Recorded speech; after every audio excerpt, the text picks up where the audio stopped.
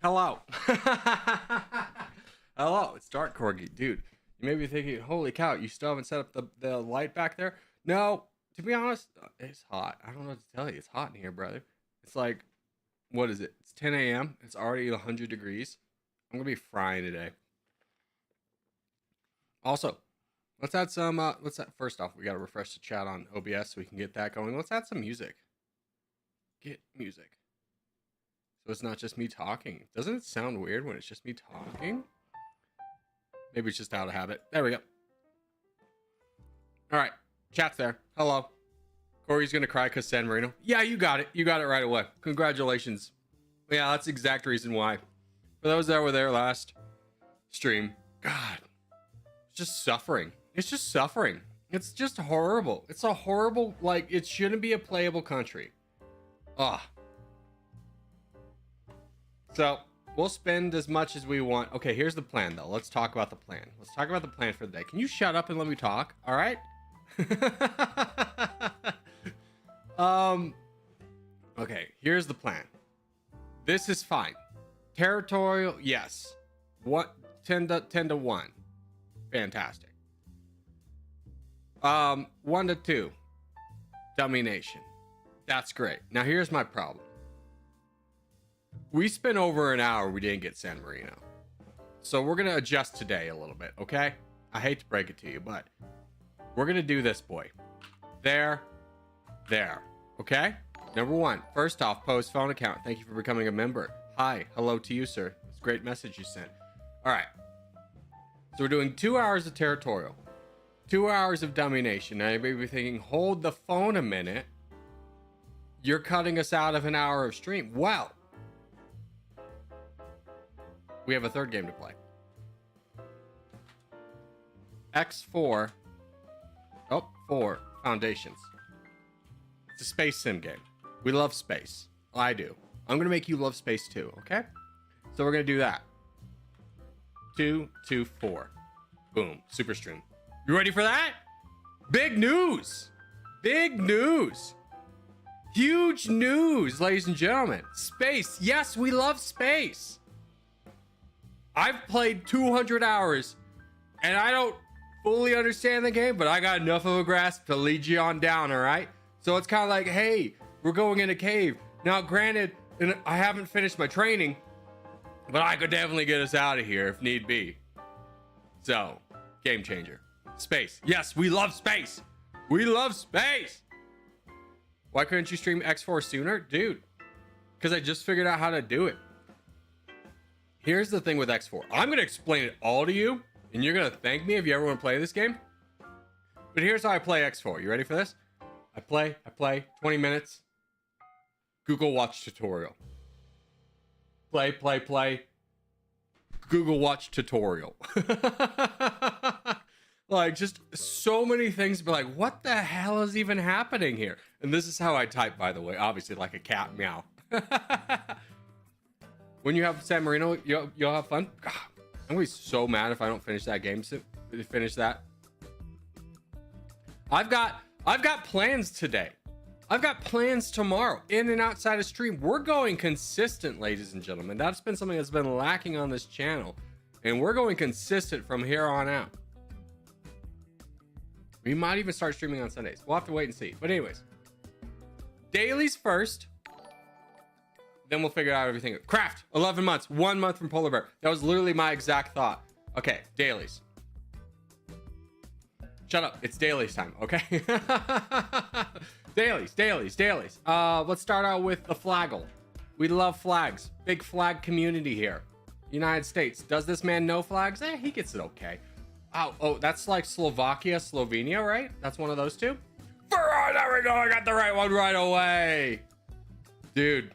It's Europe, bro. They have like 3 colors they use. It's fantastic. All right, bonus round. Can you pick the shape? It's obviously that boy. Pick the flag of the capital. Okay, that's Chicago.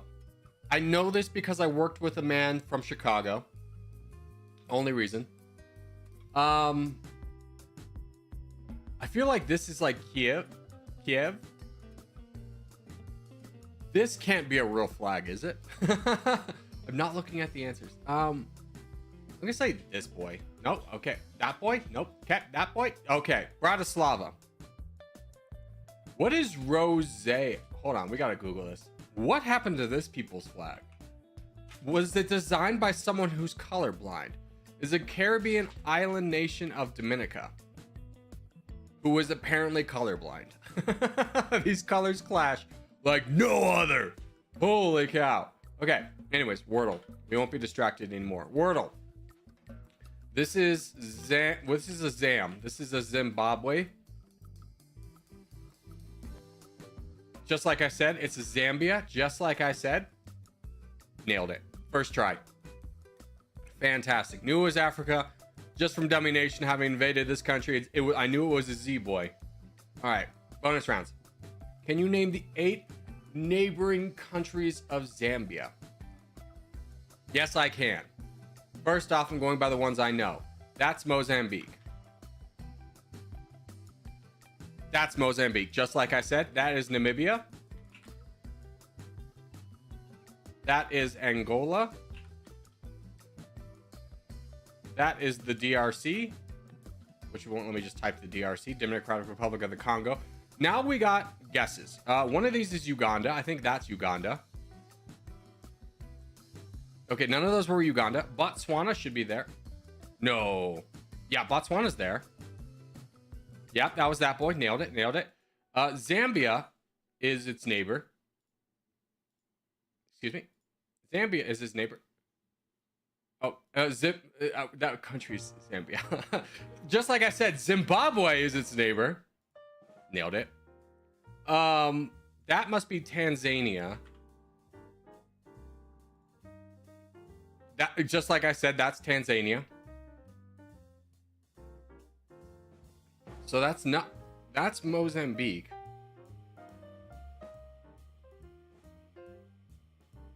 Father, I need help. Father, I need assistance. I have no idea. I'm phoning a friend. Malawi. Thank you. Thank you, friend. Malawi. Thank you, chat. That was my one lifeline. Appreciate you. Couldn't place it. Even now, if that was like, by the way, Malawi's not a real country, I'd be like, oh. I just don't know anything about it. It's completely foreign to me. All right, globals. Okay. We go France. We're French boys. Okay. Warm but not ice cold. I feel like this is like the coldest it gets though. Okay, so let's guess the DRC is adjacent to the answer. This man's cracked. Did you see that? Now the unfortunate thing is DRC borders like 13 countries. It's not exactly a fantastic area or country to have guessed. South Sudan is not adjacent. Okay, let's go down south with Angola. Angola is okay. Angola's colder, so South Sudan and DRC. Let's give me a Rwanda. Oh, this man's cracked. So amazing. None of you were guessing Rwanda. I see Tanzania being spammed. Congo being spammed. You're all wrong. You're all wrong. This man knew. All right, travels. We got 2 travels today. We got the Travel Earth. We need to go from my nemesis, San Marino, to Bulgaria. So we got to go Italy. And I say this because Domination. We're trying to play as San Marino. And the only way to play as San Marino is you got to take out Italy, which is a very difficult task. And it's giving me a lot of headache. Anywho's, after that, we can go Croatia. I believe Croatia would be a great guess. After Slovenia. Nailed it. And then Serbia touches Croatia. And there we go. So we guessed everything. We just forgot about Slovenia. That's on me. That's on me. I failed down here. I'm in the top 65%. Most people got it perfect. I forgot about Slovenia. I was just so excited to go Croatia. We'll make it up in the Travel USA, though. Have no fear. We need to go from Maine to North Dakota. Okay. Here's my issue. You ready for this? I know the next 2 countries, or next states, are New Hampshire and Vermont. But for the life of me, I cannot remember which one goes where. I have done this many times. Many people are saying this. I think it's New Hampshire first, right? Please, Dad? Yes. Okay, New Hampshire. Do we need to even go Vermont? Or can we go Pennsylvania? Or New York? I think we need to go Vermont. Yes. Okay, then we go New York. Yes. Okay. Then now we're starting to roll Pennsylvania. Ohio. Then we go Michigan. Now the reason we're going Michigan is to connect up here, which gets us to Wisconsin, which then gets us to Minnesota. And we nailed it. Perfect. Perfect. Perfect. Ooh, a little bit challenging of a one. Top 27%. A lot of people got +1. A lot of people probably went Indiana and then Illinois. Fools. Fools, all of you. You forgot about the uppers, which is literally what they call the people from this part of Michigan. They call them the up. Is it uppers or uplanders? Anywhoozles. I've been to Michigan once. Last. We got win taken. Win taken. Okay. Starting off strong. Get this out of here. I put my camera over here so you don't have to see it, but it just bothers me. It's like playing in the side. Okay. This is either India, Bangladesh, or Sri Lanka. I'm putting a hard guess out there right now. She's wearing a sari, I think is what it's called. I've actually been to an Indian wedding myself. I actually don't know if that's called a sari. I think it is. Is it or maybe it's the man version. I completely forgot. But this looks coastal. That looks like a body of water.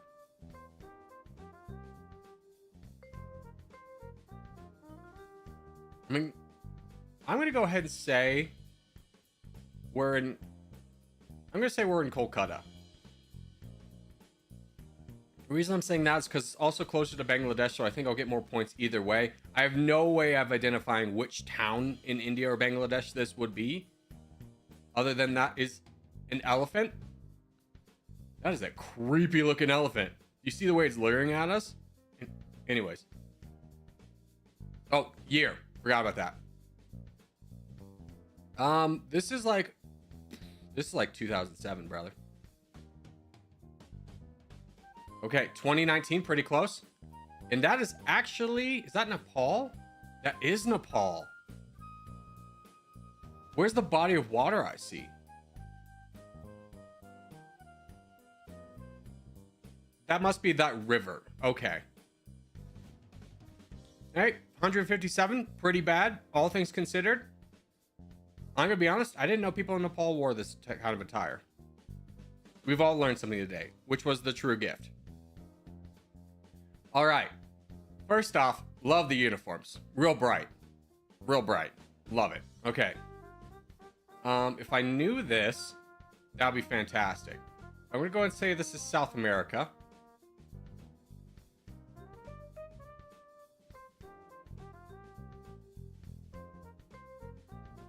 Ugh. It's tough.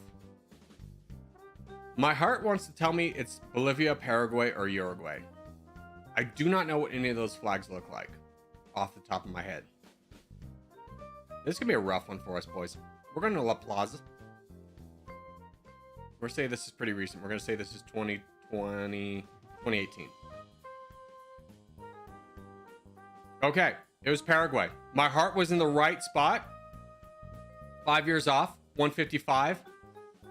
We'll take it. This is the United States. Is this president white or black? That is Barack Obama. We got to go to Washington, D.C. We got to give me. Thank God. Washington, D.C. Hold on. We can nail this down. We need to go to the Senate. Or the Capitol, excuse me. It is right here. Fun story about this. One of my friends worked in the White House. And if you work in the White House, you can actually bring your guests on here. So me and a bunch of interns lined up because this was like their farewell gift. and he got a call and had to leave. And by the time we got to the front of the line, they're like, "Where's your like staffer?" And he goes, "He had to leave." And he goes, "I can't let you on." Which was fine for us, but you could see the interns dying inside. They really wanted, I'm sure they went the next day, but they were just so disappointed. They're like, I'm an intern. He's like, "Nope." Okay, this is 2008. This is either 2008 or 2012. I'm gonna say this is 2008.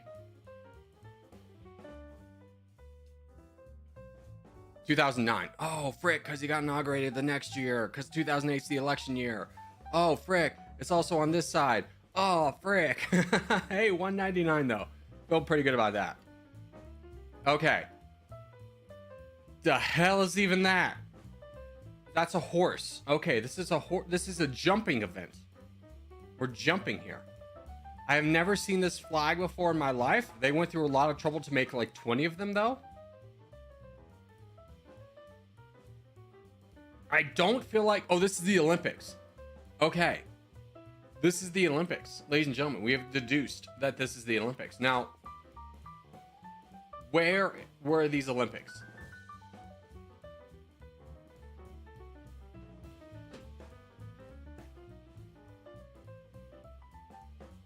Okay, here's the thing. To me, right away, I want to go, this is the LA Coliseum. But I don't think that's right. I think this is Europe. I think this is before then. Now, when was this? It looks... Let's look at some clothing. Are people wearing hats? Nobody's wearing hats. So I think this is post World War II. Because otherwise they'd be wearing those straw hats like they used to. I see no hats. Now, when was the German Olympics? The Olympics happened on an even year. And it happened before the war. So I'm going to say it's 38. So that would put us at 42, 48. I'm going to say this is 1952. If I can get to 1952, I demand 1952. There we go. Now, where were these Olympics held, would we say? I mean, Europe would be a bombshell, so I don't know if it'd be Europe. I think they were too racist at the time to hold it anywhere else. I'm still gonna say, you know what? I'm gonna pump this up a couple years. We'll say 1958, and we're gonna say that this was, oh gosh, Rome. If this is the LA Coliseum, we're screwed, boys. Germany 1972.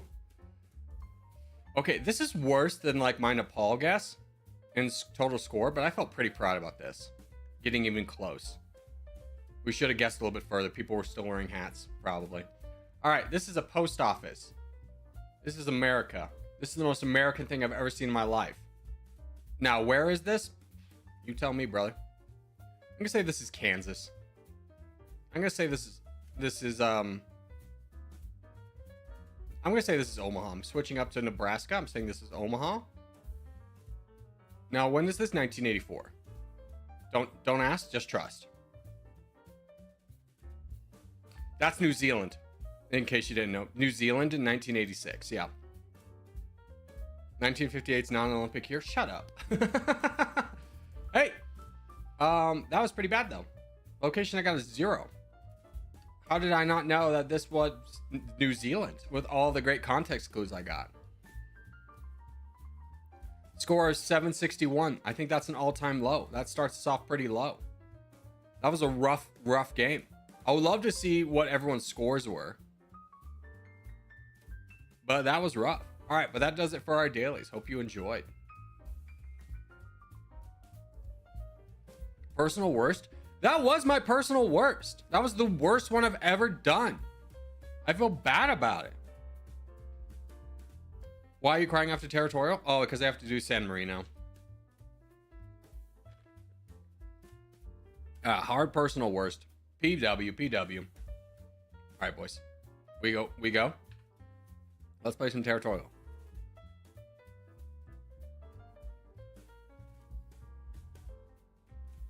Why do you hate Dolphins quarterback? Tua?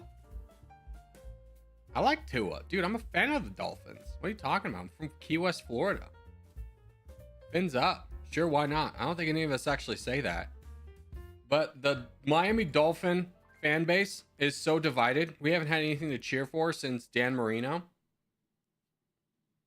So it's kind of been a rough go. That's why I've more embraced my Broncos heritage. We all say fins up. Maybe it's just because I've been so isolated from the Dolphins fan community. But I don't think any of us say fins up. But again, I will say, I am a Dolphins fan. I'm probably a Broncos fan more. Just because I grew up in Denver, but I've always rooted for the Dolphins because I was born in Key West, Florida. That's right, your boy's Florida man.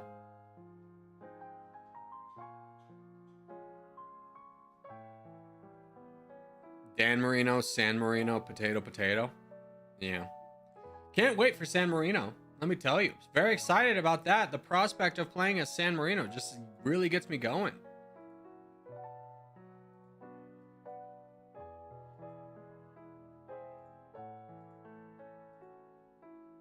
Yeah. Is this guy not playing? I think we're golden, Pony Boy. Dude, I'm next to Aziz and DJ. I'm going to be donating the whole game. Fantastic. Sorry, both of you probably were thinking, oh, I'll just go grab this land. And then I blocked it. This is my land now.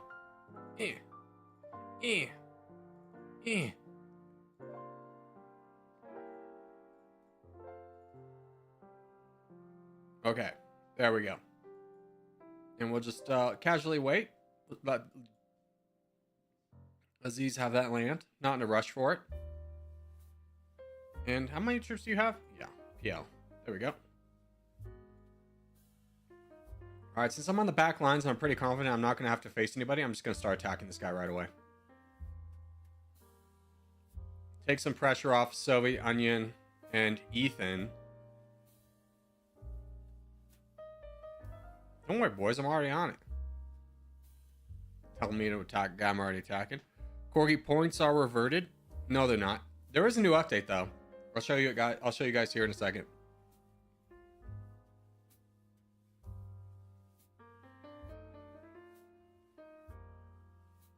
I beat San Marino. The best tactic is to focus on research. That is not true.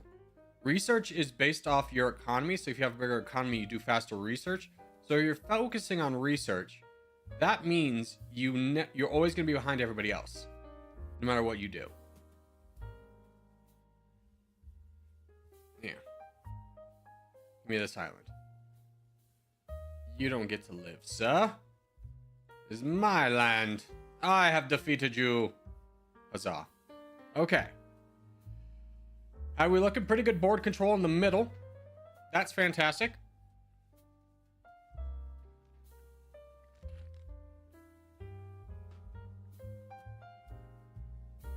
Oh, you are doing great, Mr. France. DJ's doing good up there. Aziz is actually a donator. LOL. Here, I'm going to donate to you a little bit. Protect you from this guy. Just prevent any kind of gang up opportunity. We got El Bozo over here. Rolling through. Love to see it. Corgi's a friendly blue and not black. I know. What a change. We're fantastic.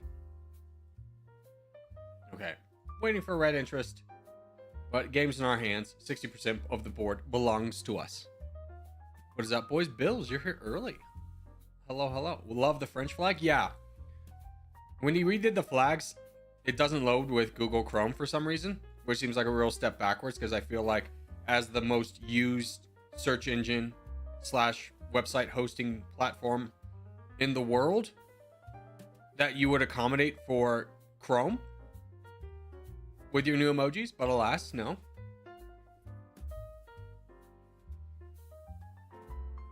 My flags work, my flags don't. I don't know what to tell you. Do I care enough about flags to research how to make them work? Absolutely not, no. The letters will do fine. All right, that is the end of this man's trail. Let's get DJ up a little bit so we can fight down this FR Pink. Fight him, DJ. Fight him, DJ. DJ's asleep at the wheel. Dear God. He's awake. We woke him up. By the way, did anyone watch House of the Dragons last night?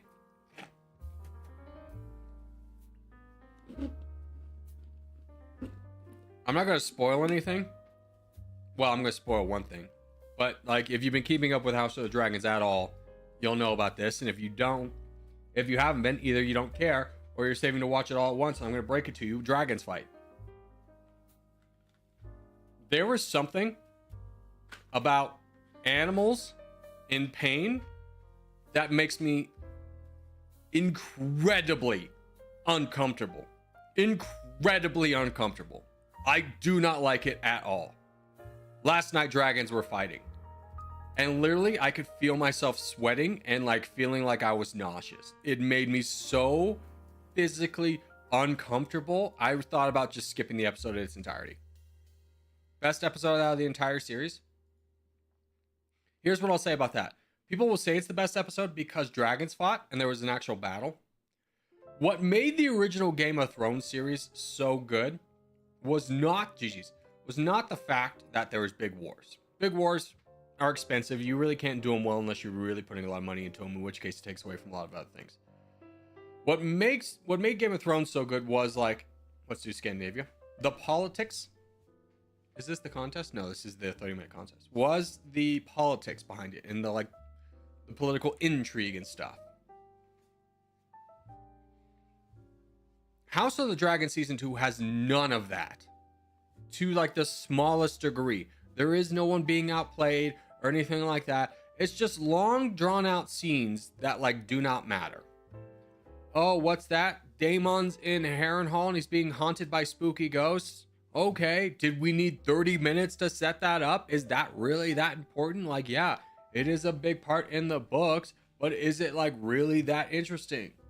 No. Yet last night's episode was great because my favorite scene was with Alicent Hightower when Aegon comes to complain about how no one's taking him seriously. And she's like, yeah, dummy. It was like, yes, that's the kind of like argumentative whiplash that I wanted.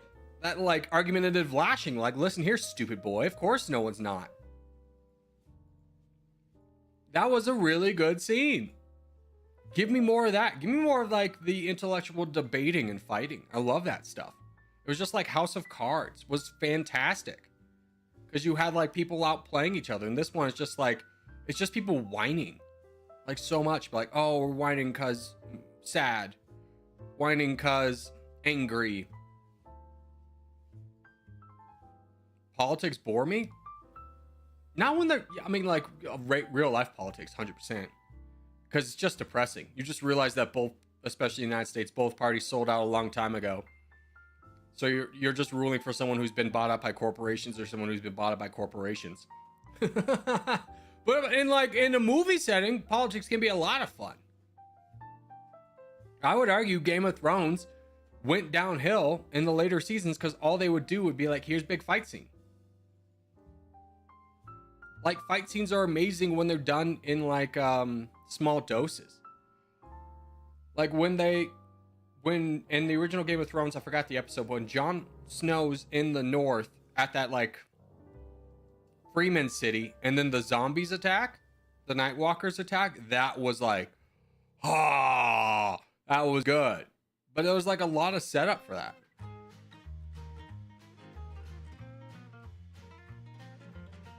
Did you watch every episode of what? Game of Thrones? Absolutely. There's a reason why everyone's favorite character is Tyrion. It's because he's this guy who outplays everyone.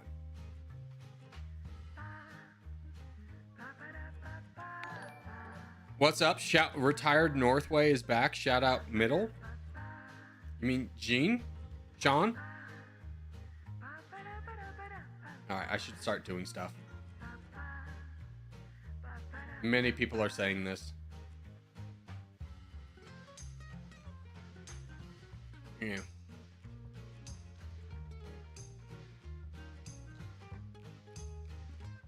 And the answer is yes. I'm a big House of or Game of Thrones guy. I watched every episode again. Yeah.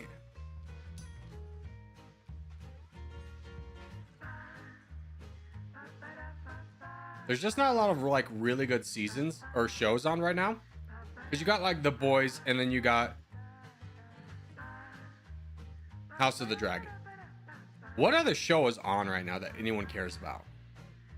And if you're over 40, this is not a question for you. Because I don't need to hear about Miami Vice season 45.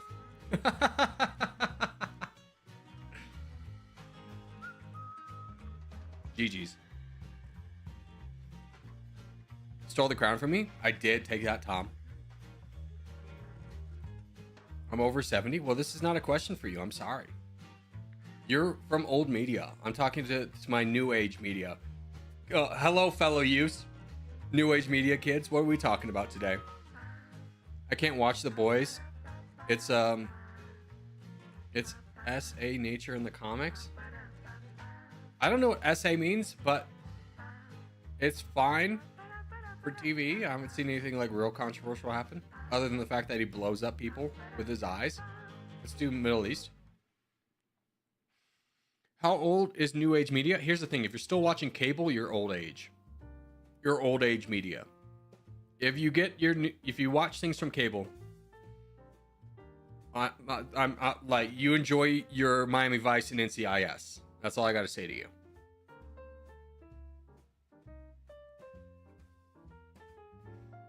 What are the younglings talking about, Grandpa Corgi? Well, I'm not Grandpa Corgi. I'm with the new age media kids, all right? I'm old in a lot of senses, but I watch all your media. Other than your skibbity toilet crap. I watched one of those and I didn't get it, and I moved on.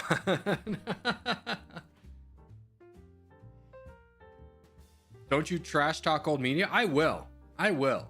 It's garbage. Sitcoms? Garbage. My friend just became a dad. Now his NCIS viewership has skyrocketed. Yeah. He's gonna model himself after Gibbs. You may be thinking, whoa, Corgi knows a character from NCIS. How is that possible if he's calling them old age media? Because my parents watch NCIS. They're 70. And I watched it with them. Wasn't my first choice. Sometimes you do things you don't want to do for those you love. I won't apologize for it. Yeah.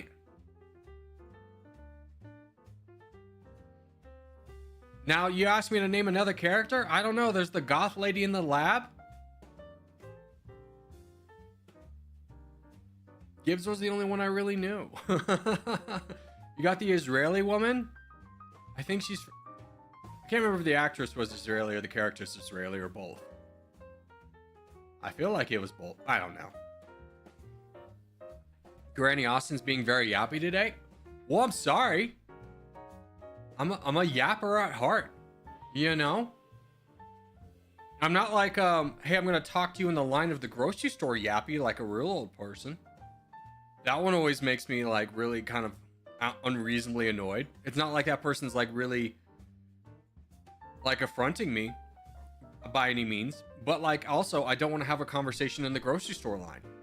Because usually they want to talk about how slow the line's moving in earshot of the cash register worker who can hear them.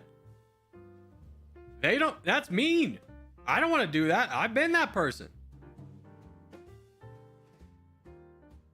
Left side camera? Oh yeah, I can move it over. Meow. There you go. Does that make you happier? We obviously have to keep Devastator in frame though. So just for that reference.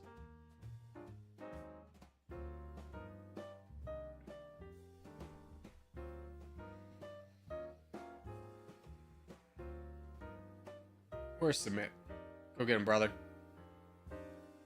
Damn.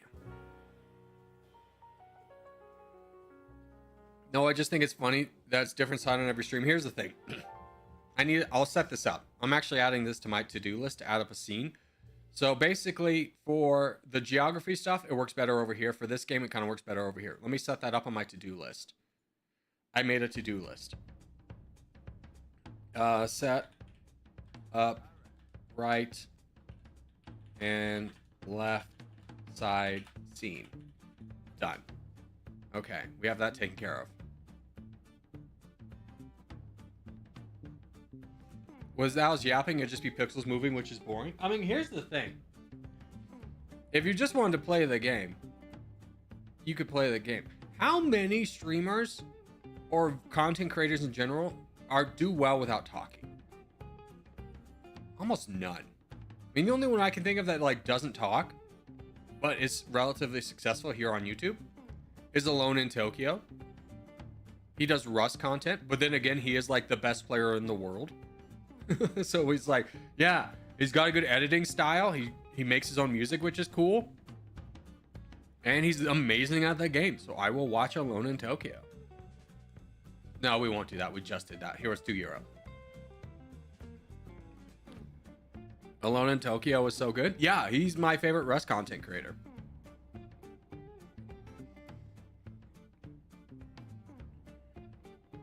Corgi, do you think Territorial is the type of game that will never die? No, I think it will die.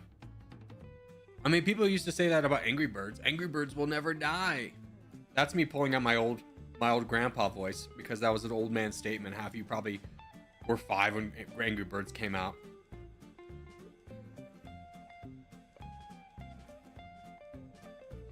Every game will have its life cycle. Maybe in like a year. That's kind of my thought too. Who's your favorite YouTuber? All games. My favorite gaming YouTuber is Northern Lion. Now, if you don't like yapping, you won't like him, but he's the king of yap. Man's an encyclopedia for pop culture. It's amazing. This man will just pull out like a obscure reference from a 1979 Led Zeppelin album.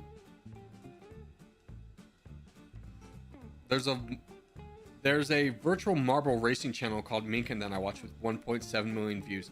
That's insane. Also, marble watching, kind of fun though. The marble races, I get it. Yeah.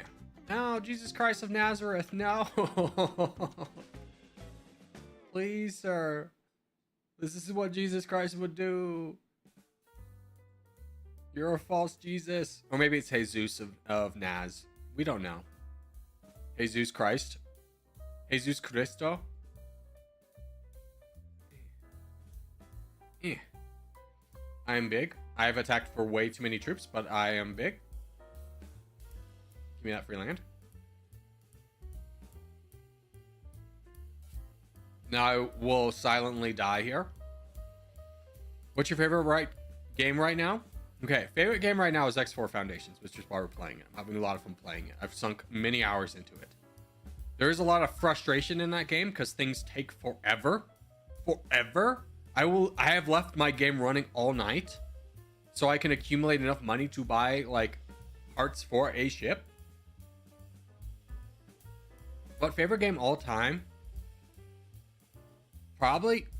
I mean, I had the best memories in Rainbow Six Siege, but that was because I made a lot of friends and cemented a lot of friendships in that. If you were to ask me to play that game now, I'd rather walk on a mile of tacks than play Rainbow Six Siege again.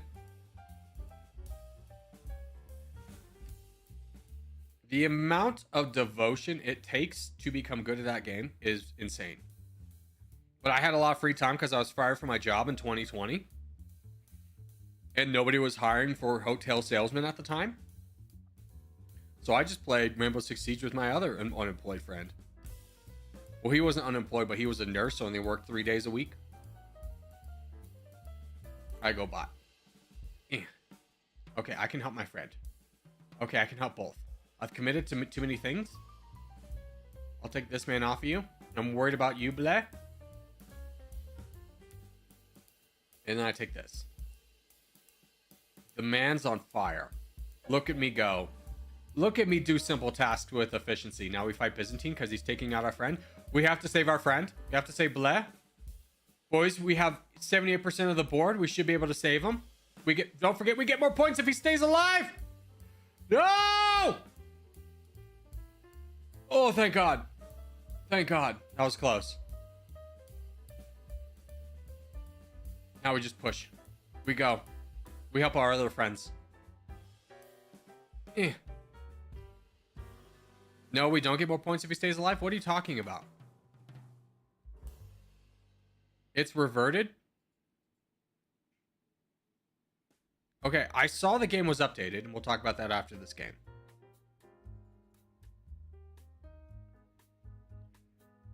What game do you hate the most? What's the underwater sub game? Underwater sub horror game. Markiplier's making a movie about it. Whatever that one is, I hate it. I hate it with a fiery passion. He changed the point system back?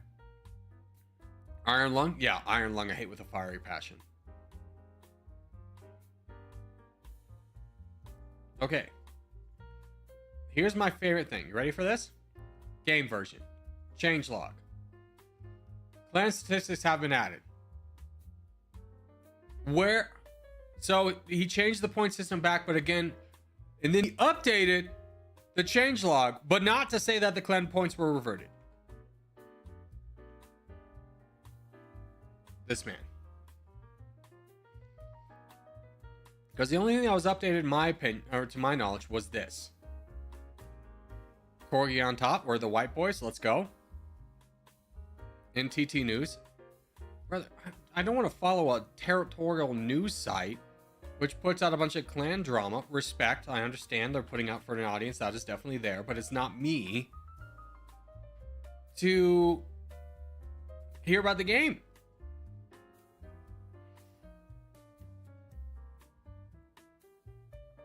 That was a terrible decision because the amount of points you get now aren't even good enough for a hood map like EU. Hood map. I mean, the points are still having us at 25 points.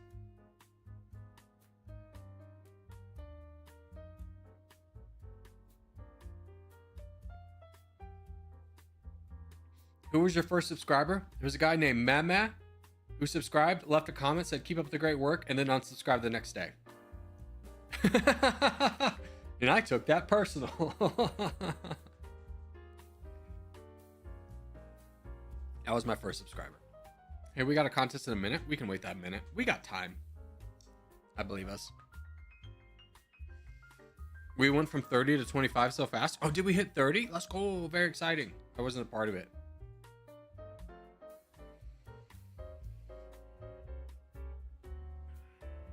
Corgi, rank your YouTube channel from S to F tier. I'm going to put myself in a solid C.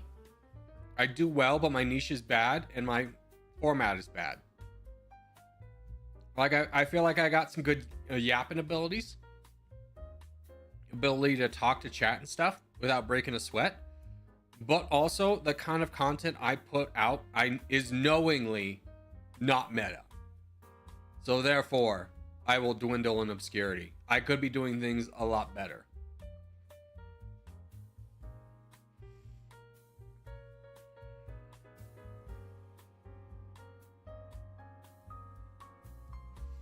I put you at S because I like you the most, not to be a heart beggar. Never heard the term heart beggar before. But thank you. I appreciate that. I would love to be a better YouTuber, but also the type to be like the best YouTuber would be putting effort into content that I am not passionate about. I should be doing a lot more React content and clipping all that up into little shorts and throwing that all out there.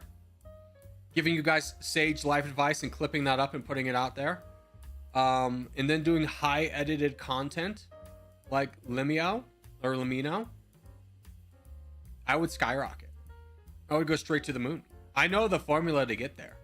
It's just a matter of, I don't want to do that. My passion ain't there. I just want to play video games. Yeah. Also, I would need to start appealing to like the smallest child level audience with big reactions. Wow! Wow, wow! And then I would start my own drink company and Bitcoin, which then I would use to rug pull every single one of you for profits for me. That's a big one that the big streamers do now. I could rug pull all of you. But guys, buy Korg. I don't know what would be Space Korg. buy Space Korg, and I have a picture of a Corgi in space, and you guys will go crazy for that Bitcoin, and then I would immediately sell all of it, and make $2 million, and leave you all in debt. Ow! You hurt me. I'm just gonna leave Soviet Onion a little path out. There you go, buddy. Take it all. I'm useless here. Dogecoin 2.0? No, be Space Doge. No, people have a bad mindset of Doge because they understood they got rug pulled for that. So you can't fool me once. Shame on you. Fool me twice. I won't get fooled again. It's a George Bush quote, in case you were curious. So we need a new coin. We need a new coin that inspires confidence, and Space Corgi is going to take us to the moon. And then CoffeeZilla will put out a whole expose exposing my rug pull, in which I'll deny it and say that I hired a bunch of corrupt people, but I didn't know. And it goes, "What, weren't you in charge?" And I'll go, "I was, but like I just hired people." They said they were cool on their resumes.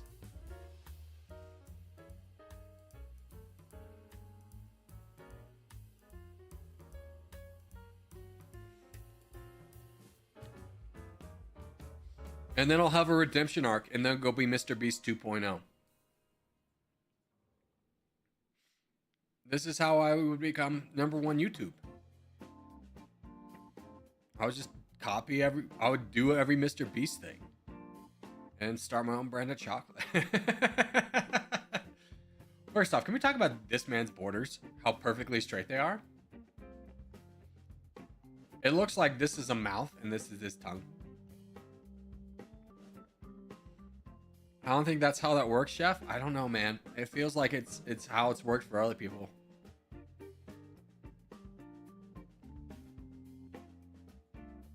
Maybe I'll make time to go visit a certain forest in Japan and mock it.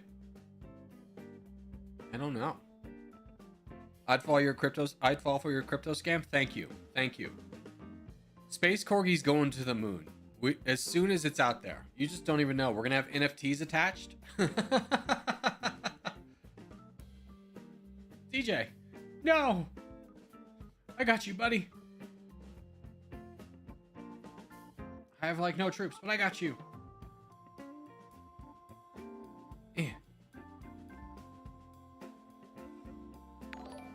Hey, Tom, member of our 11 months. You're a month away from getting your polar bear. Have you played Power World recently? I recently got back into it. No. Here's the thing. I really enjoyed... Power World goes up to level 50. I really enjoyed the game up until level 30. But actually up until level 40. I would say probably 36. The grind to get from, like, let's say 36 to 40 or to 50 was insane. I was putting in 3-4 hours a day to farm and have enough resources so that I could do an hour stream the next day. And that took it out of me to a degree that I never want to play that game again. It was insane how much farming you had to do to get, like, the next Pokemon, enough Pokeballs to go fight the big boss and all this stuff. Oh. Yeah, I'm noticing that too. Yeah. Not to mention the base mechanics were just frustrating. You'd have to constantly go fix that because, like, the Pokemon are constantly getting stuck and starving. And it was just like, it just became like so grindy and management. It was like, when did I become a logistical manager in my Pokemon video game? But new pals, they got me hooked for now. Oh, they're new pals. That's fantastic. GG's. I am surprised they never got sued by Pokemon for copyright infringement. Here, let's do Australia.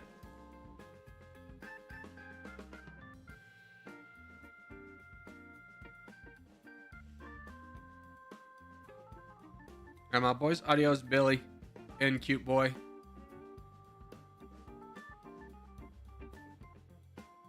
And welcome, Corgi Empire, sir. There was no copyright infringement? I think there was an argument. They could have pushed for it. But I think, you know, they kind of made the right move of not doing it, because at the end of the day, it was such a popular game. I think the backlash they would have gotten would have been more harmful than any monetary gains they would have had. It's like, shoot, man, it's just a studio. Like, Pokemon feels like it's more public domain than anything else.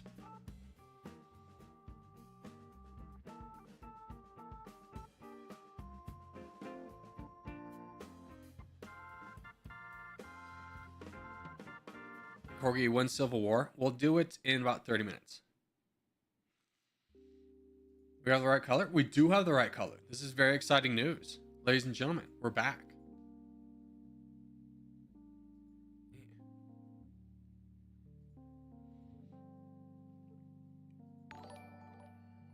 Hey, Hetty, thank you for subscribing, brother. Welcome to the Corgis. Hold on, I got a sound effect for you. I don't know how loud that comes out for you guys. I think I have it turned down. That comes out like pitch screaming white noise loud for me. I need to figure out how to turn that down on my end because it is very loud. Yeah. Finish this man. There we go. I am fully cut off. Good luck, everyone. Actually, if this guy goes into my bot, he'll free me. Free me. Free me. Also, I hate how people can have blank names. That really bothers me. It's hard to do a call out in a video to be like blank over there. Corgi, I love your videos so much that I have you all over my YouTube page. Let's go! I'm on your recommended. Which is crazy, just talking about YouTube meta, how like the subscription page doesn't matter at all. It's all about, do you pop up in recommended? Because nobody really uses subscription anymore. Their subscription page. Everyone uses the recommended page. And you may be thinking, no, I use mine. I got the analytics to back it up. Most people watch it from the YouTube recommendations. It's like 68%.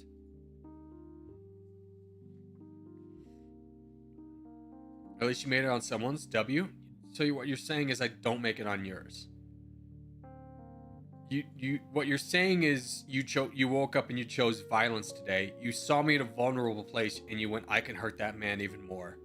I can kick him while he's down and point out that he doesn't pop on my YouTube recommended page. Was that your point, Bills? Was that what you were trying to do? If so, why would you hurt me so like that, Bills?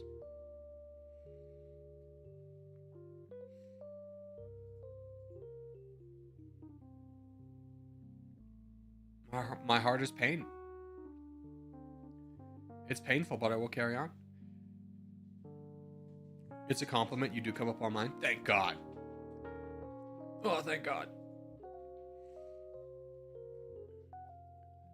Corgi, how old are you? By the way, you look 30, not to be rude. I'm 25. I'm 34, so I'll take that. 35? Wait. 35, yes. Yes, I'm 35 now, ladies and gentlemen. So I'll take I look like 30 any day of the week. Maybe it's the lighting. I did have it professionally set up. And you may be thinking, wow, you had money to professionally set up your lighting? No, my friend Kevin did it. He's like, he went to NYU for film school. Which is ironic because I'm missing a light. Yeah.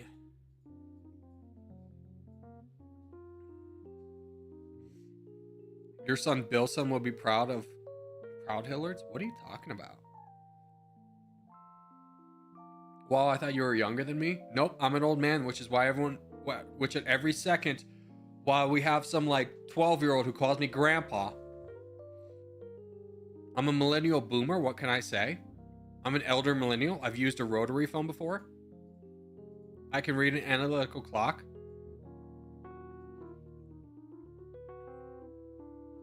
I am old. I watched Friends when it was live on TV, as well as Star Trek Enterprise and Deep Space Nine. This man's old. GG's. Hey, Abagalula. Papa Corgi has to mention, but Abagalula with the $20 donation for the boys with wrenches. Oh, by the way, Abba, I need to respond to you on Discord. Hold on, I'm going to do that right now. Everyone take a minute. We got 3 minutes for the contest. I need to pull up the Discord. I'm going to pull up be right back because I'm not sure what's going to pull up.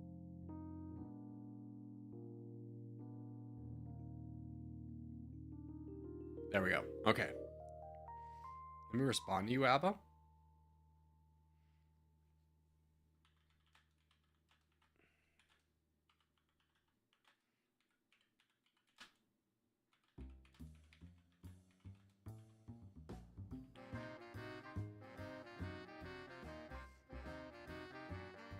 All right, there. I have responded to you, Abba.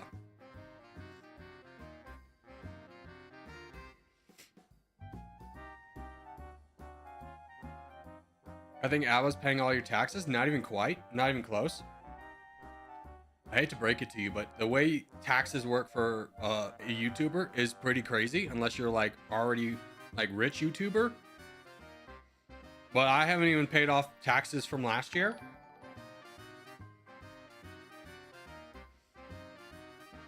Corgi, do you know the game Conquest? Yeah, I played it. I played it before it came out, and I gave the dev some feedback, and he didn't use it. And I go, your game is very micromanaging. I was like, hey man, I can't tell you. I'm a professional gamer, and there was so much clicking I had to do per turn that my arm hurt. My forearm hurt. So maybe you could cut that down. He's like, thank you for your feedback. And then he's like, I'll look at that. And then didn't do anything. Contest? Oh my God, did I join a game? Did I say what's... I'm done. I'm dumb. I'm sorry. Corgi, Warfront has a menu screen now. It looks smooth. Here's the thing with Warfront that they need to do. Warfront, in-game, needs to make the menu smaller. Because you'll be like playing the game, and the menus to be like resources and building takes up 3/4 of the screen. So when you need to, you have like, when you need to go from province to province, you have like this much space to move the screen. It's absurd because there's a menu here, and then there's a menu here, and there's a menu here. It's just like, geez.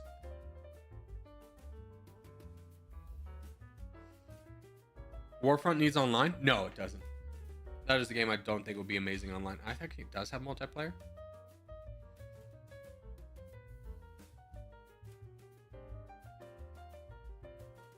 Corgi play Warfront? No. I'm sorry to disappoint the 500 people that like watching Warfront, but it's not a popular enough game for me to justify having it on the channel. I enjoyed it, but it is not popular enough.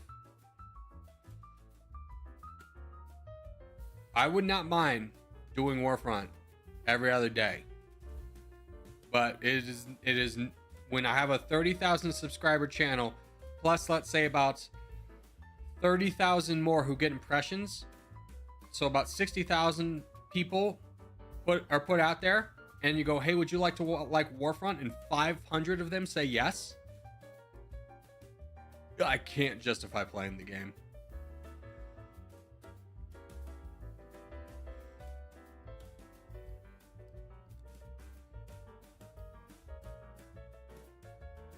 Corgi's talking about Warnament or Conquest. Oh, were we not talking about Warnament? Oh, I'm sorry. We were talking about Warfront.io. Yes, I'd be very excited to play that game when it is multiplayer and you can vote. I will play that game. My humble apologies. I saw Warfront and I thought, my mind went Warnament.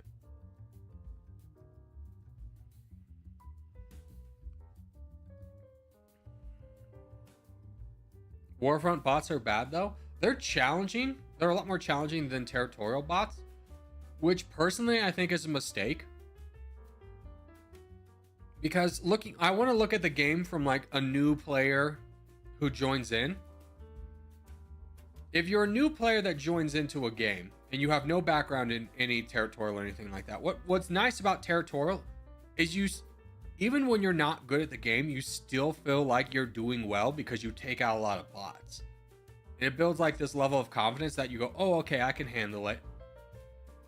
Where Warfront is like, the bots, you have to really learn how to take out the bots. They're a lot more challenging. So if I'm a new player coming in, I play that and I just immediately get smoked right away. I don't know if I'm going to keep playing that. I played it out to the point where I figured it out, but it didn't inspire me to want to play more. If that makes sense. Yeah, you saw it too, Northway. This guy's a little bit too big for us. We need to take him down early. No, they're bad because they attack you all the time? Yeah. The other thing that's really bad about the Warfront bots is they attack randomly.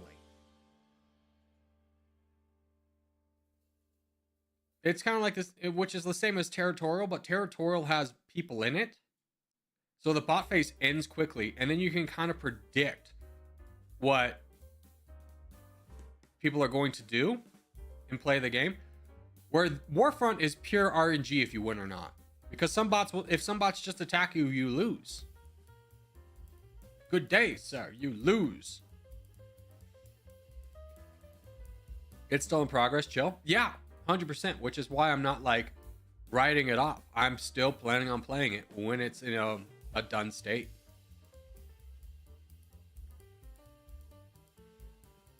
Yeah, we gotta take out this Echo, especially as Luffy just full sent like a madman.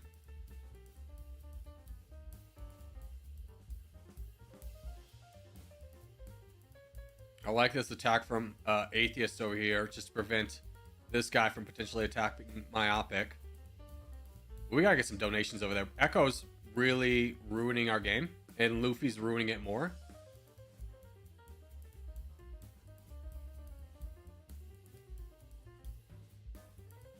Boys, this is an all hands on deck situation. Everyone stop attacking for a moment and give Myopic at least one donation. We gotta win this fight or we're gonna lose. Like, straight up, we gotta win this fight or we're gonna lose.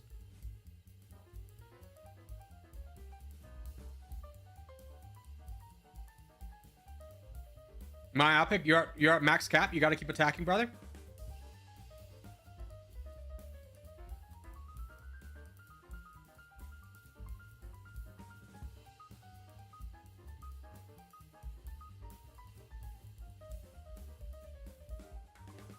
Where's the crown?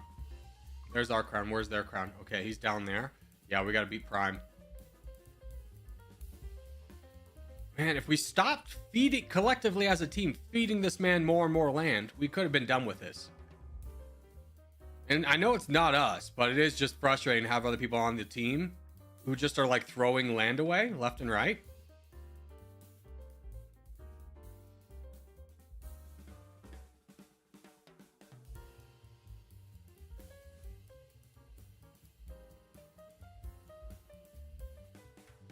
We're still doing fine most everywhere else, but this is costing us. Thank God that ended. Okay, everyone go back to what you were doing. Where's Greenland? Aziz. Is this Aziz over here? No, it's player 145. We gotta get the crown somehow away from this guy. I honestly think Aziz might be our best option. Who's this? That's Void. Actually, Void's a really good one. That's a problem, though. Here, I'm gonna don't. Yeah, brother. I want you to live. That Void guy's coming for you. I know you can block that, Aziz. I know you're waiting for it.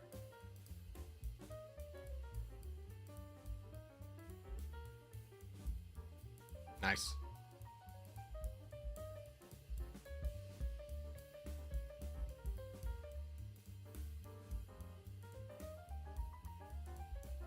All right. Oh, you got full scent. That sucks.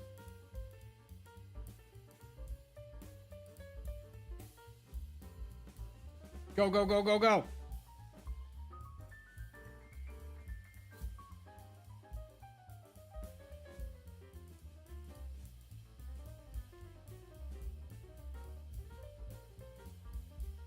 Ah, good. Yeah, you voted there. All right, donate to Aziz. He's finding the last red player.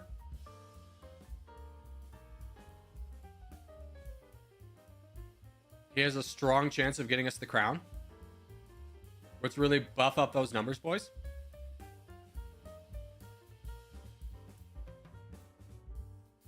There you go. Nice. No, the crown wasn't a Corgi? No, no, no. Aziz pulled it off for us. It's because we had such issues up here. It took us so long that it took us forever to like even get troops, donations going.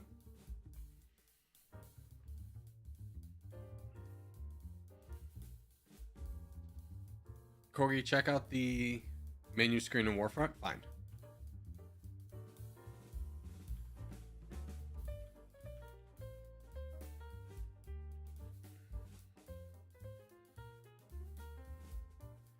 That's not the right one.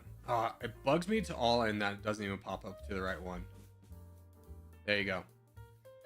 This is the menu screen you were like telling me all about. First off, Flats. Killer logo. Absolute killer logo. We love the logo. This needs more work. This, like, I like the font, but this kind of looks like this came from Excel. I like the background, but like, this needs a lot of work. Still good though. Yeah, logo's 10 out of 10. This kind of bad. And I really don't like what he's doing with the colors. It's very bright.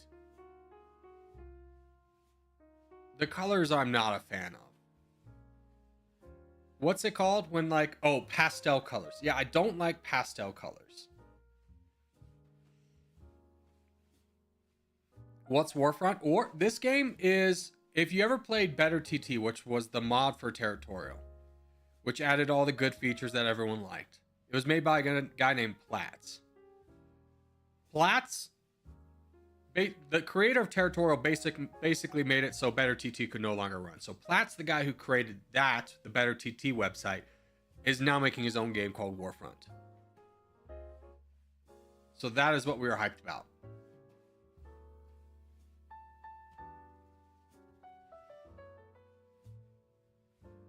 Oh, I lost my cool gold color.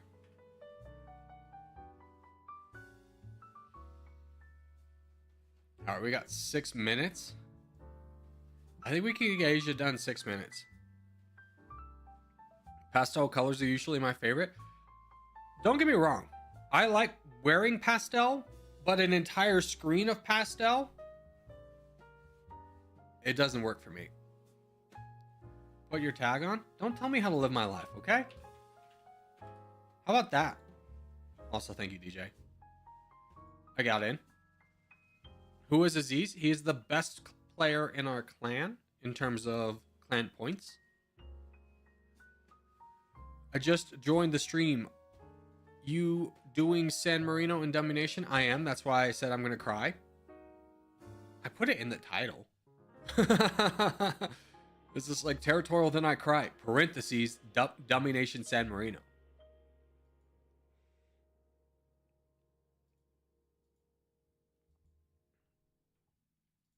Yeah.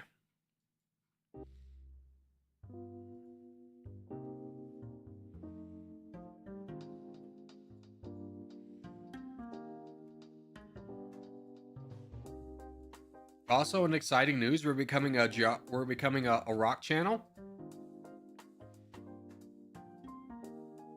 Abba is gonna send me some geodes for me to break. I'm gonna do it live on stream, which might have me accidentally slamming my hand, like a chisel into my hand and having to go get stitches. So there's an element of danger. Ooh. It's just like, have you seen on like TikTok those really annoying videos where the guys like they have a giant balloon and they're like, we're gonna pop it, and then they just have a 4-hour video of them like talking about how they're gonna pop it, and all you want to see is them pop the balloon, but they never do. Like, hold on, we gotta get a few more people in here. A few more people in here, then we're gonna pop it. And then they just don't pop the balloon.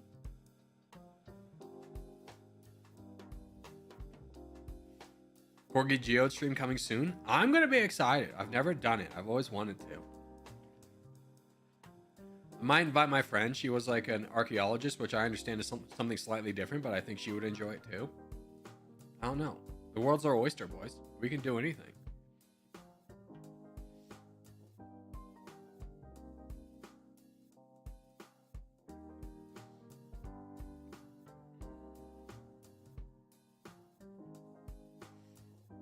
Hey Corey, how are you? Dude, I'm doing well. I'm refreshed. I'm feeling great. I'm ready to rumble. I'm going to stream long today. I think we're going to try and make that more of a regular thing. mostly because I'm having a lot of fun with X4. I've listened to this music so much. I don't ever hear the music in the background, but I recognize the last keys for when the soundtrack ends and I need to restart it. Like, my brain goes numb to the jazz playing right now until I hear the last keys of the last song, and then it's like, oh, it comes alive. Isn't it crazy how our brains can selectively hear and see things like that?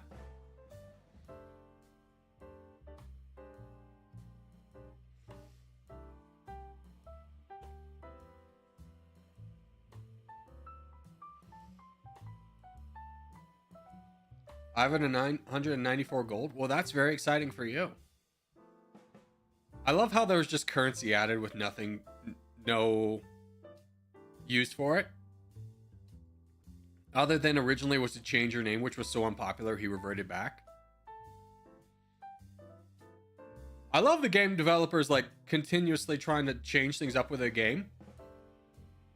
I just wish he brainstormed with a few people first, because it feels like all of his efforts are going into changes that he then has to change back. I mean, don't get me wrong. Love that he's like open to feedback from the community. I just wish he would gather it before he spends so much time implementing those changes. Because it really feels like we're taking 2 steps forwards, 1 step back type thing.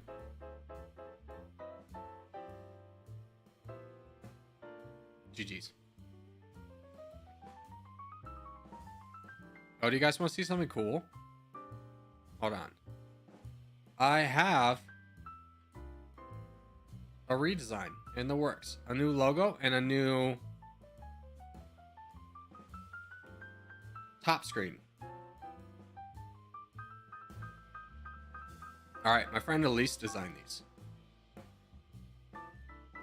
I just want to snip it. I don't actually want to show you all the information that's associated with this. Hold the phone. I know it's frozen. Give me a second. Okay. Minus the black bar. Here's the new logo. What do you guys think? 10 or 1? 10 being good. 10 or 1?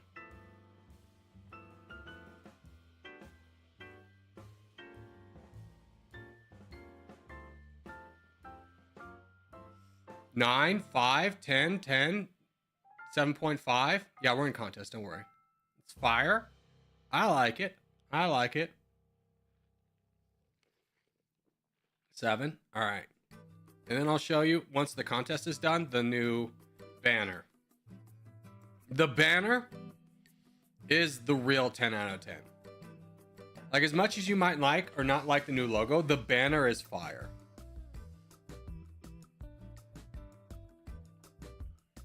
Corgi looks like he's being held at gunpoint. I'm definitely not.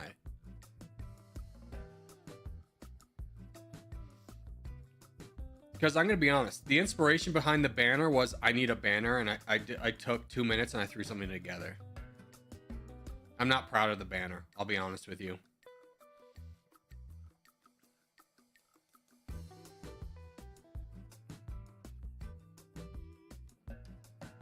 Oh, we're on the black team. For some reason, I thought we were red. That better not be a player. Oh, thank God.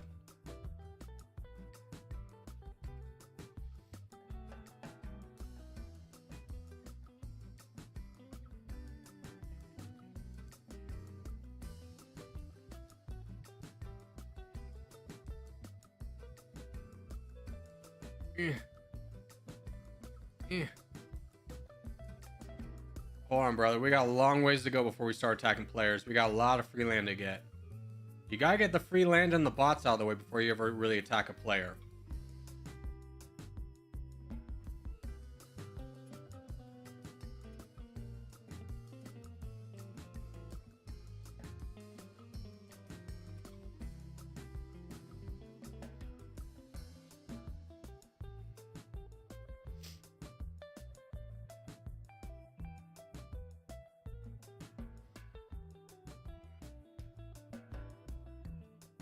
Keep going Northway. That's a good move.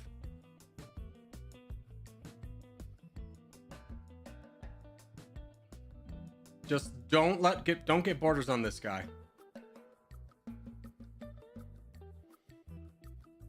I'll be a little deterrent.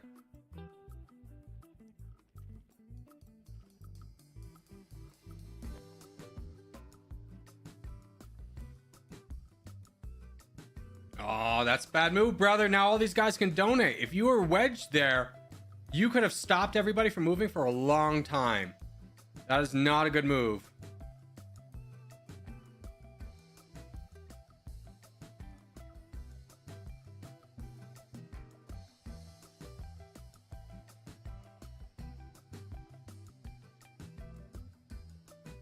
Oh, no, don't! Stop full sending! Oh, man, now I've got like a hard fight in front of me.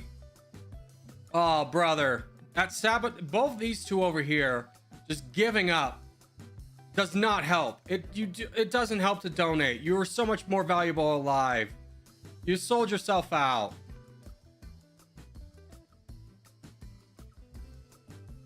Oh, frick. I touched borders on that guy. Now I'm going to pay the iron price. That was a mistake. I was trying to stop it beforehand. I just got distracted.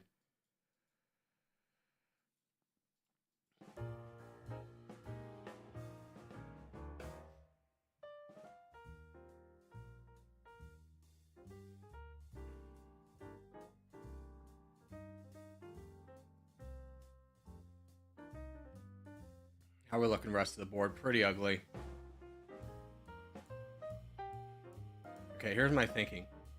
I'm actually going to go into this guy because I think I can take everybody over here and just grab land.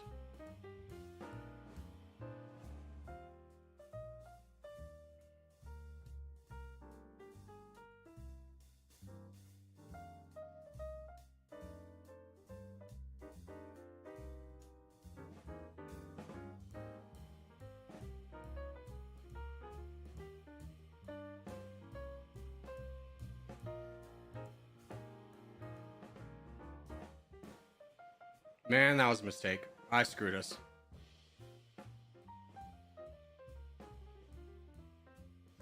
Fortunately, I can slightly recover.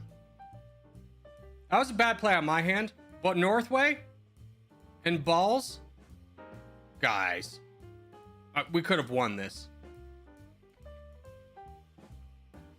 The red team reacted so quickly, though. As soon as I started making some headway, they all started immediately pushing me.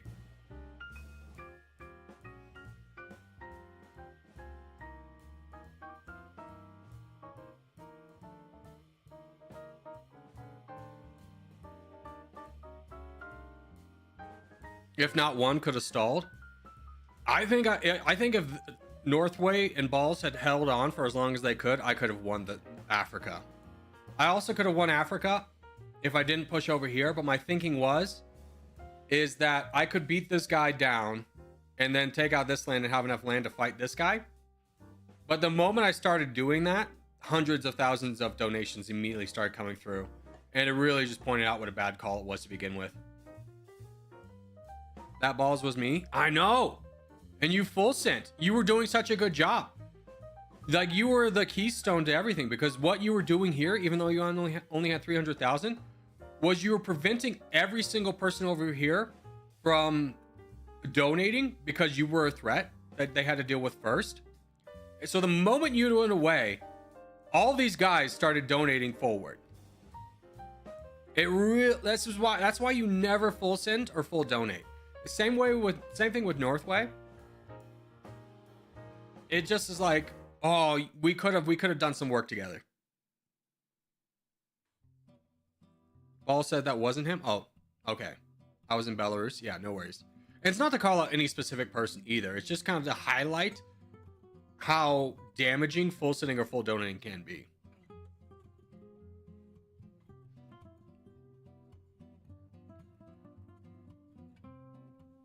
I mean, we're still in a great position to win the game, but like decisions like that can really hurt us in certain situations, especially in contests. If we didn't have a strong Russia, we easily could have lost that. Yeah.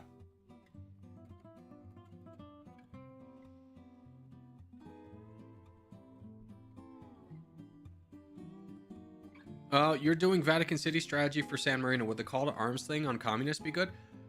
Here's the thing. I had the same thought too, Jessica. But the problem is you get like a 50% discount to buying troops at the beginning of the game. Since San Marino starts off as a democracy, we'd have to switch our ideology, and we wouldn't get the benefits from communism's call to arms until like 10 years down the road. Because when you switch ideology, it takes time to take effect. So by the time that we got to that ideology like bonus mark, the troops would be too expensive for us to then take advantage of it. It's a good idea. You could flip to fascism. Get the 10% discount it starts with, and then flip back to slightly cheaper troops. Yeah, that is a strategy I was thinking about doing, because you do get like an immediate discount, I think. Or is it? Do you get an immediate discount, Craft? Or does that one take time to take effect too? Also, this is like tangled and it's bothering me. This is so tangled. Holy cow. There we go. 10% immediate. Yeah. So I think using it immediately, going to fascism immediately, might be a better strategy. I don't know if it's going to work, because like we're not just losing to Italy by a couple hundred troops. We're losing to the entirety of Europe ground pounding us. GG's. All right, let's do a civil war. Take out your Corgi tags. Oh, dude. You know what I just realized? It's like, I was like, oh, my side's hurting. Why is it hurting? It's like, oh, I was really dehydrated this morning. I meant to get water and I completely forgot. Hold on, I gotta get water. I'm so dehydrated to the point where my body's like dying on itself. Enjoy the chair stream, losers. I almost called you newsers.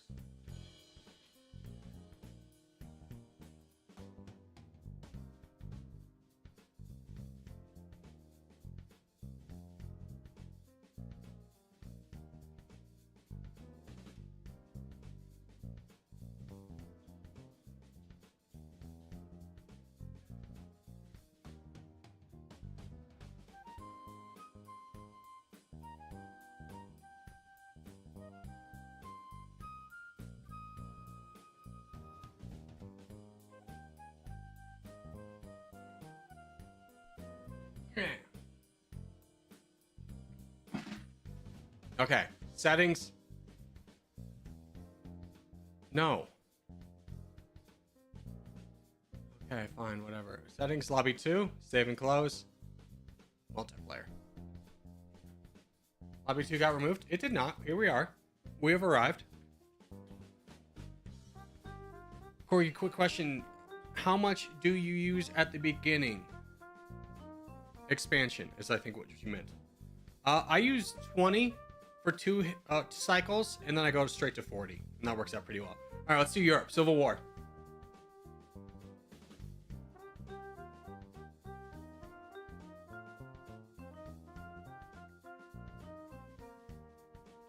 There's 3 of you that forgot to take off your Corgi tags. How embarrassing. The 3 of you who took out your who still have Corgi tags, want to take those out? I will mock you.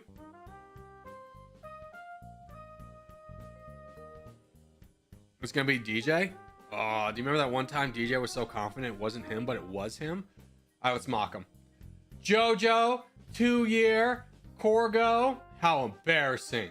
How embarrassing. Anyways, let's go green.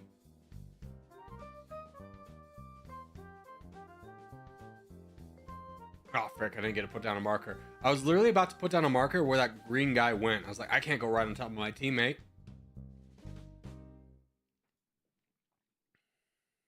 Are we friends, Corgi? Yeah, friends in terms of like, I'm a streamer and you're a viewer.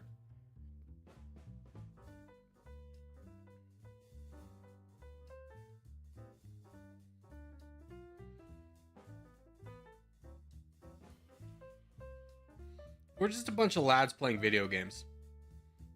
We don't gotta put titles on it, you know? I'll be like your first high school girlfriend. Let's not put a title on it. No, this is probably your college girlfriend. Let's not put a title on it. We're just hanging out. Just wait till you experience that relationship in your lives. That's an annoying one. I think every guy who's been in that relationship can tell you that's an annoying one. It's not to put a title on it.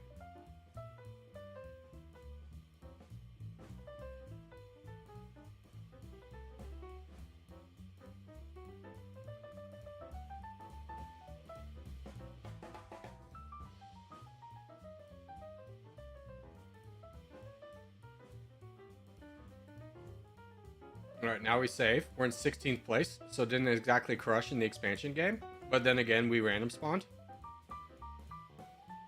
Black team's looking really strong. They basically have a corner. Green team really didn't get anything. We're kind of screwed, bros. It's not looking good for us.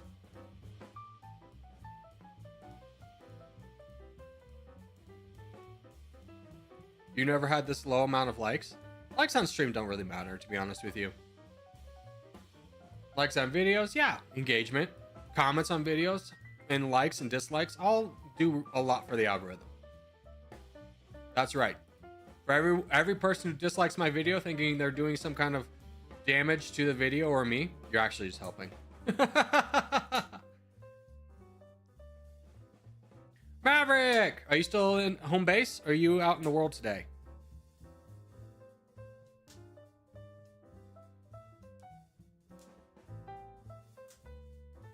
Brother, that's one you don't need my help on.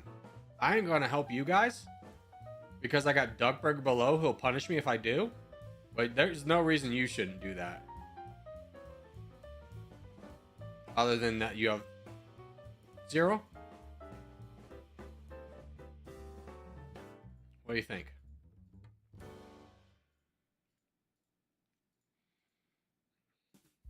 I'll help you. I'll help you. We'll consolidate. What do you think? What do you think? I'm on Team Scion now. Frickin' Zero Winter, dude. What are you doing? I'm off Team Scion. I'm on Team Red.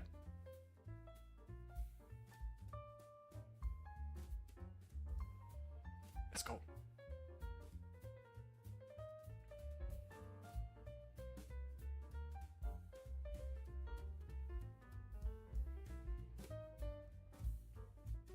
I'm just silently existing. Don't mind me. Green team's too small to hurt anyone. Don't worry about us. We're just too small.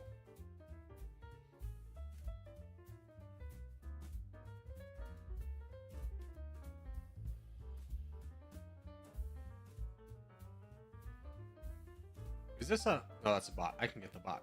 Yeah, give me that bot.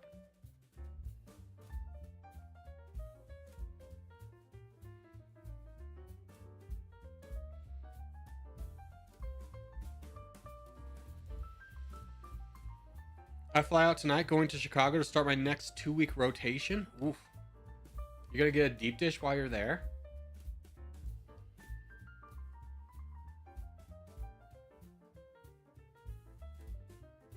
Chicago's got... Here's the thing. Chicago pizza,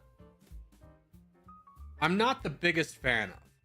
Now, Detroit pizza, which is very similar, but slightly less soupy, I am a big fan of. I do like Detroit. Motor City Pizza, bro. Who's playing as Void? It's probably Void, bro. Duckberg, you got bigger problems than me, bro. Like, why are we fighting? We are alone in this world together, and you want to fight me. I am taking out your teammate, but only to rob it from the Scion team. Dude, what do you think about this move? I will join you in that move, and together we'll be strong. We do have balls over there who could also potentially help. What do you think? Oh, he's in? I'm in. Let's do this. Remember when I was going to be on the Scion team, but Zero Winter didn't help me? He just said, hey, why don't you just don't do anything for the rest of the game? I got an attack option.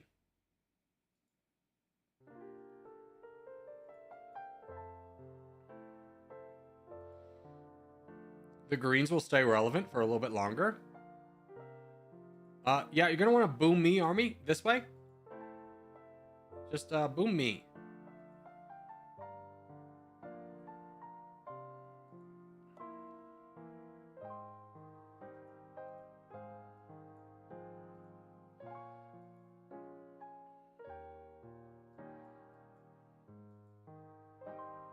I mean, we're all probably playing for peanuts. Yeah, Greenland's about to win the game.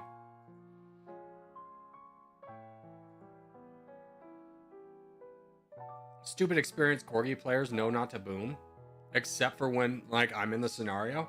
Why does nobody in Civil War ever boom? But we're so excited to boom in, like, contests. Like, when it benefits me, nobody ever wants to boom. Benefits me or the team I'm on, I should say. One good thing about traveling to the same 24 places on a regular basis, you get to know the good places. Yeah, next time you go to Fallon, you should rent a car or whatever to go to Reno. There's a place in Reno called Aurario. It is like the 12th best place nationwide on Yelp. And it's amazing food. And it's literally just like a nice Korean man and his wife. She has the recipes. He's front of staff. You go there one time, I kid you not, this man has a photographic memory. He will remember you. All right, we should probably do something with that black team, huh?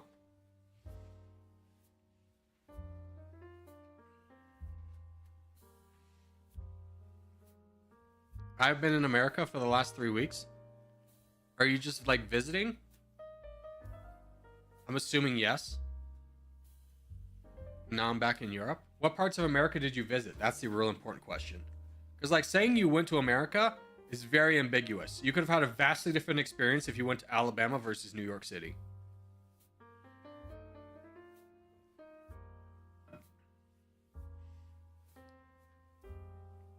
Blacks won? Yeah, they were too consolidated.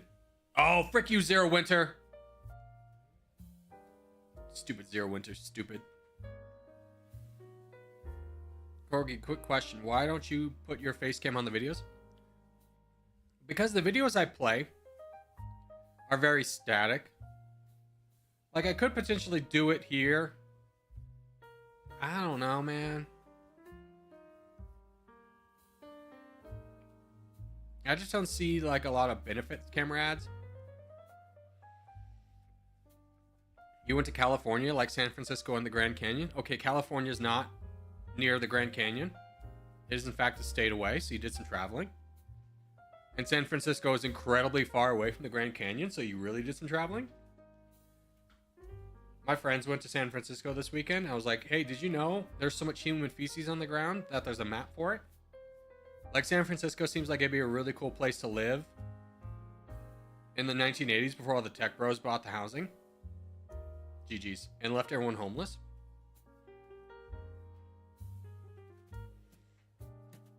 Have you ever played Destiny 2? Yeah. And I thought it was incredibly boring. It was just like you have 2 missions and then you just go straight into dungeons over and over and over and over and over and over and over and over and over and over and over and over and over and over and over. And I was like, oh, fantastic.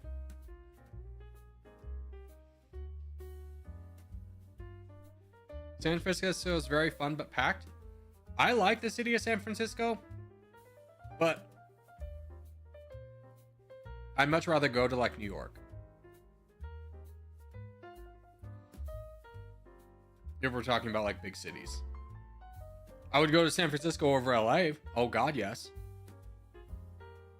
Let's go ahead and jump back. Switch back to lobby 1.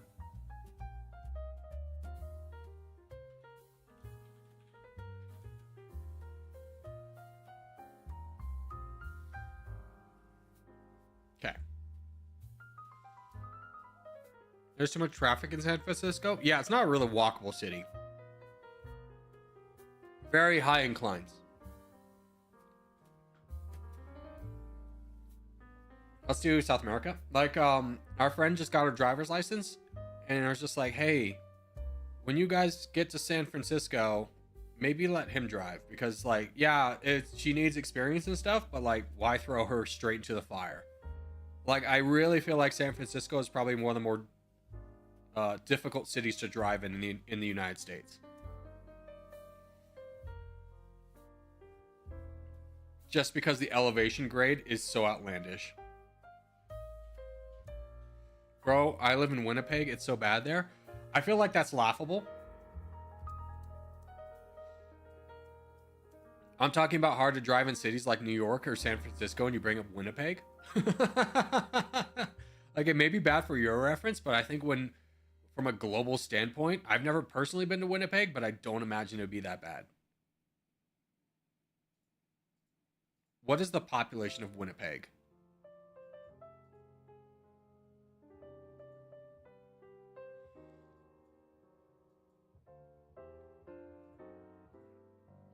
Like 800,000? Okay, so that's like a la Denver. Actually, probably smaller than Denver. So I would go ahead and assume that like your idea of what is bad traffic is bad for you, but not that bad. Don't get me wrong. It's the same thing. I live in Reno. People like to talk about how bad the traffic's here.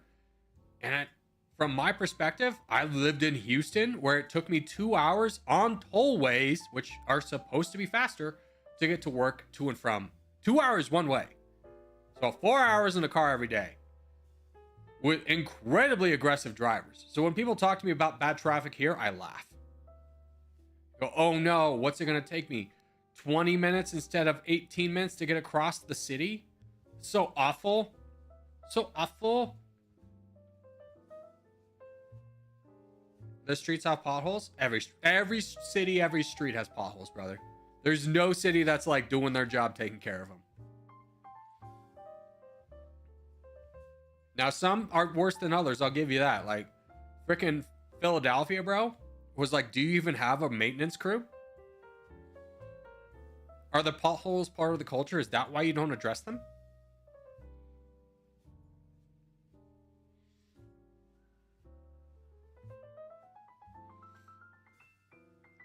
Corgi, I know you're American, but do you watch the Euros? What are we talking? Eurovision? If so, no. What are we talking? Soccer? If so, no. Basically, the long and short of it is I don't watch British TV or European TV. It's not really accessible. Even if I just wanted to pop on to watch an F1 race, which I would be interested in. First off, it comes on at like 4 in the morning. Second off, I'd have to have some ridiculous cable package to watch it. And then we're back to old man media, which I am not a part of. I'm part of new kid media. I'm with my youths over on YouTube and streaming services like Netflix. Euros football? No. I don't watch sports because sports require cable.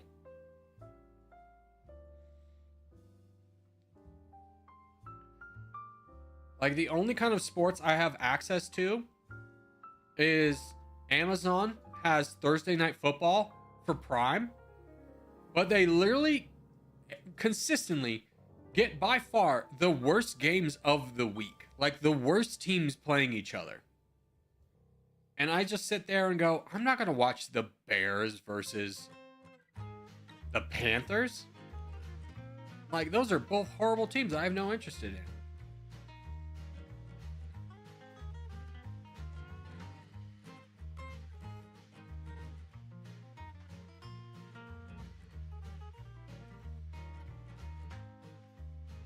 Oh my god, that sucked. I mean, that was literally every Amazon game was just like the worst one that week that they had available.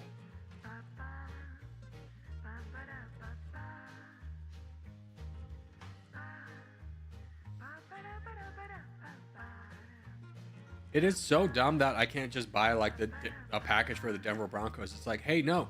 Did you want to drop $400 on NFL Red Zone so you can watch one game a week that you care about? And I go, no. And they go, oh, okay, so there's nothing available for you. GG's. Corey, there are football, soccer matches free everywhere if you want. Maybe in Europe, but the Americas work differently.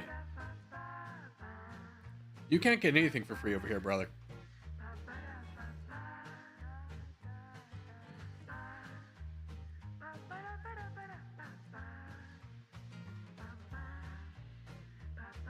Sucks for you. It does. It does. America is like, there's this show called Rocko's Modern Life. It's a cartoon show about like a human kangaroo or something. I'm not sure the whole premise. But like, anyways, I'll never forget there's this episode where he goes to a ski resort and he gets a really cheap deal, but everything costs money. Like he's sitting by the fireplace and he has to keep putting dollar bills to keep it lit. And just like everything costs money. That feels like America. Like there is nothing like free here. You playing X4? I am, Chris. I'm very excited.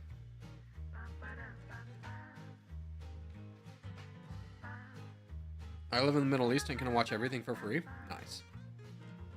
I'm jealous. What about IPTV? I hear it's cheap. I've never heard of it, so therefore I think it's not available.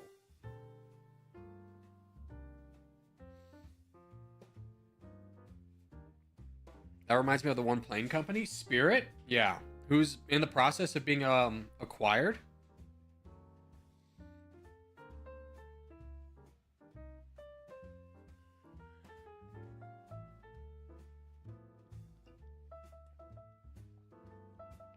Primary school is free in the Netherlands? No, it's not. You pay taxes for that. I wouldn't like to live in the Middle East. Yeah, dude, it seems real hot. Like outside of any kind of political aspect, I want to live there because it's really hot. I don't do well in the heat. I have an incredible sensitivity. Like I view myself as like a very chill, relaxed, nice person. That goes out the window when I get really hot. I have like a hairline trigger in a way that like I just can't fathom when I'm not hot. I'll fly out the handle. I get so irritated. And it's just like, it's not something I want to do. It's just like a bodily reaction. My body's just like, I want to fight the heat, but I can't punch the heat because it's a temperature, obviously. So then I take my rage out on those around me. Just like that. All right, contest. Here we go. I also hate being hot. It's just annoying. Yeah.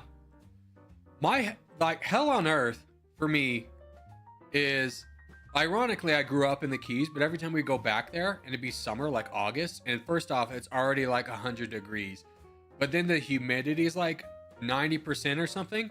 So you just touch any surface and your body just sticks to it. You got to peel yourself off of it. Oh, just kill me. Just end it now. I don't need to. Don't put me there. No Hawaiian shirt's gonna help this. How different did you look as a kid compared to present? I mean, I had a gap tooth. Like, these are fake. These are veneers. I was also a really fat kid. Which I understand. I'm overweight now, but I was really fat as a kid.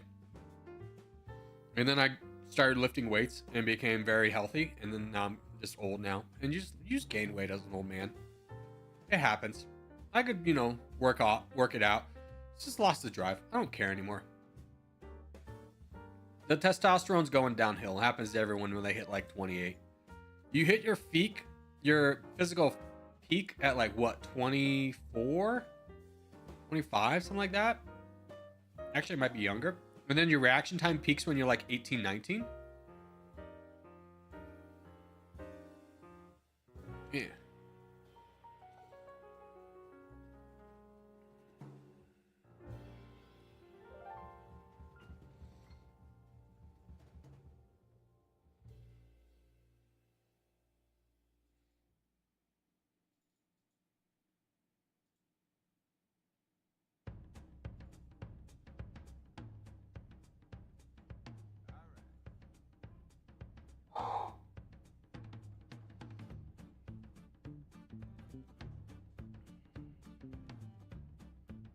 I always wear shorts every day in summer. No one wants to stop me.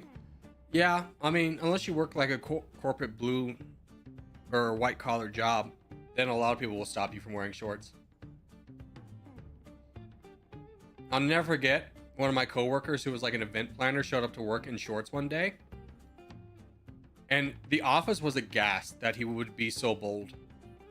and he was sent home to go change, and was told that was highly inappropriate.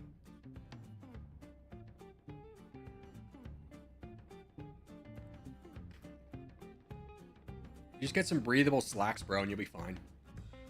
Offices are like air conditioned anyways. Except for my office. My office was the exact opposite of what every other office was.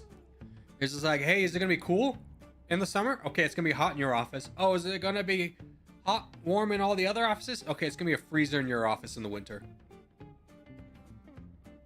People walk barefoot in my office. That is a step way too far. That is so gross. I would put a stop to that. Not as a manager, but just as a casual employee. Be like, hey, bro, can you put them grippers away? I don't need to be seeing that. That's gross. Oh, do we have no decorum here?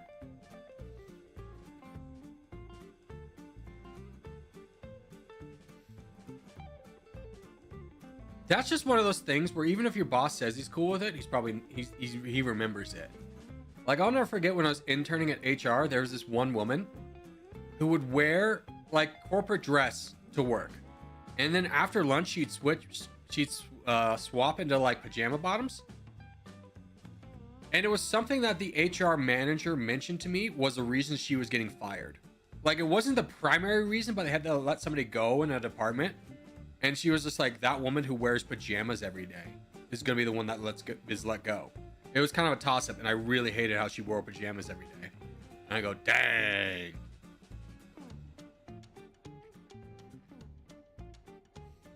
I'm going to sell houses? Don't sell houses. What a horrible life that is. Oh, every interaction you'll have will just have to be... I mean, don't get me wrong. You can make money at it, but you can make money at anything. And you just turn every social interaction you'll ever have into a potential sale. Like, the thing about sales is they always go, you need to learn how to sell to your friends. They're your best customer. But to that degree, it's just like, hey, man, I just want to hang out with my friends and not be like a working slave 24/7.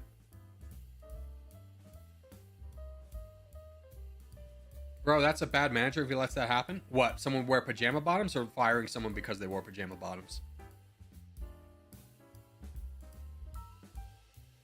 Imagine having your dogs out at work. Oh, when I worked in the hotel, it was a very dog-friendly hotel. My boss loved when I brought my dog in. I didn't have Hobbs at the time, so I'd bring in Ranger. I'd bring him in all the time. She loved it. Yes to both? No. Honestly, it's irresponsible of the person to be wearing pajama bottoms. It's a professional workplace. You need to treat it like it's a job. This isn't your home. So for the manager letting that happen, yeah, he should enforce the dress code. If there's a rule for it, enforce it. Because it wasn't his call about who's getting fired. It was the HR who made the final call. And it was just like the pure pettiness of the HR manager being like, that person wears pajamas and breaks rules. So I'm going to let her go because it's a toss-up between these three people.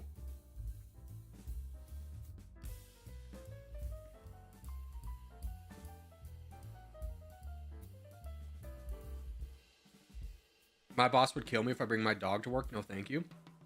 Oh, having Ranger there was such a nice thing because he's a good boy. He just likes to lay down all day, but it's just really nice to get like a stressful moment and just pet the dog, and then you're better. And it's kind of like now, except for the dogs don't come in here. I was thinking about buying them a dog bed. Now they don't really 3D print anymore, just putting all that stuff up and then allowing them in. But I don't think they like it in here because this is the hottest room in the house because of all the lights in the computer. Just spewing heat. And it's hot outside. Alright, let's do Europe. Did he revert points? Yes, apparently he did. So, from the sounds of it, looks like we're going to be... I mean, we're gaining points. But it sounds like everyone's going to be losing a lot of points to get back to normal.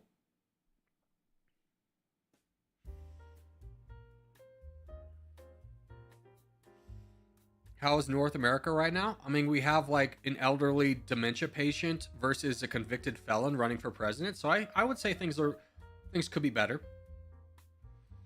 A convicted felon who might have also be statutory child stuff also was on Epstein's plane like 60 times. Things could be better for us.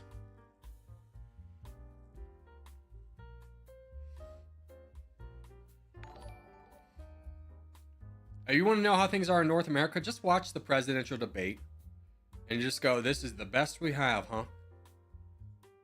It's bad.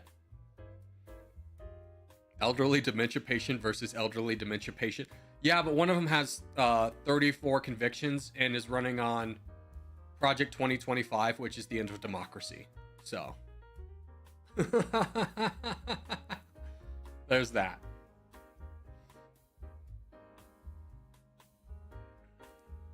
I saw that debate. You're in as much trouble as we are in the UK. I don't know. I feel like the UK is much trouble as you're in from leaving the European Union. You're not as bad as us. Like, I know you want to compare your problems because we both have problems, but that's like comparing you having a stubbed toe versus us having a broken leg. Like, you'll be fine.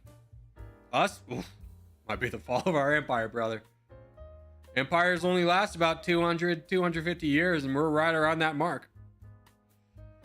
Didn't the UK just vote for a center-left party? Yeah, the Labour Party took over. Like, a landslide victory.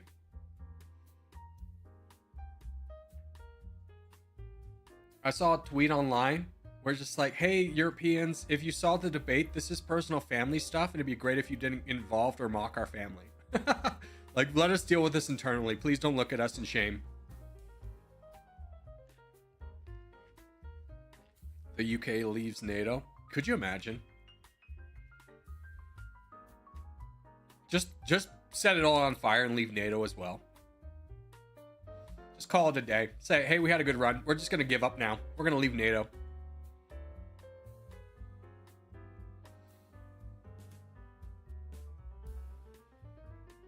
We had a good run on as a world player, but now we're done. We're just going to be an island now.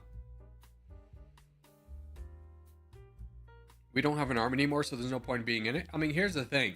Being a part of NATO still gives you a voice at the table for international affairs. Like, nobody wants to spend money on military.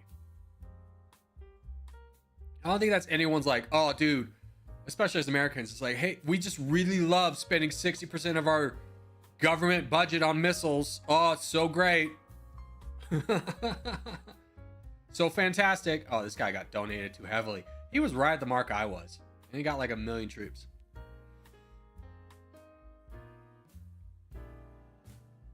Our empires no more other than overseas territories. Just leave them. Yeah. I mean, we still have like pretty dominant economic prowess, but like it's declining. Nobody really looks up to the United States as a leader.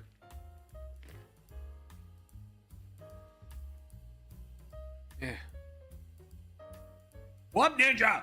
Save me! Wub Ninja's asleep at the wheel. Who's this coming down? Chong? Don't worry, brother. I'll fight him with you. We got this. Apes together strong.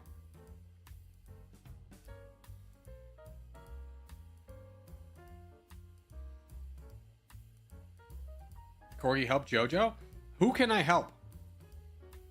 I have one person I can attack who has more troops than me. Or had. That was my only option.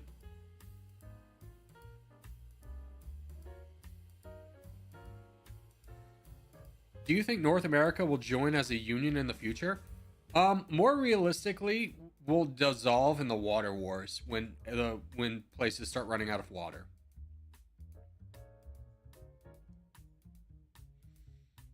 Yeah. In which case, remember me in the Water Wars, boys? Remember all that entertainment I got you? Don't, spare me in the Water Wars.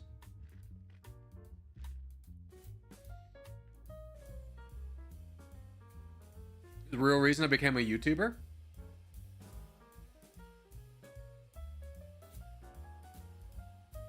Corgi, have you heard that China will probably pass the USA in GDP sometime? I don't know. China's got a lot of problems. a lot of their real estate is running out of money in huge deficits, so they're being propped. It's just kind of like what happened in USA in 2008 might happen to them. And you may be thinking, oh, that sucks for China. That affected everybody, bro. So we'll all go down with them. Now, UK should have such a good army for all the migrants coming from France. Okay, that's incredibly racist. Brother, people are fleeing wars. And it's just like, I hate that mentality. It's like, they're fleeing a war zone and you're mad they're coming to your neighborhood.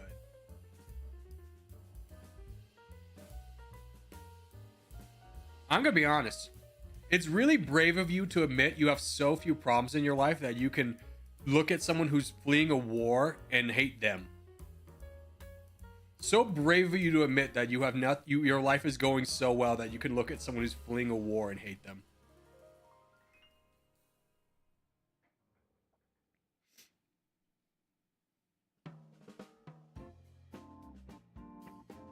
All right, we got 2 minutes for a contest.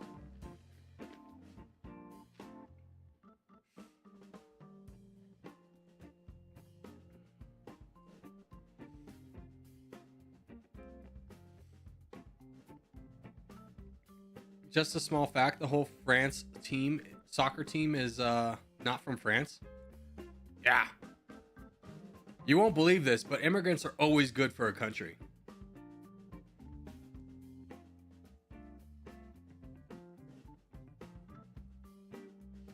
China is investing in third world countries, so the chances of them surpassing the United States in GDP and GDP per capita are high.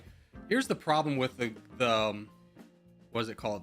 The Golden Road Initiative or whatever they have. Basically what they do is they build a giant public work in another country, and then in theory that country will pay them back.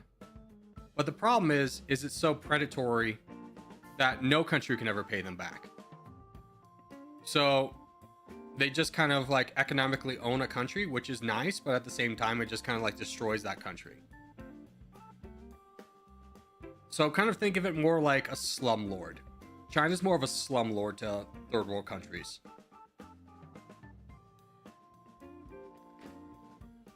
A lot of infrastructure is needed and won't be sustained properly. Yeah, it won't be sustained properly because the country it's being built in is so burdened by the loan they have, they can't maintain it.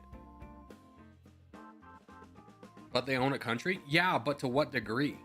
If you own a country but you drove it into poverty, what good is it? It depends on the country. Yeah, but like most of the countries that accept it are not in a state to really contribute economically or like any state, any way like that.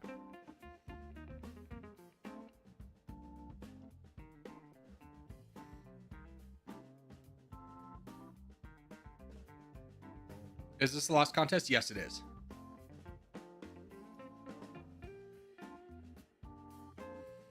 I'm gonna be honest, India's gonna turning into a third world option coming years as they get their act together. Here's the problem with India. India has such a high population, but it's such a hard driven agricultural culture that there's a lot of push to get people to move to the cities and like work in factories and stuff like that and become more like economically driven in that sense. But you're like taking people who have been like, my family's been farming this land for hundreds if not thousands of years, I'm not leaving. It's just like you need to change people's way of lives, but they don't want it changed.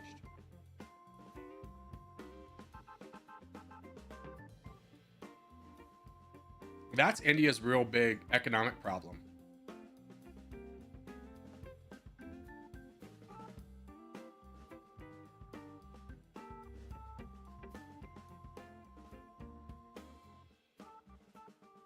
And that concludes today's economic political discussion. All right, we'll finish up this. We got so much land over here. I'm going to give you a little bit of a warning shot. Just let you know I'm here.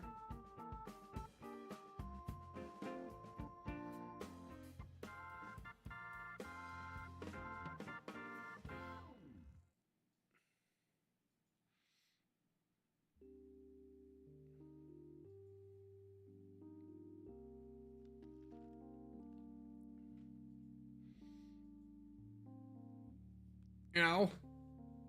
Man down.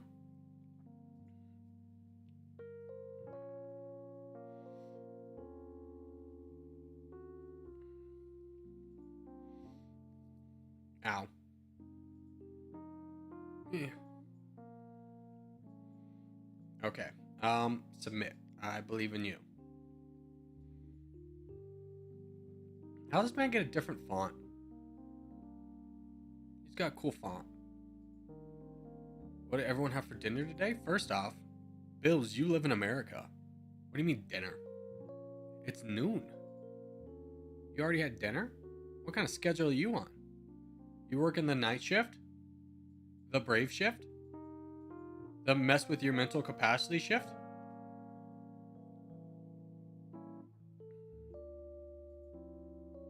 Yeah.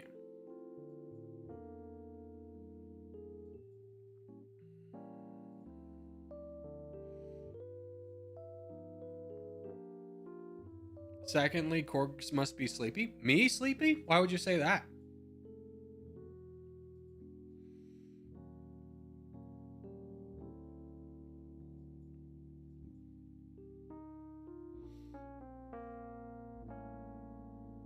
Hi, what's up, Ann? How are you?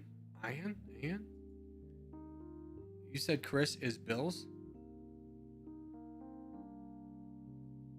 Oh, dude, that is me. Yeah, Chris said what everyone had for dinner, and he's in the UK. That's my bad. I misread. It happens a lot.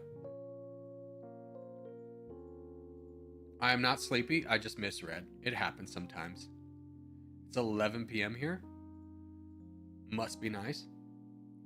Actually, I obviously prefer day. Brothers, looks like we got this one. Where's this defensive bot? He's all the way down there. No problem. Where's Empire? Empire's a little bit more of a problem. We're just going to buff you up a little bit. Just give you a little bit extra troops. We got to deal with this guy, though, so I'm going to donate to Lanika. Atomic. What? Are you going to join the fight, brother? Oh, that's not the fight. Oh, there's free land.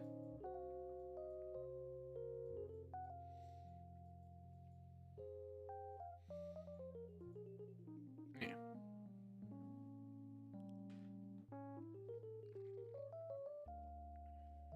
Corgi, Indian railways are horrible. The trains are fast and old and can take the stops so long. Okay.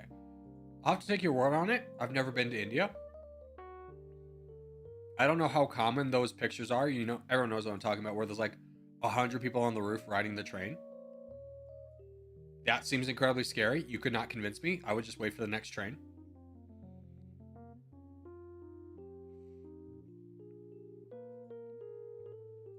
Yeah.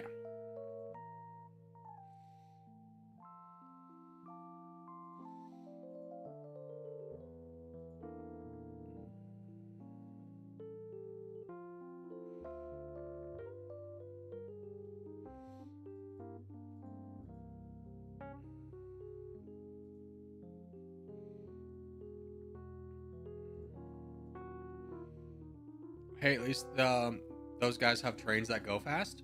Yeah. I've only ridden like one train in my life, and it was like a scenic, old-timey train.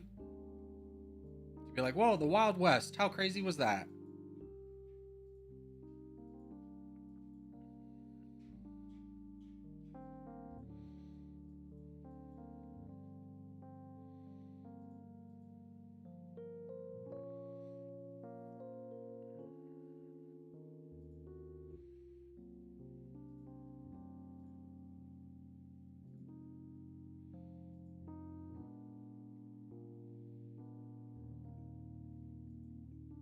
Hmm.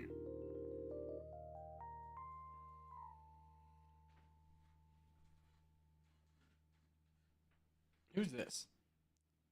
Twink. Twinkle, twinkle, little star. Oh, I wonder what you are. It's pretty common in India. I've been there last week. It's pretty scary to watch all those people. They are waiting, but compared to some of the railways, it's pretty safe. Yeah, I mean, you don't really hear about a lot of trains going off the rails in India, but at the same time, that seems like it'd be real deadly if it did.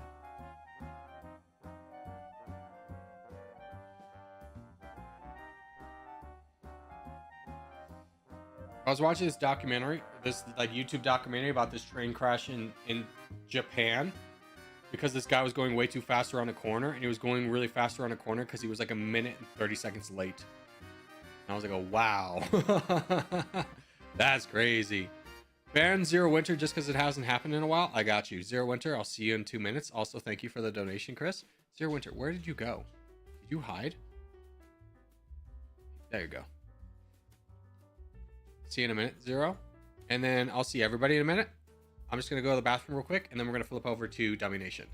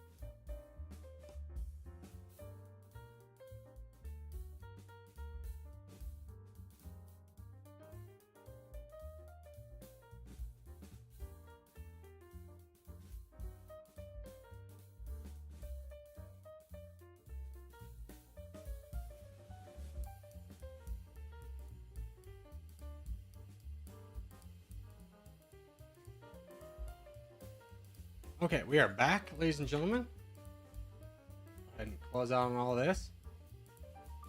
Start running the dumber nations.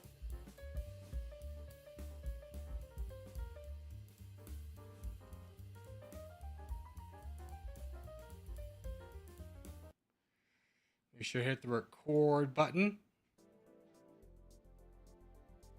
All right. Oh, here we go. Not excited for this. Can we just skip to the X4? I know.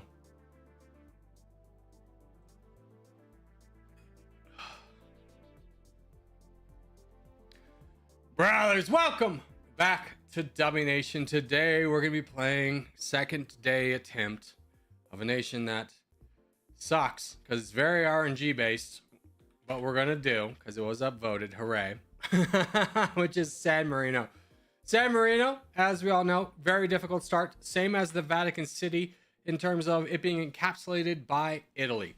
Now, the differences between the Vatican City and San Marino is that Italy will often attack San Marino, and defensive alliances don't do a lot to deter them from doing that. So the only way we get out of this mess is if Italy uses all of their troops somewhere else and dies. And then we Vatican City strat Italy, grab all of Italy before NATO responds because they are a part of EU and NATO. So we take a look at their economy, or not the economy map, excuse me, diplomacy. They're friends with all of Europe. So we somehow have to eliminate all of Italy before any of these countries respond.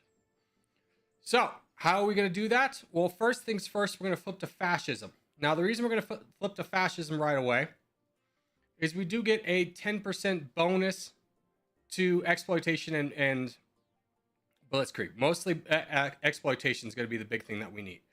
So we're going to apply that, and we're going to build some troops. Now, in theory, we should be able to recruit a lot more troops than we normally could. Now, we're going to do Vatican City strat, so let's get a couple units of these guys out there, and then just rockets, and we'll see how this goes.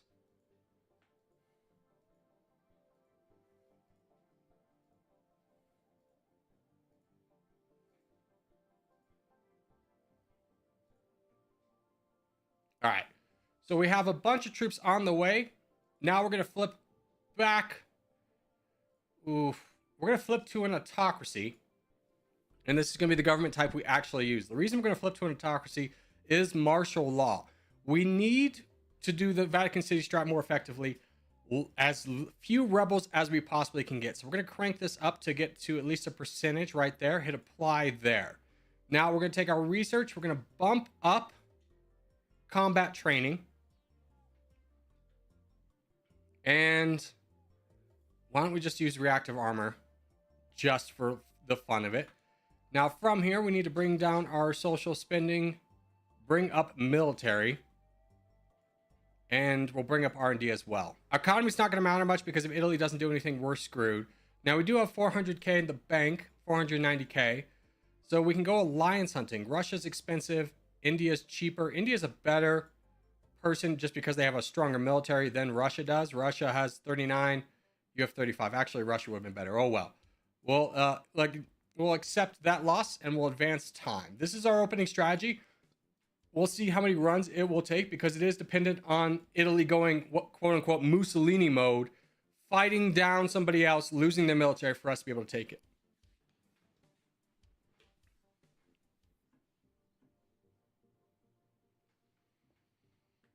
We're off to a great start fighting Switzerland, though.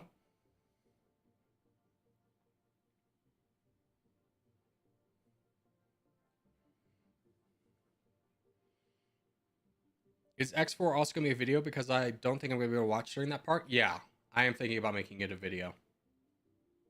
I might post it on the second channel, though, because I don't think it would do very well here.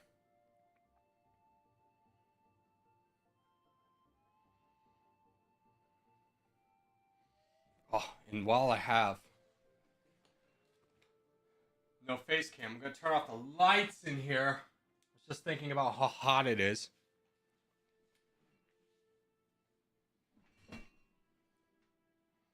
And now we wait, ladies and gents.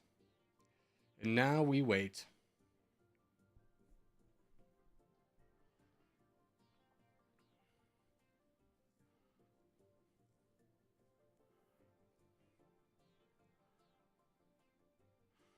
Well, generally the viewership goes down, so it's a fairly safe assumption that more people enjoy TTO. Yeah, I mean, more people do. It's also a thing of like a lot of the audience, at least a big portion of it, is European, so bedtime. You gotta get dinner, you gotta start doing your stuff to go to bed. Right around this time, anyways. So, like, Domination carries its viewership. Like, if we started Domination when Territorial starts, it's kind of the same. We don't lose that many viewers, in all honesty. Why don't you have your face cam on during regular videos? It just gets in the way. Like, the games I play are very static. It's not point of view, or like, so if I'm playing Call of Duty and I'm switching around, yeah, there's nothing really in the way. Because if I'm pointing here, but then there's something that shows up over here, then I'll look over there and you can see, and the camera doesn't block it. But a game like this, the camera just blocks stuff.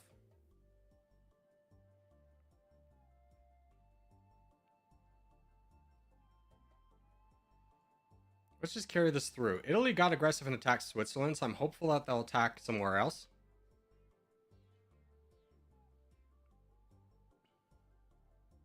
We'll just carry this on until 2050. If they don't do anything after 2050, we'll start over.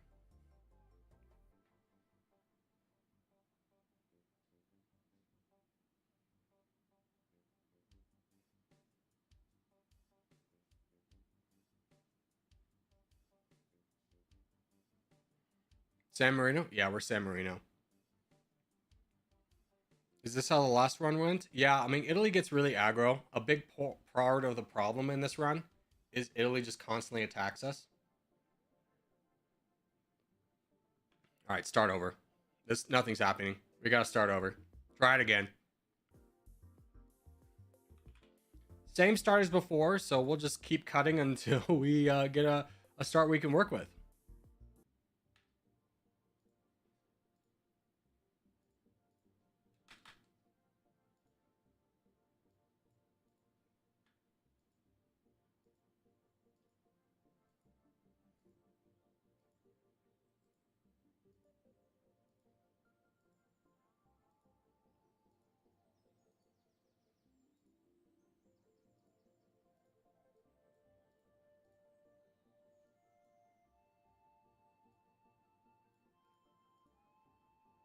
Accident. Put one too many points into combat training. It's fine.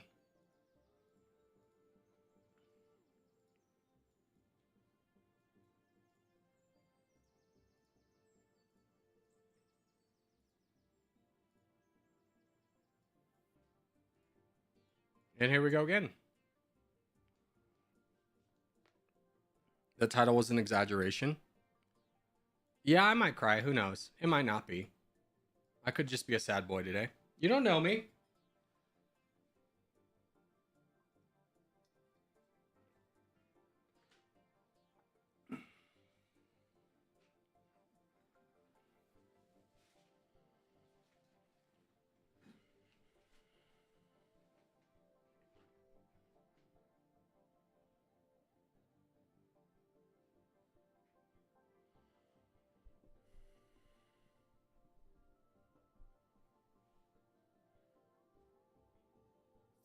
Doesn't look like I'm going to do anything.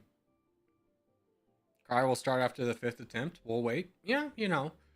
It's going to be a bit before we get one of these to go. It's just such a hard start. I feel like they've like updated Italy so they're less aggressive.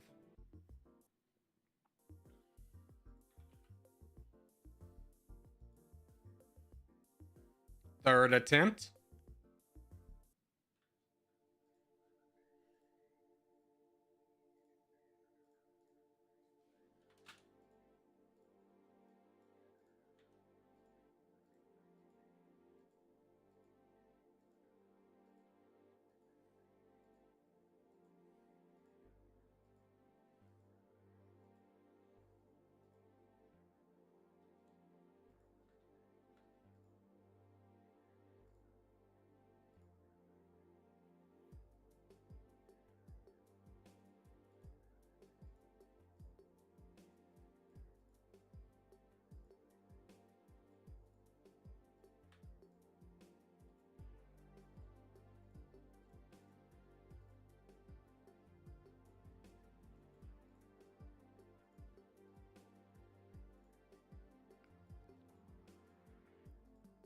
So we basically, by switching over to fascist, get 1 extra unit of full rockets, and are still able to afford an alliance with Russia.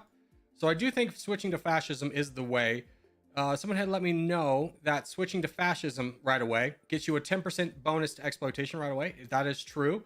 So then we flip again to autocracy and life is good, and hopefully we'll get one of these runs going.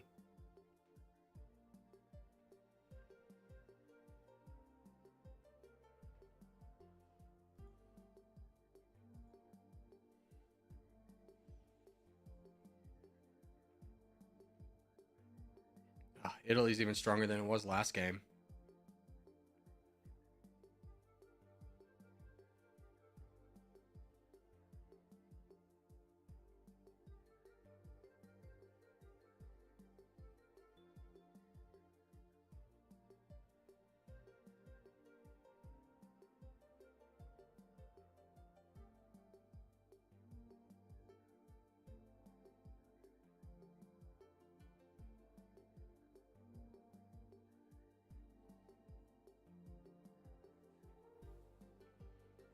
Yep, they're not doing anything. Moving on.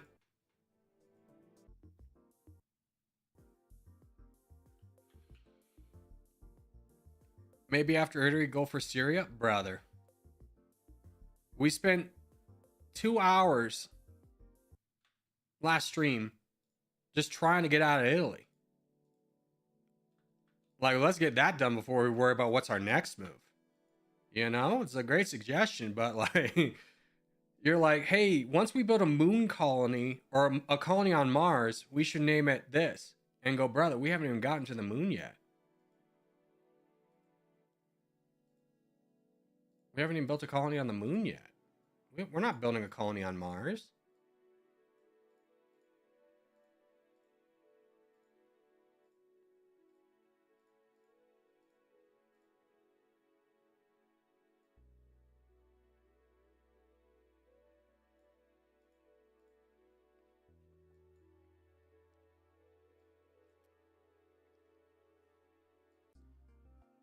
All right, Italy immediately destroyed us. Fair. First move they did. Here we go again.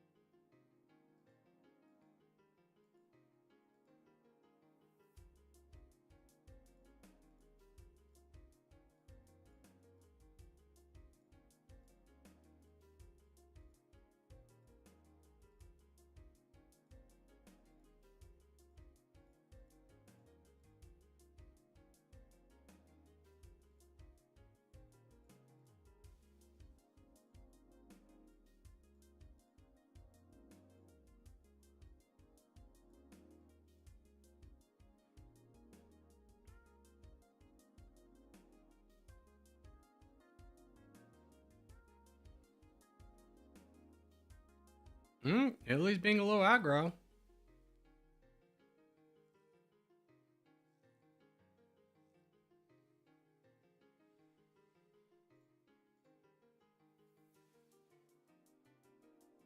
They're down to 7 million.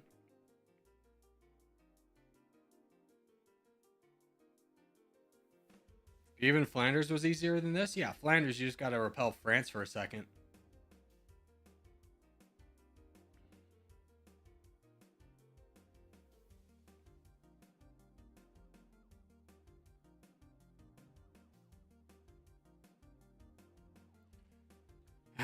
Let's give it a go.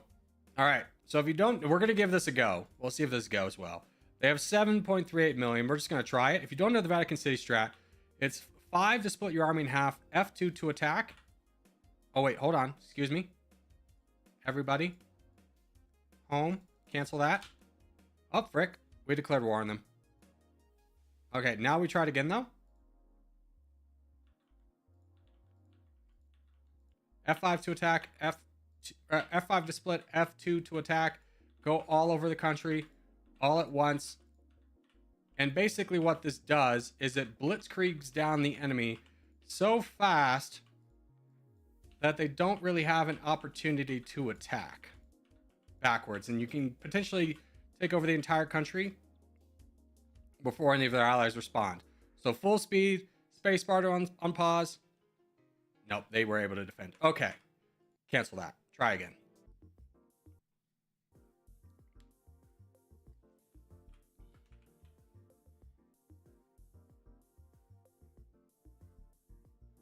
Okay, what if we just commit to fascism right away?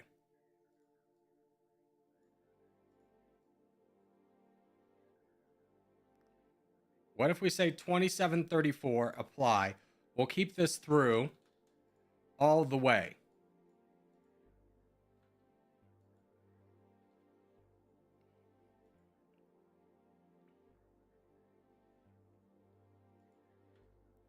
I'm going to build 1,000 tanks and 1,000 rockets and then throw the rest in gunners. Something different.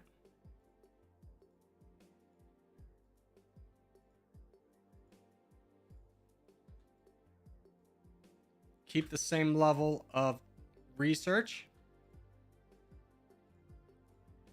Bring down social spending, R&D, military, apply. We have 265. Let's see if we can get an alliance.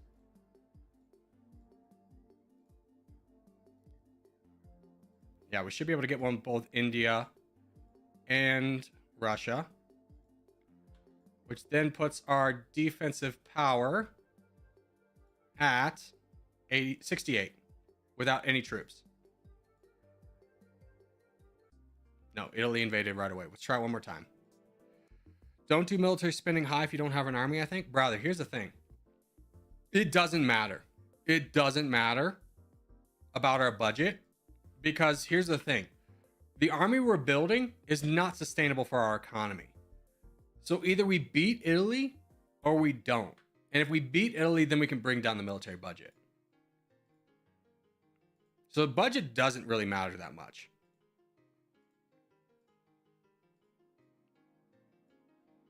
I get what you're saying. Like, don't waste money on the military. But at the same time, we're going to go... If we didn't attack them, we would go bankrupt.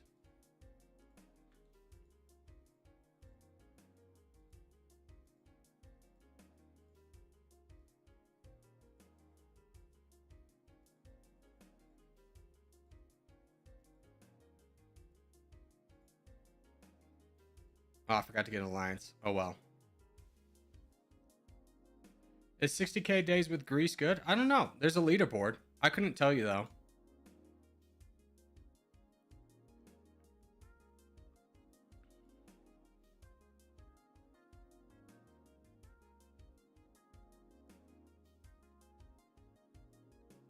Italy's lost some troops.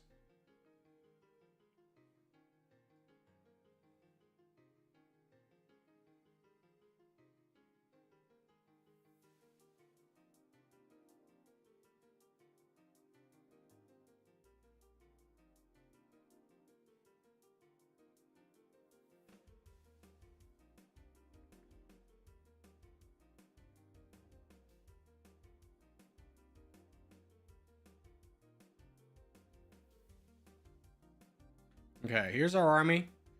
Italy went down to 6.68. We're at 15. Still going to try the same strategy. Bring this down all the way. Declare war. Boom. Unpause. Move this all up.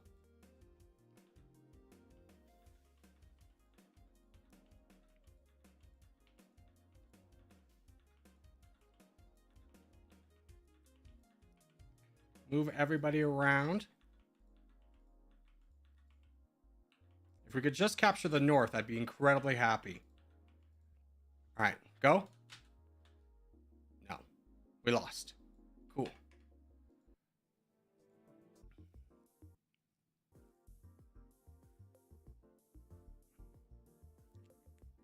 Military spending doesn't do anything without an army. Yeah, we have an army at the end, though.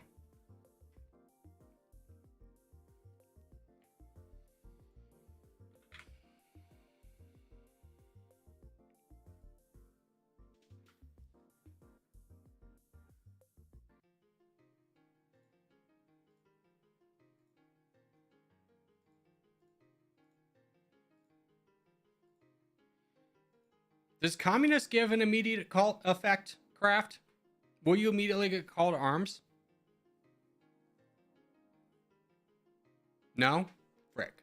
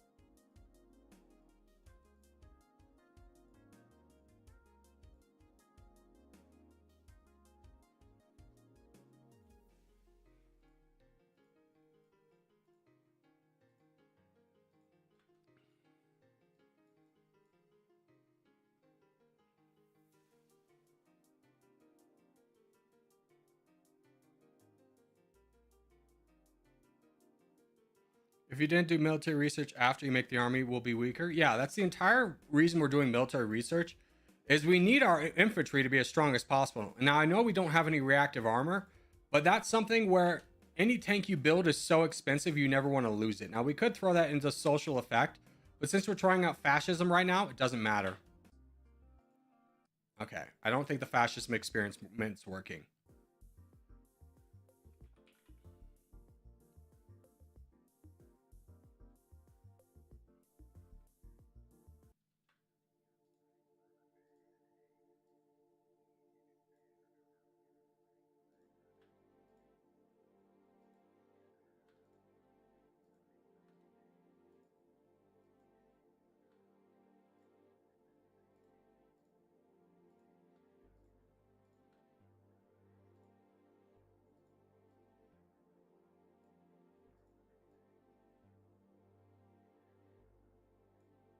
Let's go. Let's try with heavy tanks. Maybe we can play a little bit more defense.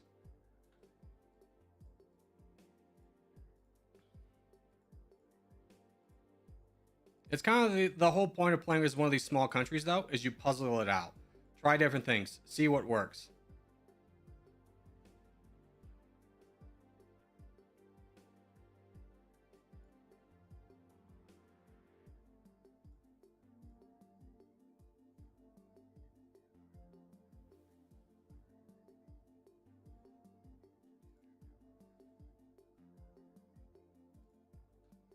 Italy declared war. I mean, I saw like I saw an Italian rebel rise up.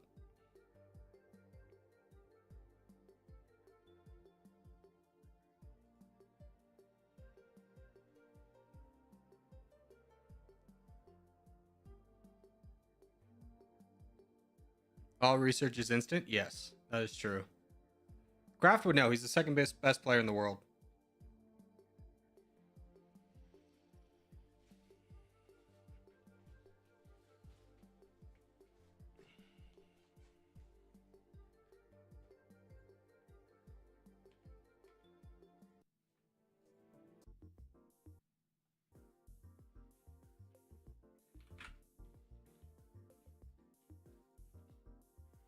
Corgi, I think 2 full commandos and then 500 tanks and full rockets. We'll try that after this one. Once we get this strategy in a way that like we at least get to try it with Italy, like giving us an opportunity, we'll give it a go.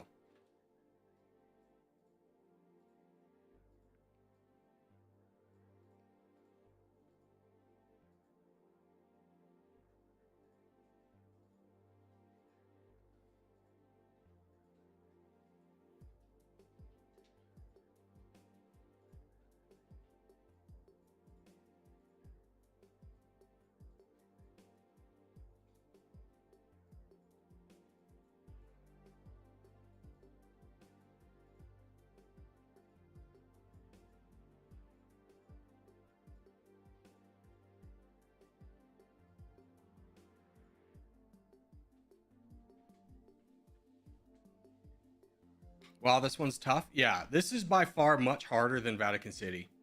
Because Vatican City, while in the same position, it is a part of NATO. But everything relies on Italy going down, which they don't like to do.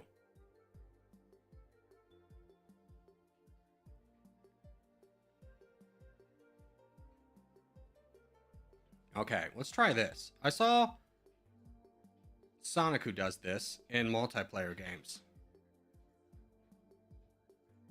He just splits them and has them go everywhere.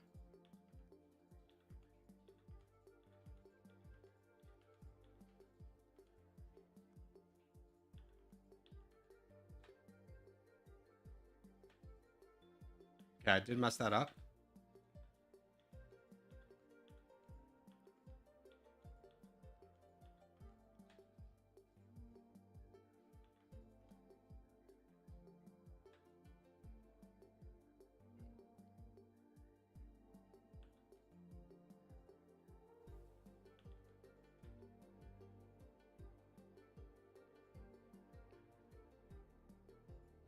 Okay.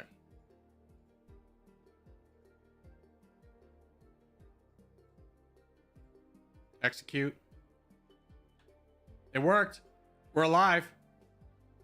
Run, boys. We're down. We lost all of our troops. We have it.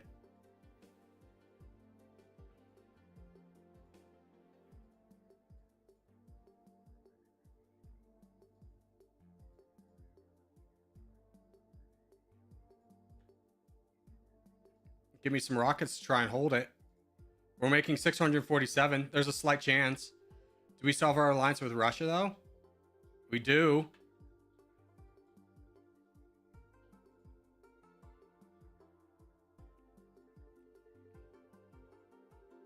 Maybe I had funded the military. Frick, here they come. Give me just 20 tanks, whatever.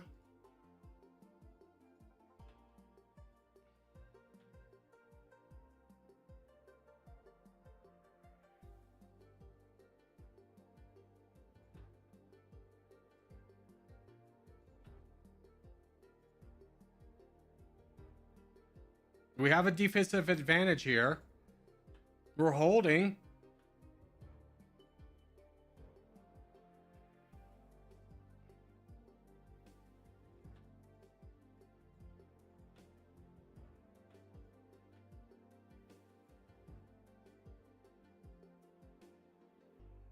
Okay, we've lost. They don't have that many troops left. If we can just keep pumping out rockets and slowing them down.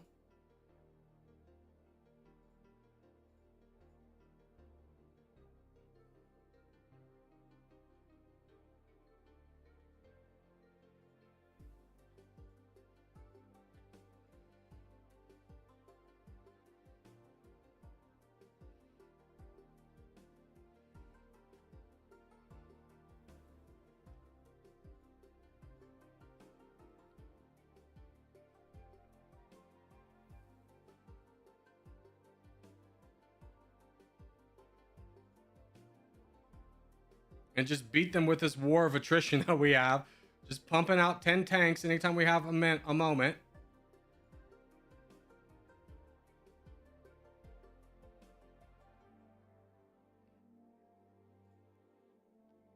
Oh, this is kind of working.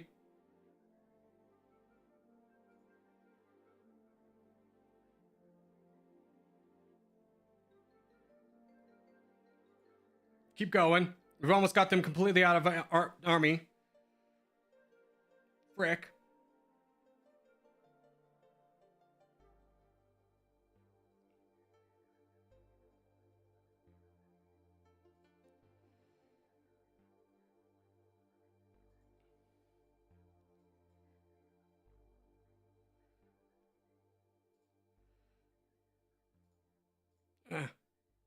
Just stop them.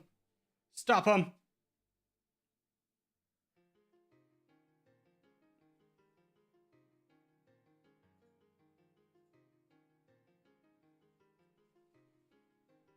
It's working.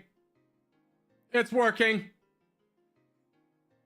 We just keep alternating between tanks and rockets. We're actually slowing them down.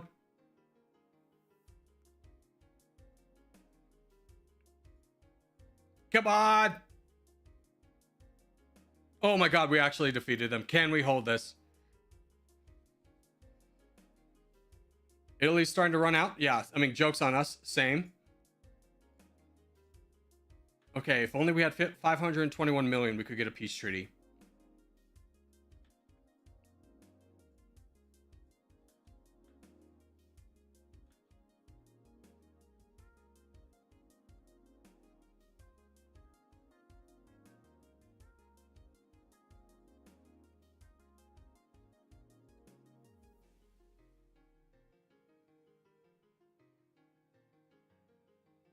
Thank God this army over here actually isn't capturing anything. Oh, frick, here they come again. Yeah, this one's lost. Nice thought, nice thought.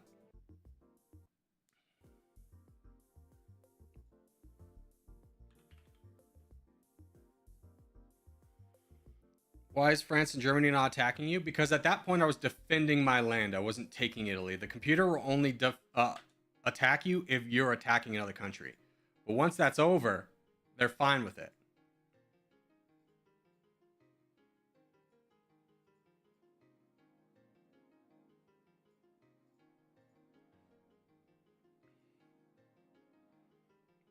All right, we'll try your strategy. You said 3 units of commandos. What was it?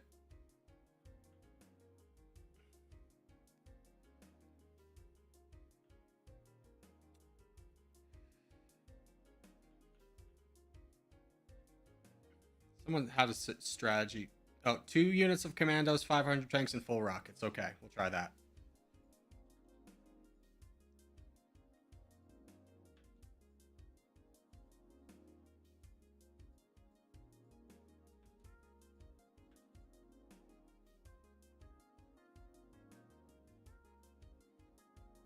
$600 is good enough.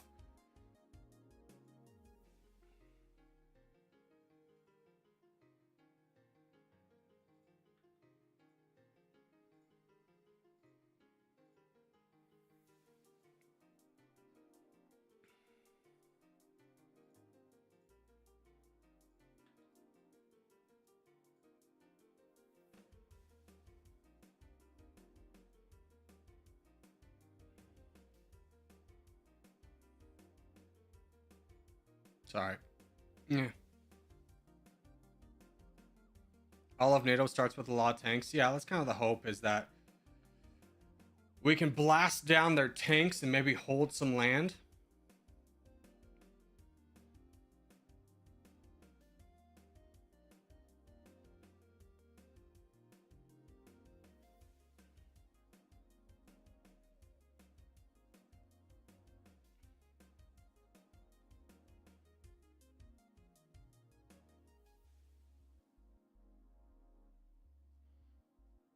At this point, I think it's unrealistic to get all of Italy, but we could potentially, like, maybe get a chunk of it.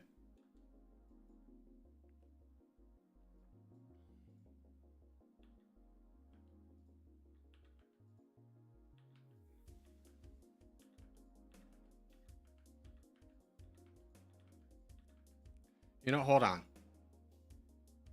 Everyone,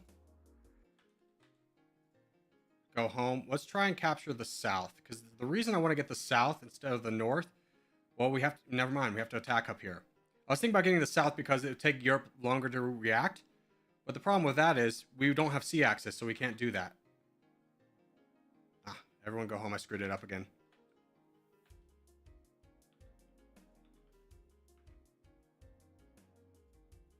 Dang it, I screwed it up again.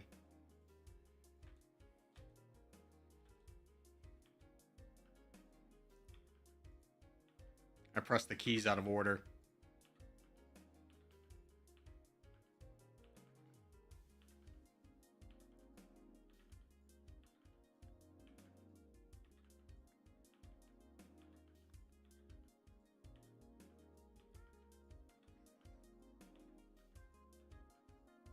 Okay. They did not do what I wanted them to do.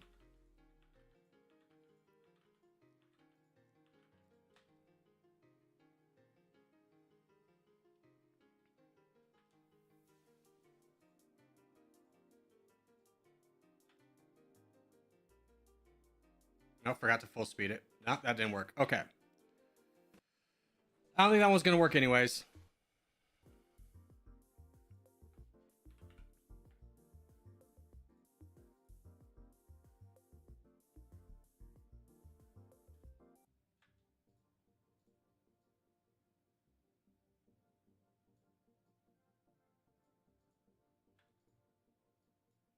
Like that run, I don't think was going to work anyways.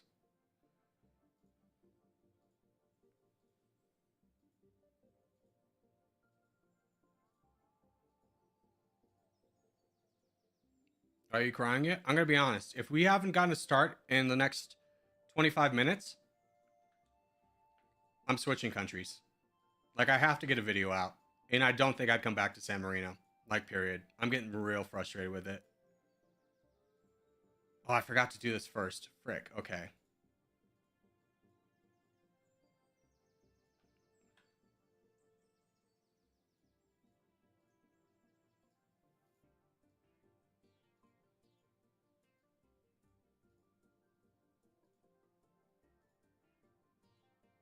Like, it's just such a waste of time. Like, I like puzzling it, but I also, like, don't want to do this for 8 hours just to get a lucky seed, you know?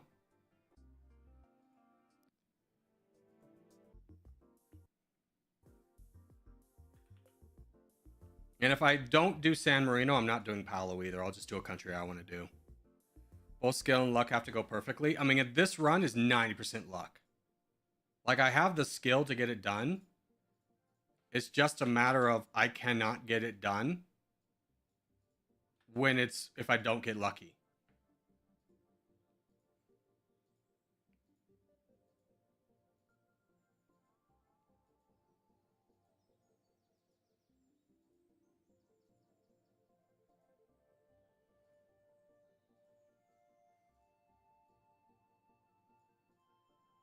Let's try switching to international aid instead of defense.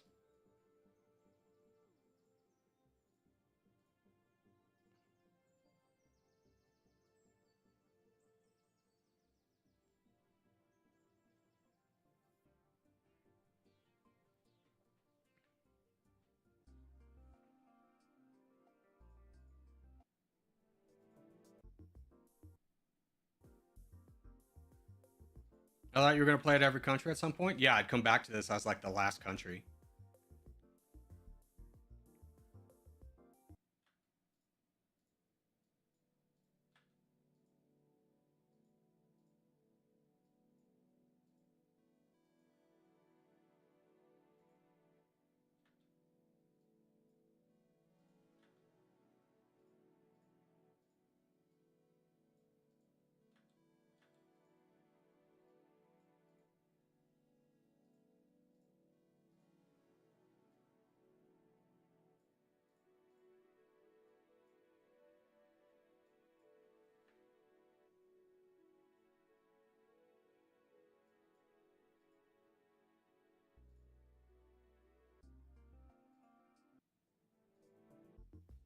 So we have to have an alliance.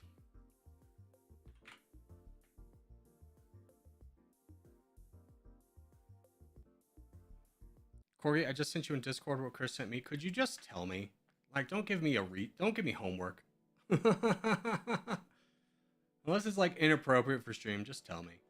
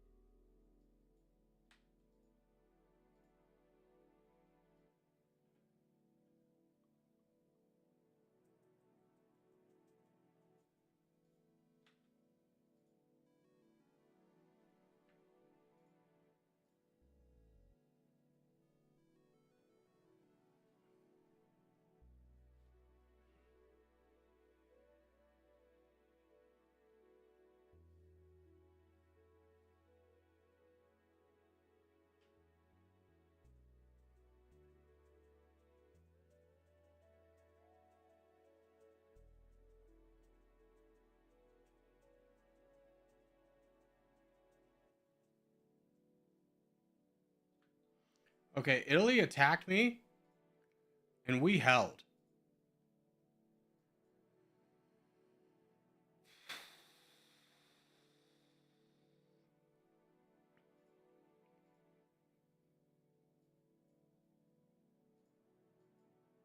Oh no, maybe we try it.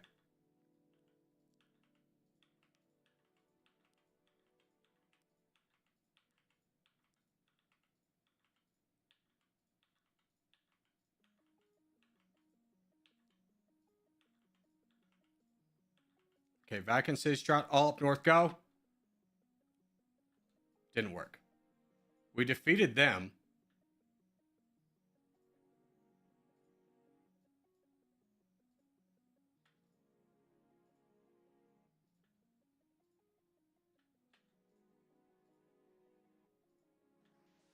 Can I just get a way out before everyone comes and destroys me? No. Cool, love this game.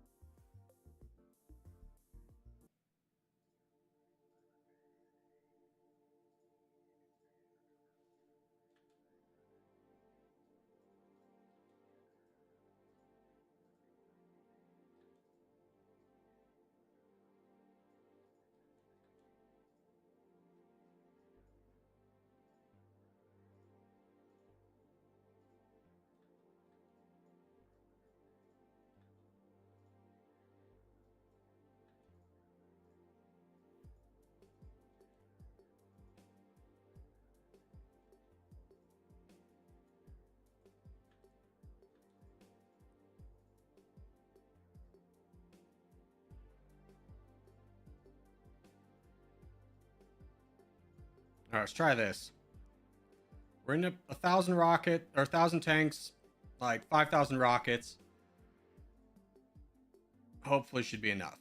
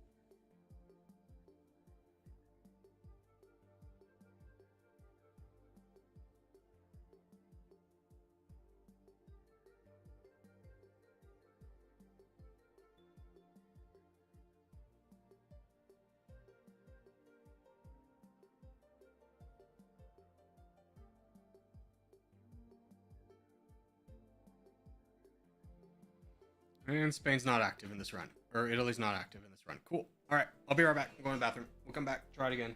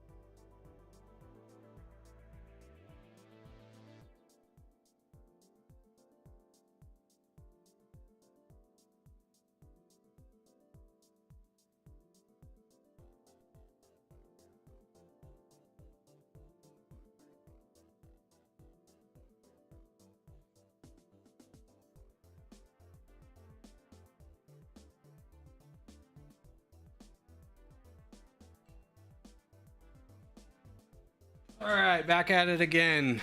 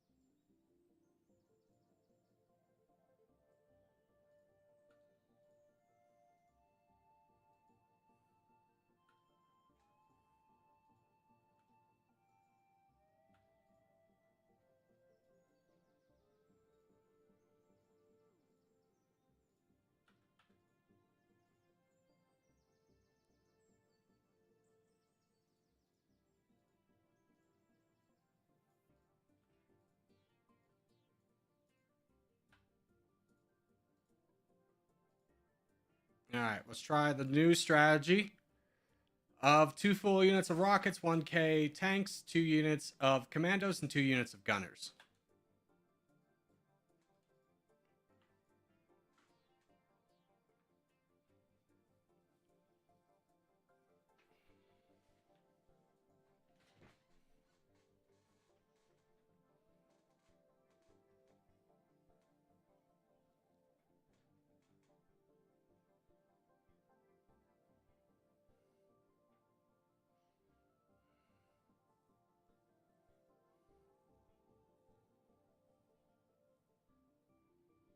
I just want to see, what year is this fill? Okay, it's already done. Good to know.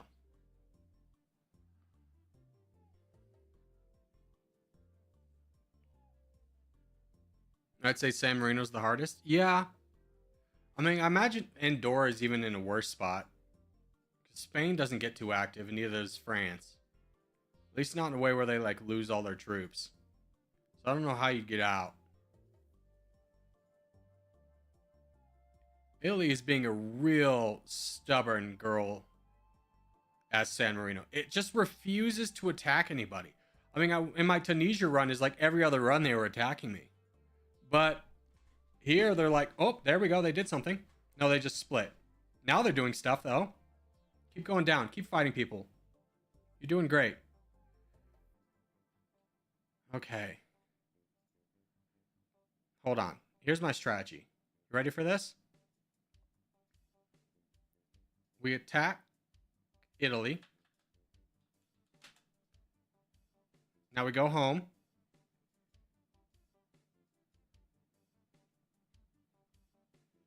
I'm trying to draw out their military to fight me. But not Europe's.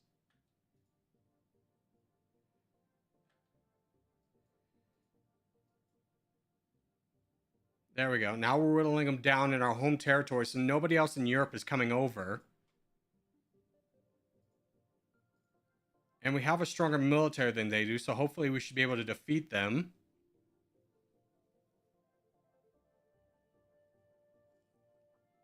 And our capitals are in range of each other. This is working. We're knocking them down. It's kind of working.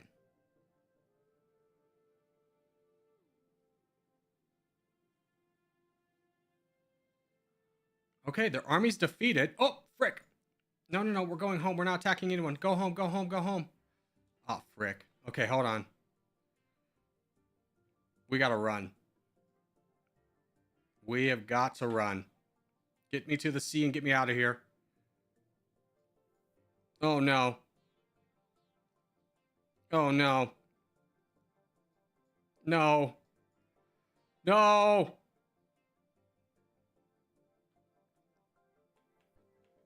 Okay, we had something cooking there.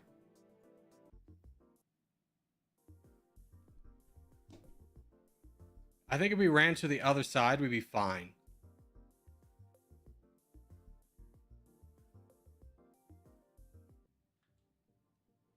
But I think that strategy works. We go fascism to get the 10% bonus to exploitation, which is the only one you get at the start. We buy 2 full units of rockets as defense. We buy 1,000 tanks, 2 units of commandos, 2 units of gunners. We have 137 left over. We get an alliance with Russia because they're cheap. And then we do combat training 3 levels, reactive armor 3 levels, military budget go boom. Our research come down, or social spending come down. And then we flip to an autocracy to fight less rebels at about 64%. We want to get this number around 1%. And hopefully we can defeat Italy because we established that we can fight them from our capital. And the AI allies will only get involved if we're actively taking land. So we can fight them from our home without engaging any of their allies, knock them down all the way, run away, and then potentially get Italy later. We'll see.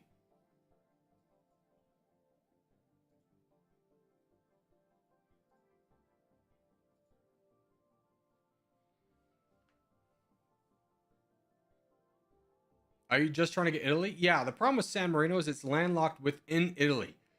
And in order to attack a nation, you either have to have a land border or a sea border with it. And because we don't have access to the Mediterranean, we can't attack anyone besides Italy. They fell back after they lost versus Switzerland? I know. What a big L. Oh, they're fighting somebody else, though. Where'd you go?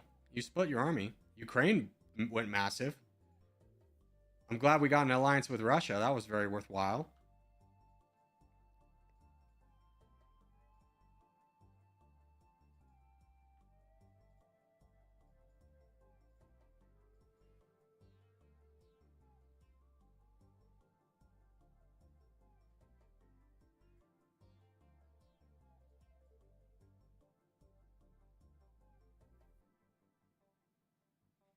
Italy's declaring war on us. Okay, this is best case scenario. They declared war on us and lost. So now they're down to 3 million. We're at 5, which means we can beat them from our home. So if we just bait them out by attacking and then going home, we should be able to go home to fight them from our capital. Okay, now here's the problem. We defeated them. Vatican City's at us. Now Europe's mad. So we gotta run. Can I get an alliance with either somebody on the coast that I can run into their territory? Hard no. Well, I'm going to run through their territory anyways. And I'm going to run into Tunisia and hopefully they'll leave me alone.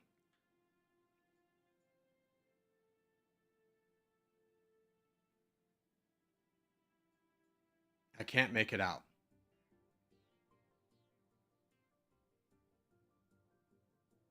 Frick, that didn't work.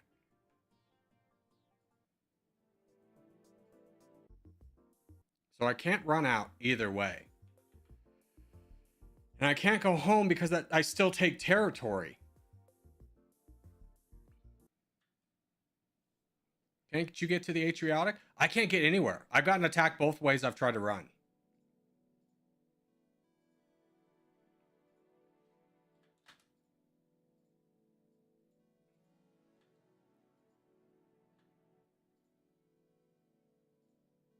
Let's get like 500. Let's get 600 tanks.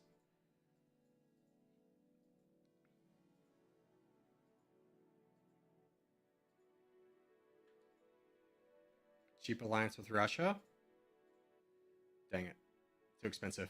Okay.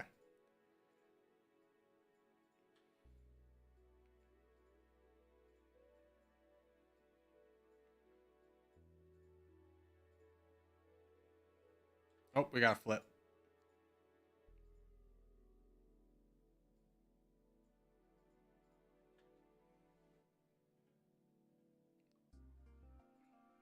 Sonic, who says you're fine if you send your troops home. You've watched me. I've sent my troops home multiple times. The AI still is still saying that I'm attacking Italy even when I'm home. So other people will come to attack me even if I'm in my home, which is why I was trying to run. That was the reason I was trying to run, because I sent them home, but it was still saying I'm attacking. So it was like giving me landmass, not saying Lucia, giving me landmass, which then spurred on the rest of Europe to attack me. So there wasn't a way out for me. What the frick? What button am I hitting? Pay attention, Corgi.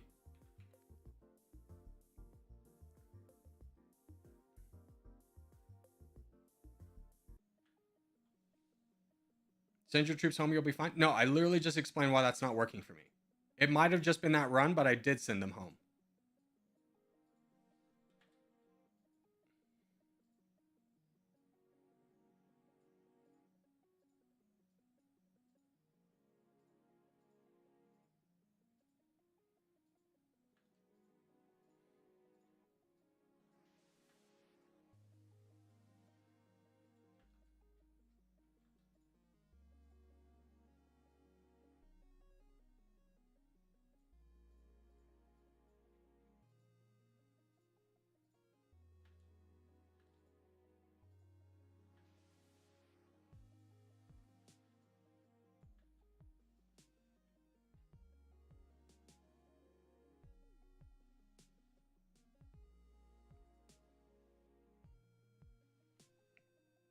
Did you see if you could go to France? Again, the problem is I don't have a land or sea border with France, so the only country I can attack is Italy, who has attacked me, and now I have superior numbers. So let's wait for the rest of our troops. Let them keep sending an army into me. Yes. Keep coming. This is like the ideal one. This could be the run. If we do this right, this could be the run. We still have to wait for all of our commandos or our gunners. They should really just call these guys bazookas or something like that. Gunners is dumb. Gunners really gets me thinking you hold a gun, which would make me think it's these guys, but these guys are commandos. Yes, Italy, keep coming.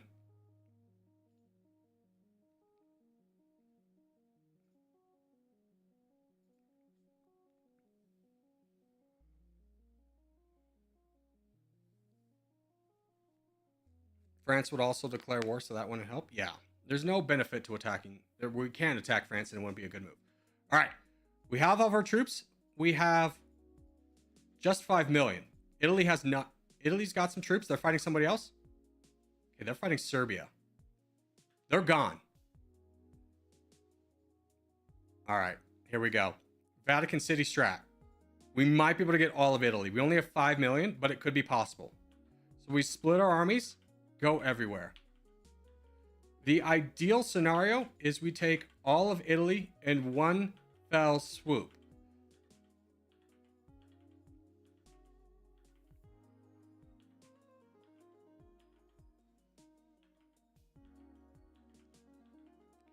Now we have the offensive modifier with the monarchy to spawn less rebels. So it is, in theory, possible for us to take all of Italy. We've done it with Vatican City using the same strategy. Now, granted, we had much higher numbers. Well, let's see if it works. So we go to full speed. Go. Okay, didn't quite work, and everyone's on top of us. We lost our entire military. But now we're making 400 a tick, and we've captured most of Italy.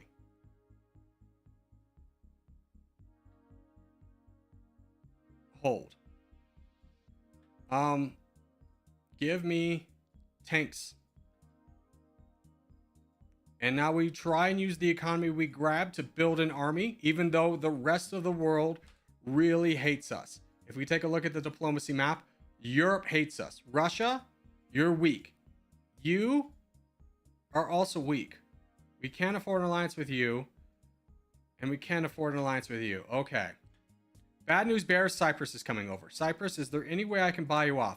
Europe needs to get patched. Any peace treaty with Europe is just so expensive.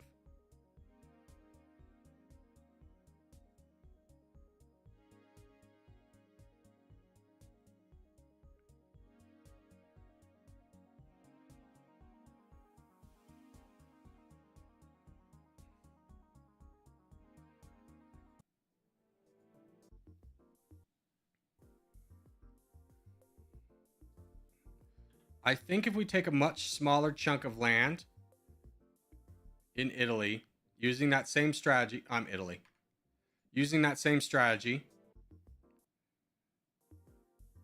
we could maybe survive. We chunk it down like we did Bhutan.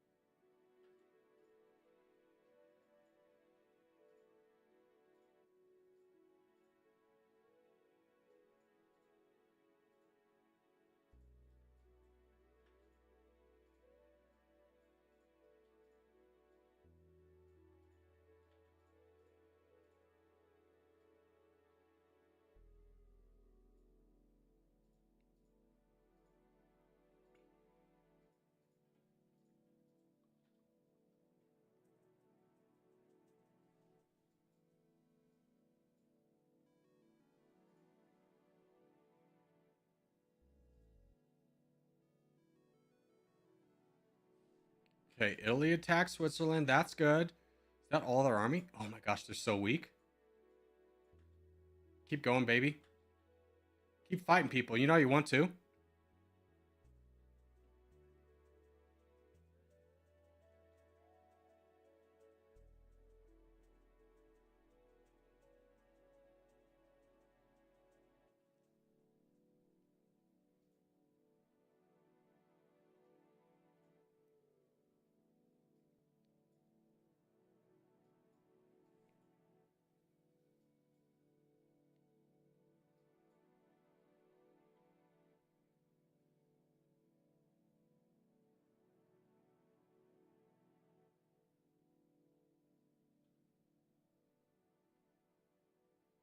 Okay, Italy declared war on us and actually railed all their troops into us.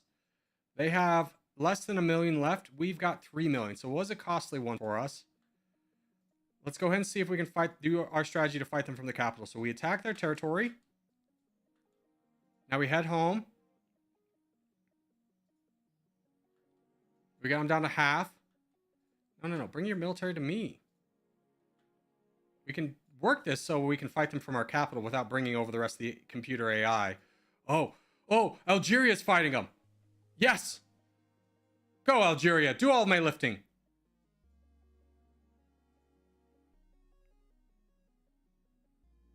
Okay, they have 24k left. Can we bait this over? Let's do a small Vatican City strat.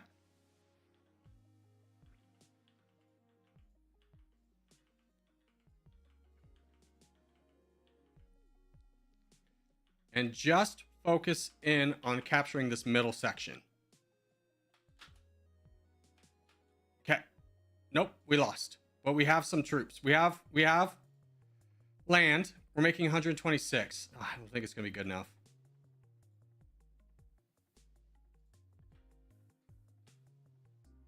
No.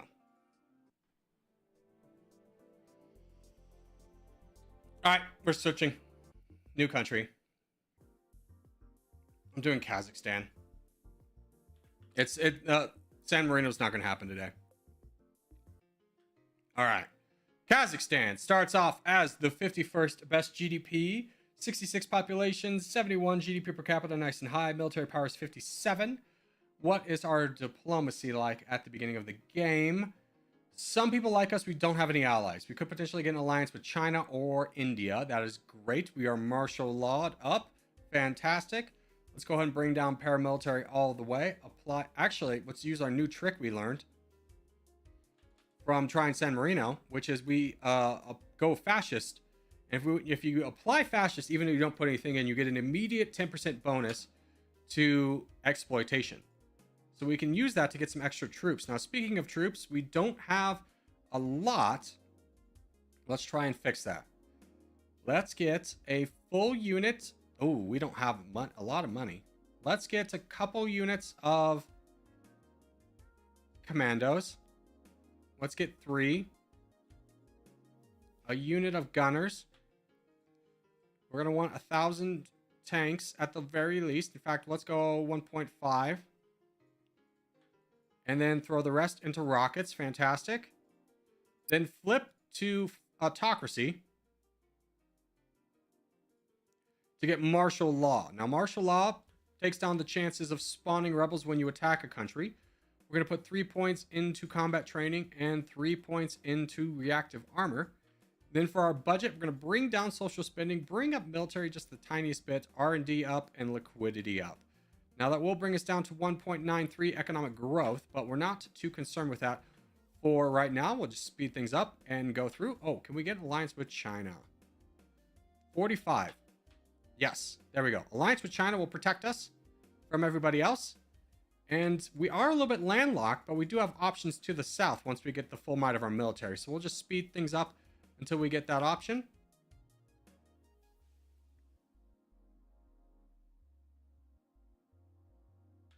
And we have our full military in the year 2029.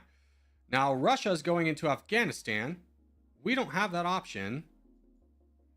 Let's see. Uzbekistan could be a good one. 68th best GDP, 120. How's Russia looking? 21 million, so can't attack Russia yet. We don't want to waste too much of our military attacking the small people when our big goal is going to be attacking Russia. Now, the other person we could potentially attack is Iran. Let's see, which is the better of you two? 128, 68. 68 is not that bad. And we've got plenty of military, so I'm going to go ahead and do this just to potentially try and give us a few more options. So let's go to war with Uzbekistan. And maybe we can jump in and grab some of this Afghanistan land since Russia's getting chased away by their very small army. I don't know why Russia's actually running away. Here comes Uzbekistan's army. And down they fall. Great. So let's go ahead and split once. And just take out Uzbekistan.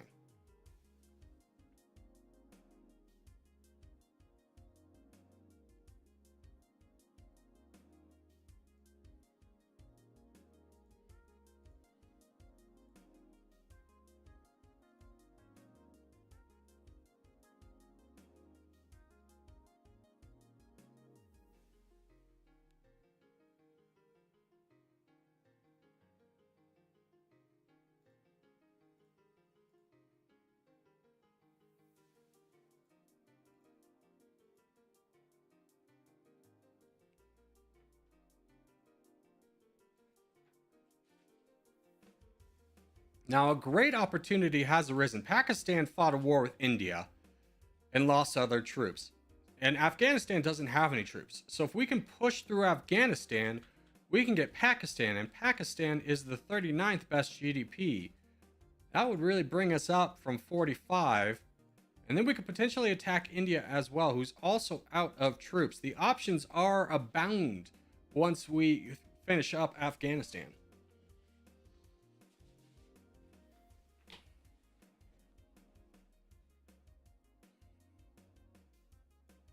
All right, Afghanistan fell rather quickly. Oh no, Pakistan has an army. Never mind. Pakistan is not an option. We currently sit as the 39th best GDP. We have 12 million troops left. I'm going to send them home. And just see what Russia does. If they continue to keep getting aggressive in places, we could fight them down and be front row to all of their great territory right around here. Do you have an alliance with India? No, I have an alliance with China.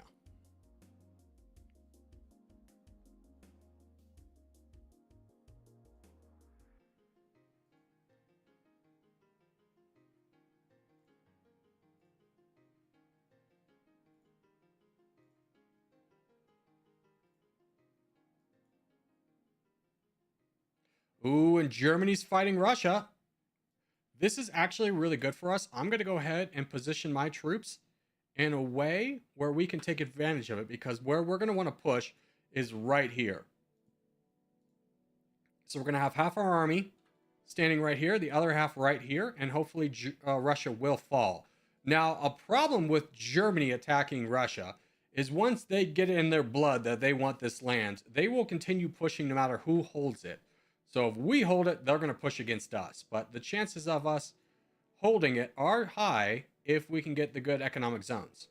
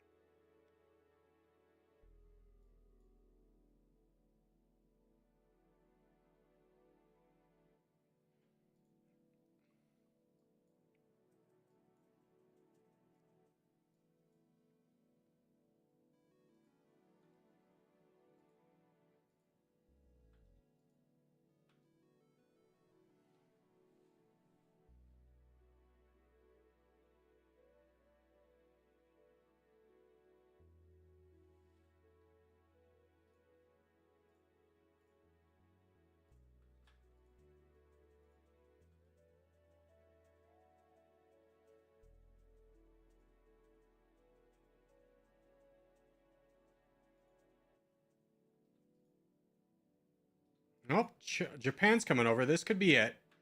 Russia is out of troops. Fantastic. This is our moment. Let's go ahead and start pushing. So let's go to our economic map. see the areas we want. First off, we want to push towards Moscow. So we want to start here and push west. Germany's going to might beat us to it. No, they're fighting Belarus first. Fantastic. That's even better news.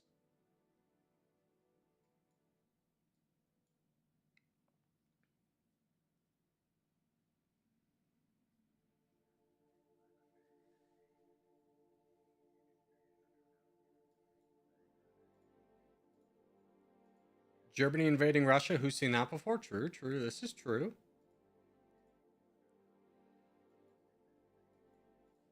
Yeah. I think we're going to miss Moscow. Oh, they stopped right beforehand.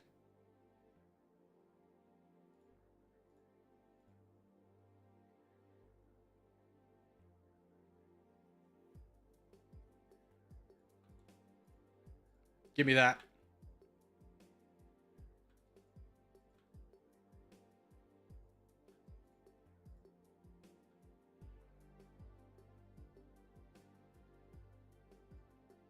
Moldova's declared war on us. That's an awkward one. It's pretty cheap to piece them out, though, so we will. And now just begins the game of stopping Russia's armed militias from spawning.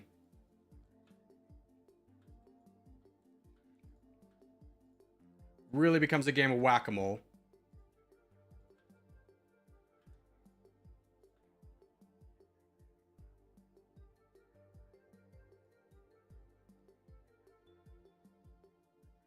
Well, we do have 900,000 in the bank. Let's get a couple units of commandos out there.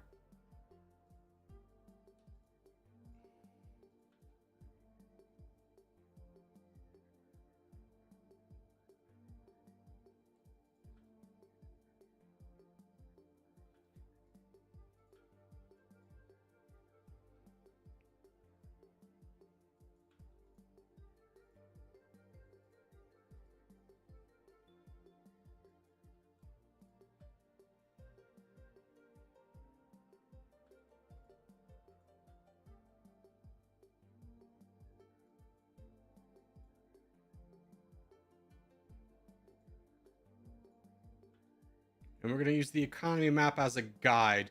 Try and hit all the good areas. Let's go ahead. Stop that guy. We've almost finished down south. Good. That army's defeated. Now come back over here.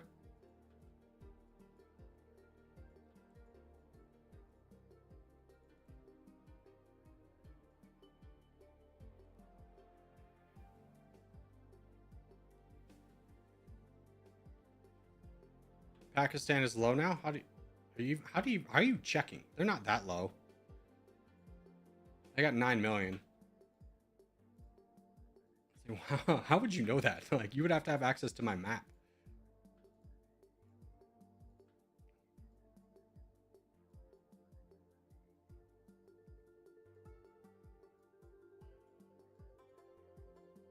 Okay, our army is free in the south. Let's start pushing north.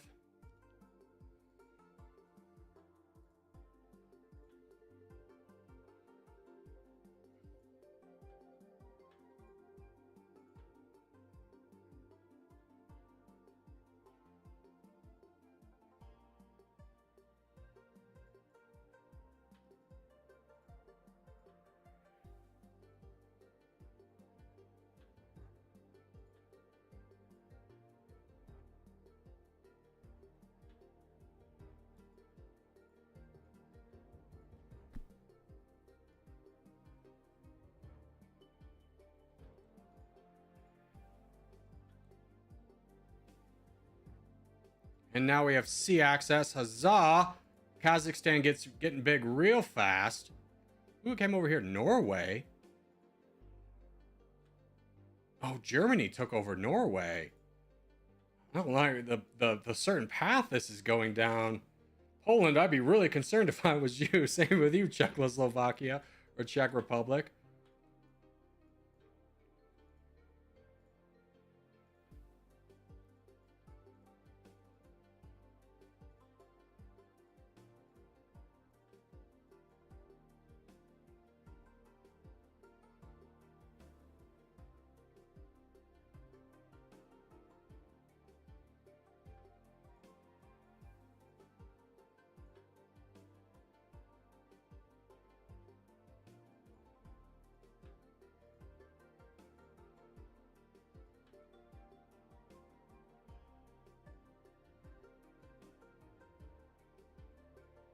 And here's Egypt, of all people, pushing up north. So we need to be a little bit more focused. We would love to capture this region next. So that's going to be my top priority, is pushing to make sure that we grab that. Yeah, because even the Bahamas are over here now. Holy cow. Okay, so back to the economy map. Not diplomacy, economy. This is the area we need. Let's push for that.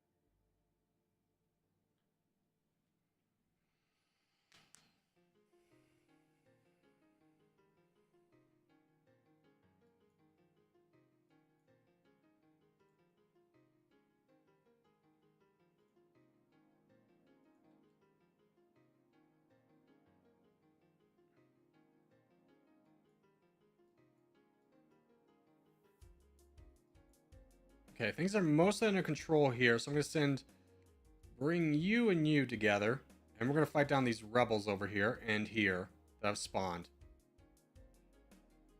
Another continuous game of whack-a-mole, but the longer we let this go on, the worse it is for us.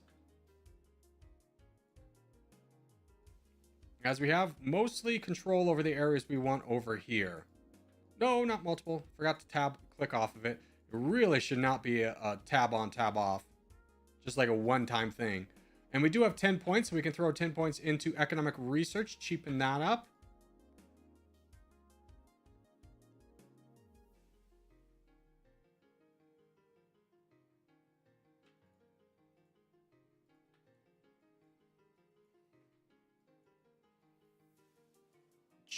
Germany's going into Ukraine. Hold on. Fight down that rebel? Let's get over there and fight Ukraine. There's some good land there.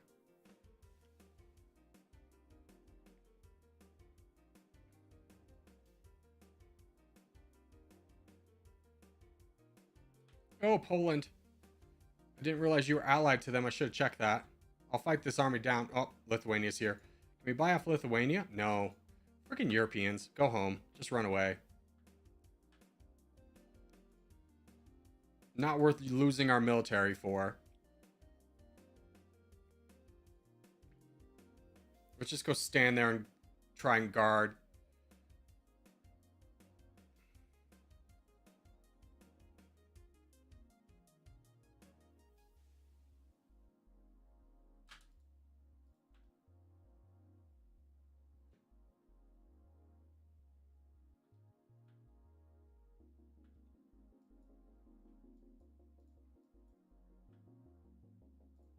So we ended up losing half of this army over here. That's really frustrating.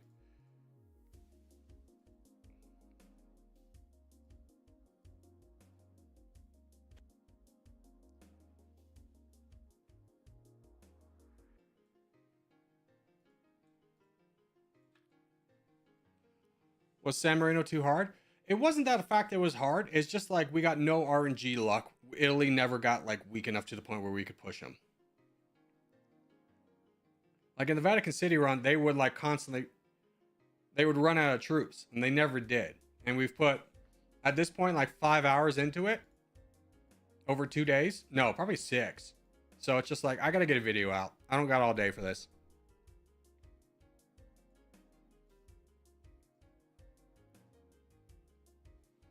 Oh my god, what happened?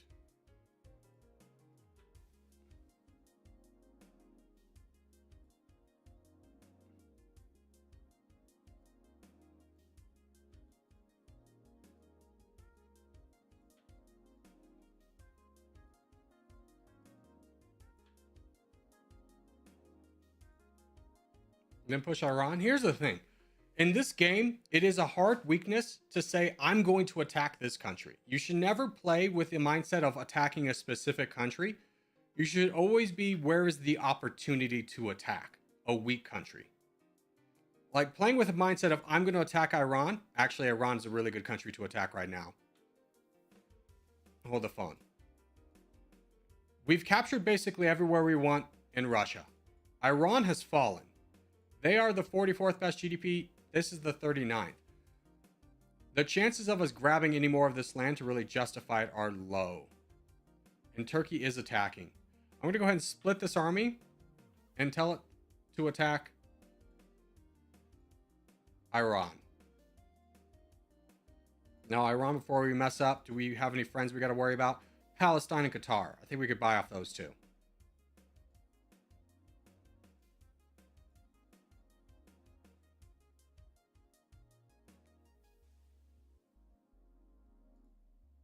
China, we've lost our alliance.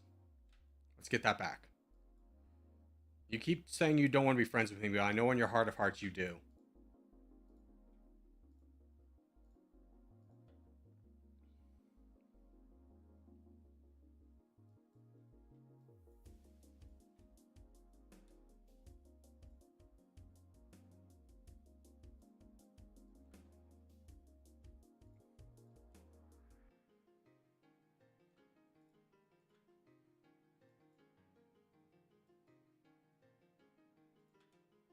Forgot about Qatar.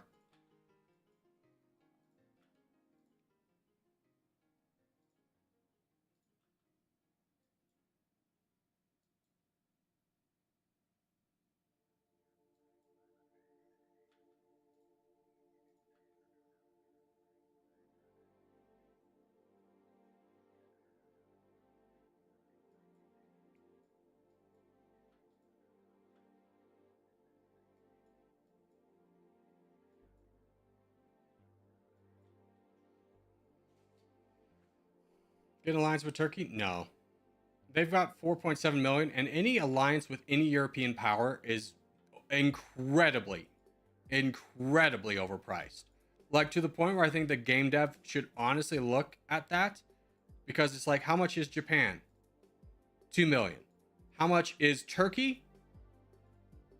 34 million. Troops wise, 4.6 and the 16th best GDP. Japan, the 4th best and the 54th best military power. Actually, Japan might be a good target after this. That's their entire army, you say, huh? Let's forget about Iran. Let's gather the boys and get ready for a war with Japan. 2.8 million. Stop this rebellion. In fact, let's go. We have a way out now. Let's gather everybody over here and our way out. And we'll fight Japan at Tokyo. So we get their army down immediately and can quickly roll through the most valuable parts. We'll get another 940 tanks on the way.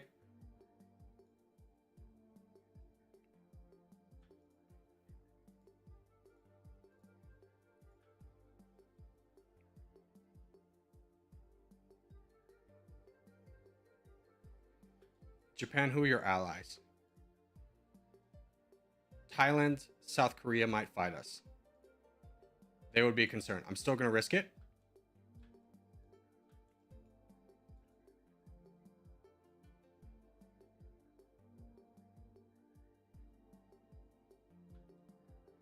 Let's head over. As it stands currently, we are the 11th best GDP. An opportunity to take out the 4th is not one that we should pass up.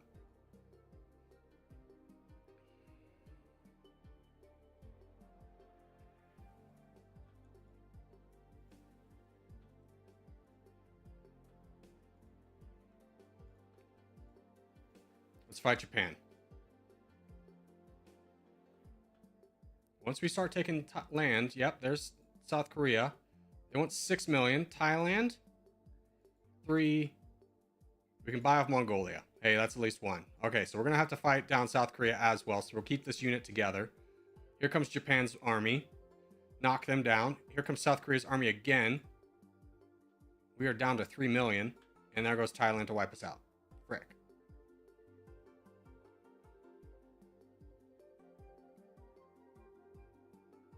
All right, now we got to save and rebuild. China should protect our land there, at least in theory.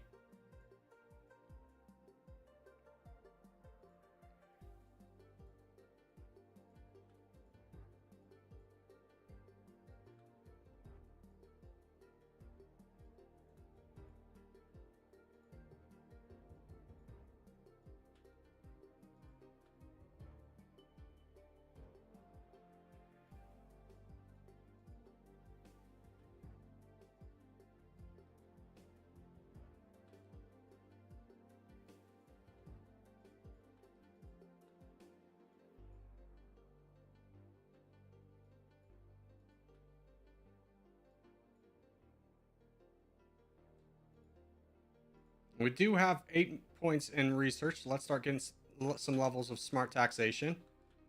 Just build up our economy, and we're just going to keep building up our military.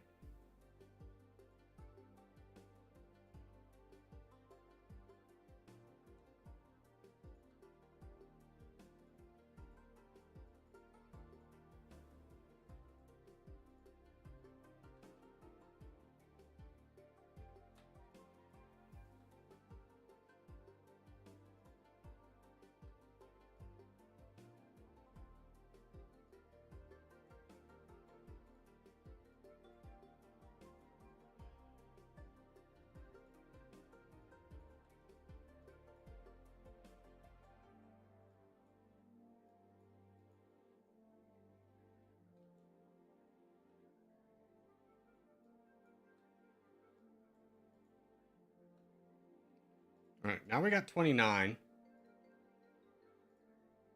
We can get a peace treaty with South Korea. Great. That'll take them out. We had to wait a couple years full speeding this to get it through. Now we got 29 million, though, so we should be able to fight down Japan. They rebuilt. They're at 9 million. Most of it is foot soldiers, though, so I think we have a good shot of taking it down. And we can finish up smart taxation.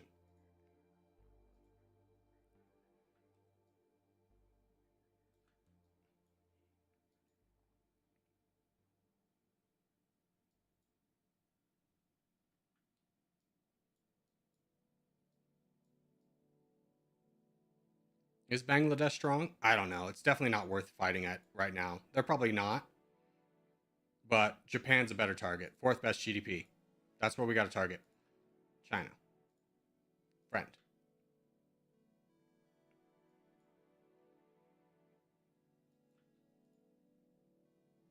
Peace treaty with Thailand. So hopefully at this point, we're only still fighting Japan because we never pieced out with them. Mongolia has declared war on us. Anybody else? Just Mongolia again. Okay, peace treaty with Mongolia. Japan's army looks like it went away. Somebody else fought it. Okay, great. So let's start splitting because I see China's going after them too. Forget about the islands, brother. Grab the actual value. I wish the AI was plugged in to be like attack the nearest valuable land, not go after small islands. Like it is really honed on going after the smallest island first. What happened to San Marino? We couldn't get a start with San Marino. So, had to get a video out. We'll try it again another day.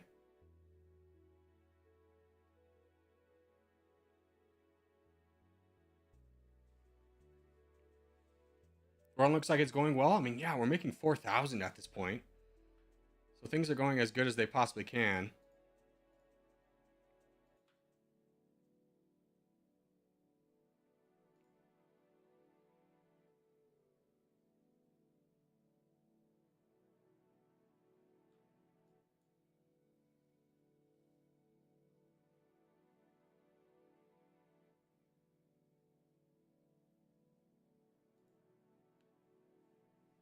Dang, China doesn't have a single tank.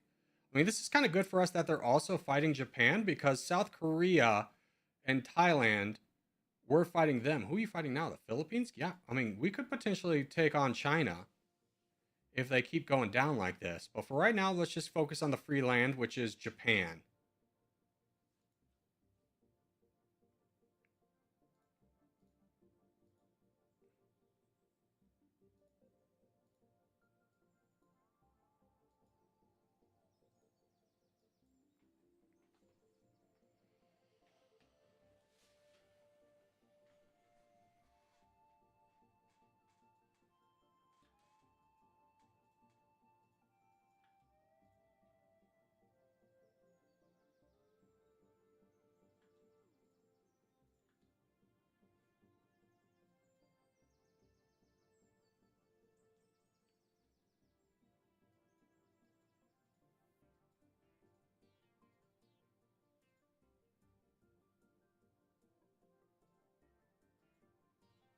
Who's Thailand's friends? Indonesia. They might be expensive. Let's focus down Japan, but Thailand would be a good target because they're really weak themselves. It's just that alliance with Indonesia, and I don't really want to fight Indonesia right now, as they are technically stronger than I am.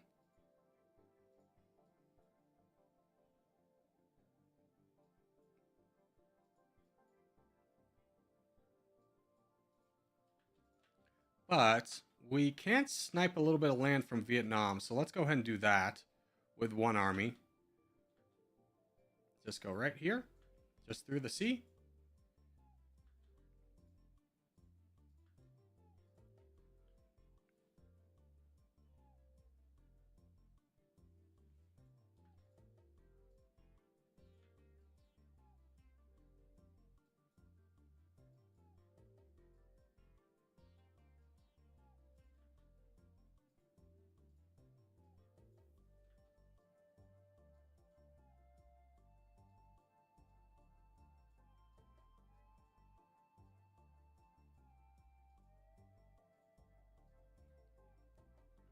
Oh, member for 11 months, 1 month away from being the polar bear. Congratulations.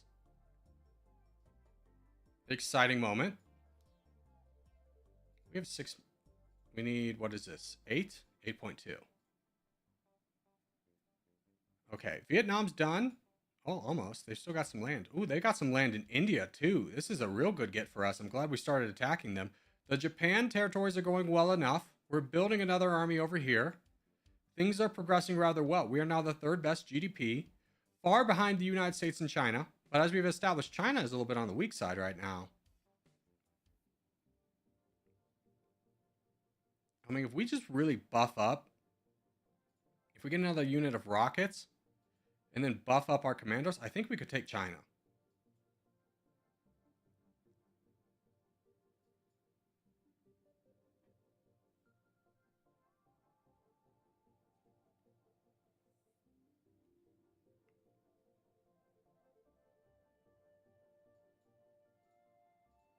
There's still remnants of India available. That is true. But I think our priority needs to be taking on the big fish.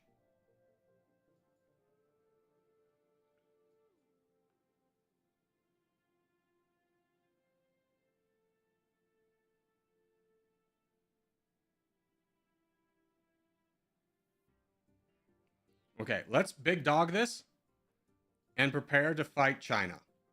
We're going to flip to fascism using our 2734 for blitzkrieg and exploitation respectively.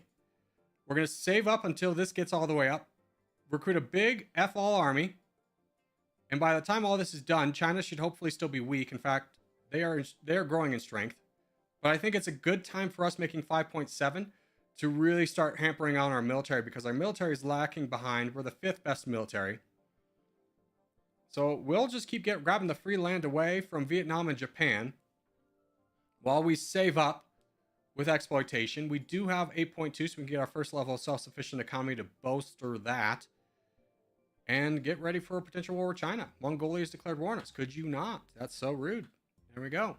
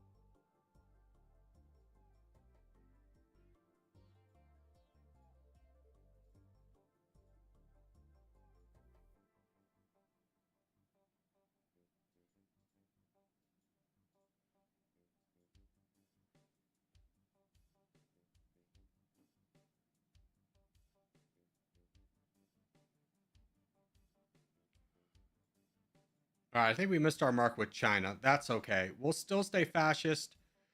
Singapore is a good option for us, but Japan and Vietnam have kept us busy. They were really expansionists in this run, and we have a lot of military right here. Singapore is rather weak. They are just friends with Malaysia at this point. Malaysia, we could fight off, or at least peace treaty with. So let's combine these two armies and fight Singapore down. See if we can peace out with Malaysia here. Yeah, we can. Okay, good. So we don't have to fight them. We get Singapore for free, making 7.8, looking really good. We'll send everybody home. Oh, wait, no. Thailand was weak, right? They are friends with... Are they friends with South Korea? They are. Well, we got 8.2 million in the bank. Is it worth? What are we adding? The 21st best GDP? Let's go for it. Let's see who declares war on us.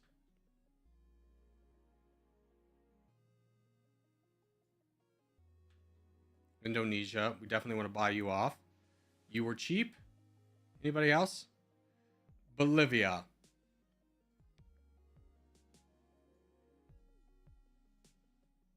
You are also relatively cheap. Okay. Not a bad move on our part. South Korea left us alone. I think our peace treaty with them is still on timer, so we still have that going for us. India is a mess and it makes me happy. India is in a complete mess.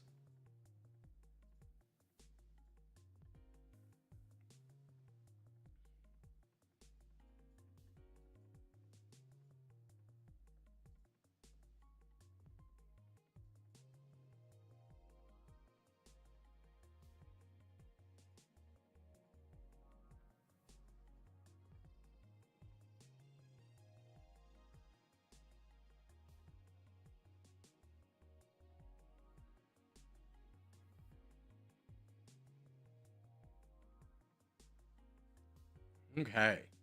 We are done with Thailand. Now, something that's popped up. India's 15th best. They've got only 2 million troops. They would be a pretty good target for us to grab, especially as China's become way too strong. Although a lot of China's military is wrapped up in these gunners, it might still be worth fighting them. Let's wait for fascism or exploitation to finish up, and we'll make a judgment call.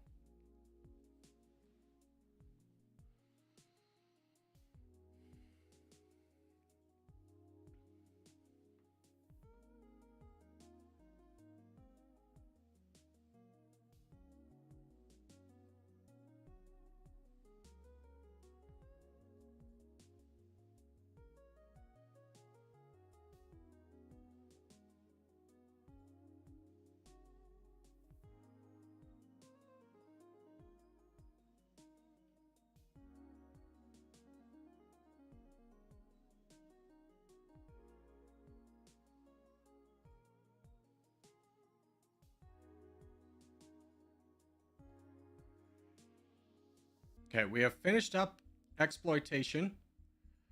Let's get some big armies out there. As much as we can. We're getting about 9,000 tanks and 2,000 rockets. It will be a good start. I'm thinking we're going to go after Pakistan because they will be a good GDP per capita reduction. And then we can fight China potentially after that.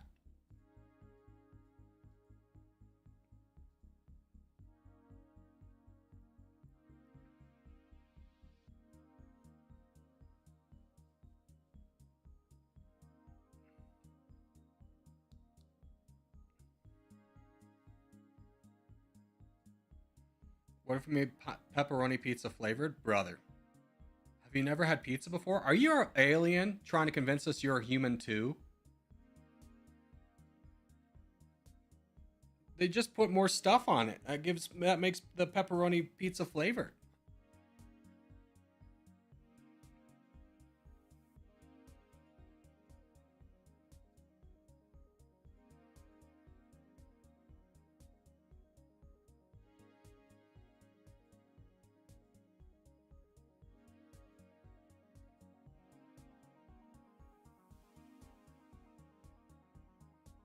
Why aren't you doing San Marino? We couldn't get a start. Like, we spent an hour on it, and at this point, we just needed to kind of move on. So we'll try it another day, but I just unfortunately can't dedicate. I've got to like put out videos, and I got to record other stuff. Not to mention, I honestly just want to play X4. So for the sake of timing, we'll come back to it another day. Mongolia, stop fighting me. It's so annoying. Stop fighting me.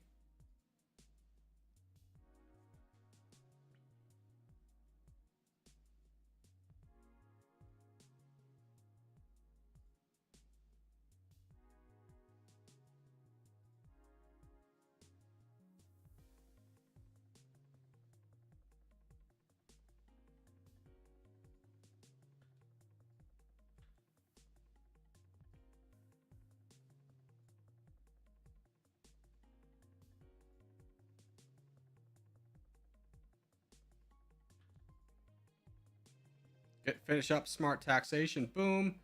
Now we can start working down remittance. And I've kind of put everything on hold for a little bit, just building up the army, taking advantage of the first few years of fascism to give myself something that I think could defeat China. Now, again, China has a lot of military strength, but they're putting it all in gunners, which if we invest in commandos, counters gunners pretty effectively. And with tanks, will give us more defense. So our army will beat theirs. It's just a matter about timing and striking at the right moment.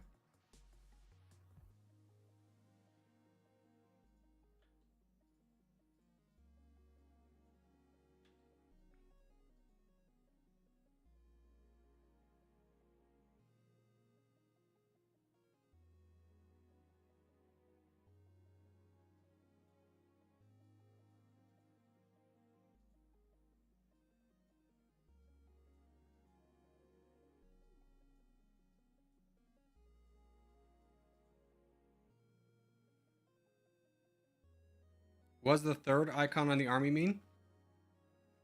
Are you talking about this? Midnight?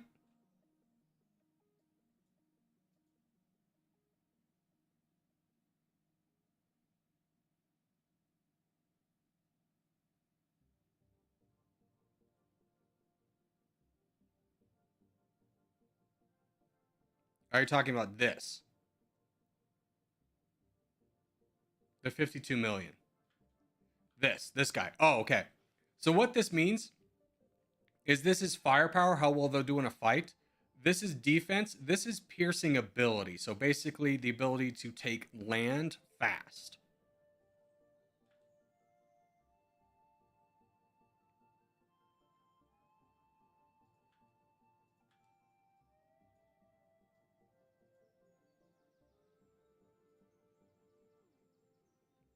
I live in Spain. We're going to the finals. Dude, we had this one guy who was a Spaniard. He was in chat every day. And then he goes, "Hey, I'm going on a date." And then he's like, "It went well." And we haven't heard from him since. So I think he's lost to the girlfriend void. Oh my god, a girlfriend didn't need YouTube no more. Augustin? Yeah, Augustin. I haven't seen him since. All right. We have 91 million. I think we have enough to fight down both because you are just investing in those boys.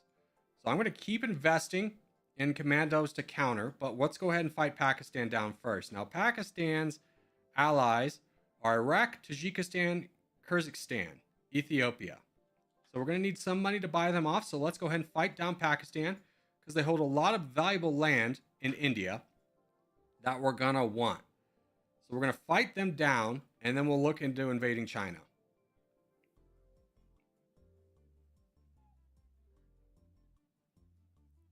His girlfriend made him delete Domination.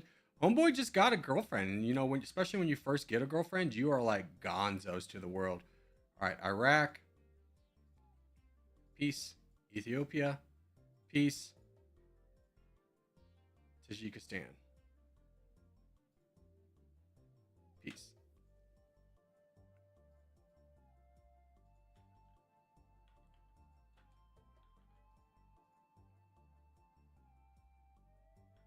And it's not like a wow, he's not here anymore. It's just like a congratulations type thing, you know? Good for him.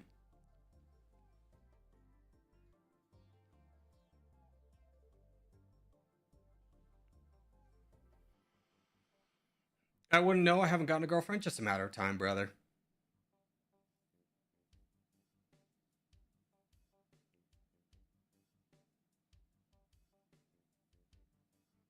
Just don't be racist or misogynistic, and you'll be fine.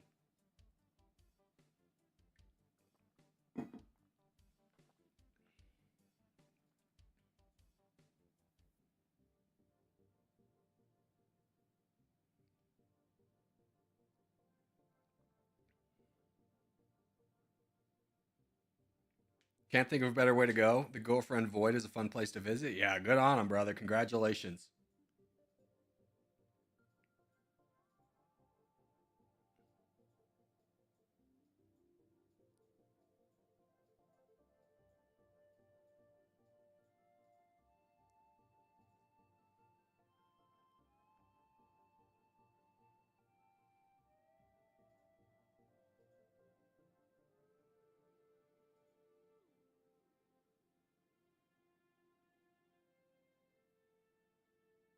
All right, they are done.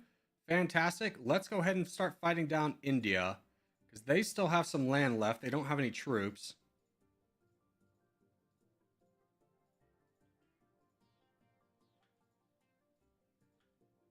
Let's just grab the rest of this little bit of free land for ourselves.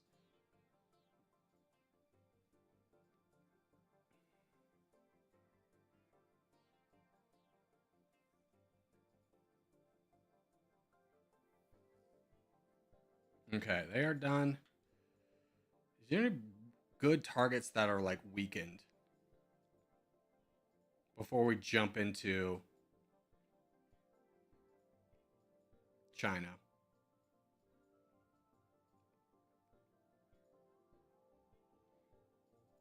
Brazil is incredibly weak. The sixth best GDP.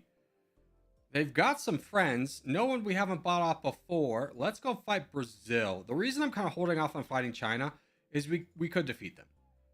Or we could just wait for them to be weakened. Since we are fascist, people will turn on us at any kind of sign of weakness. Let's get another level of remittance.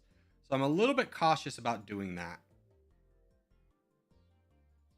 I'm still building an army to do it. I am a little bit cautious about it.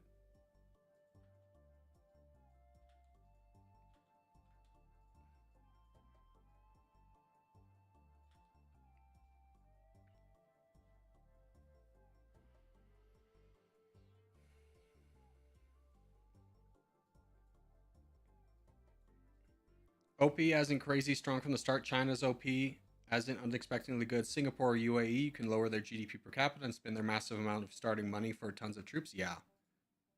This is true. All right. Brazil, you got up to 4.2. Still not enough to deter me. Let's fight Brazil, buy off their allies, and continue spending money on a military. In fact, here comes the military. Down it goes. All right, let's see who's all declared war on us. Portugal, South Korea. I don't know if we'll be able to buy off Portugal because they're European. They're actually incredibly cheap. Wow, that's great news. South Korea, also pretty cheap. Great. Now we can just split and grab everything.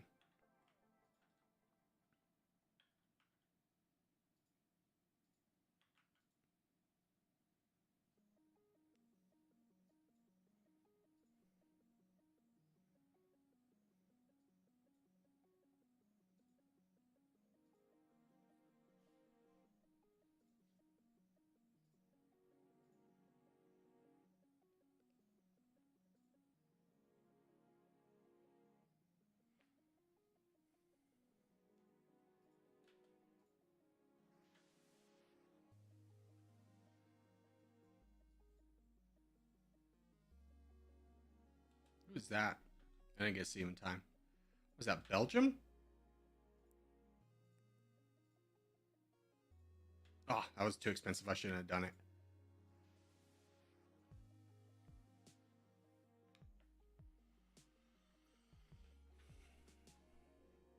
Luxembourg blew out there, but they're landlocked. Yeah, I mean, Luxembourg's a pretty easy one.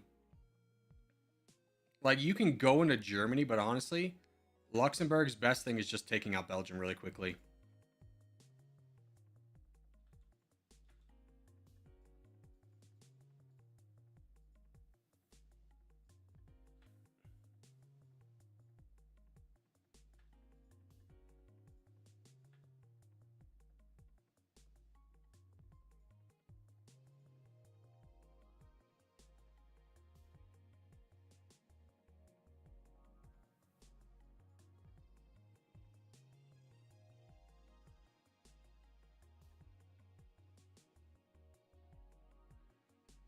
What's up, Super Norby?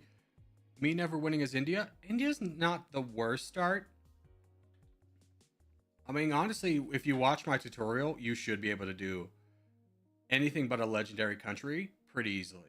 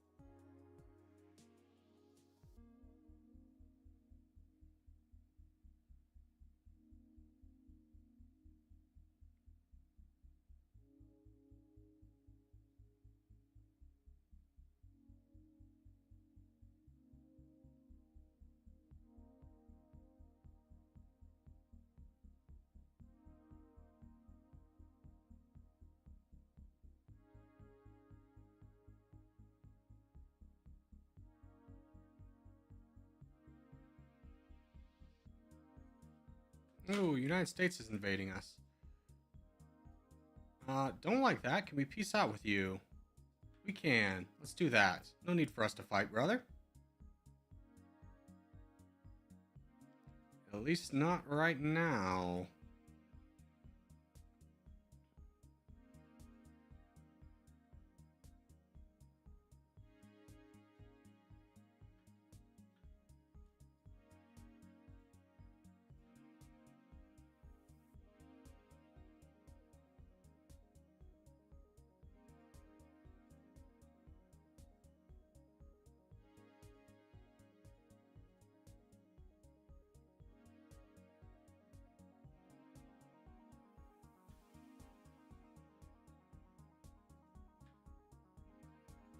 All right, 51 million. Buy me some tanks.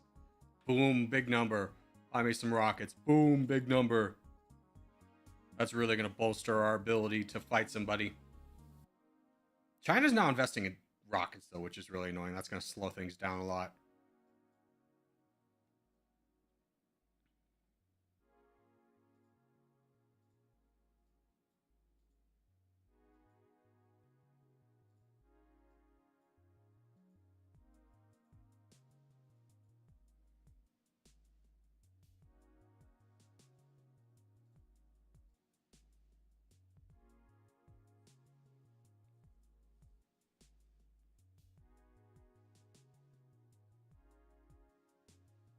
All right, Russia. Brazil still has land, you say? Rick.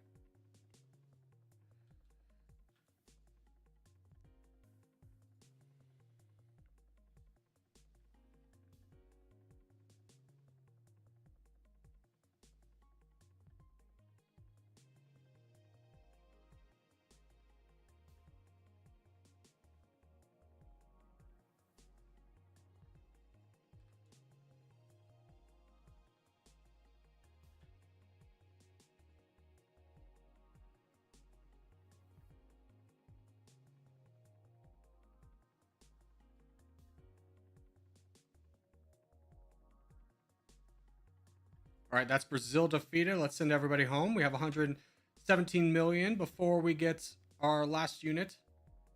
So things are looking pretty good. We got 32 million in the bank. We can also get another level remittance. Almost done with that. And as soon as this guy's done, we're going to put another big order in for tanks and rockets. And just keep cruising and wait for an opportunity. We might still keep picking on small fish. And the only reason is China's investing heavily in rockets, which is going to be a big concern. We'd love to see them fight somebody else down first. Saudi Arabia Who are you getting fought by? Belgium? Go Belgium.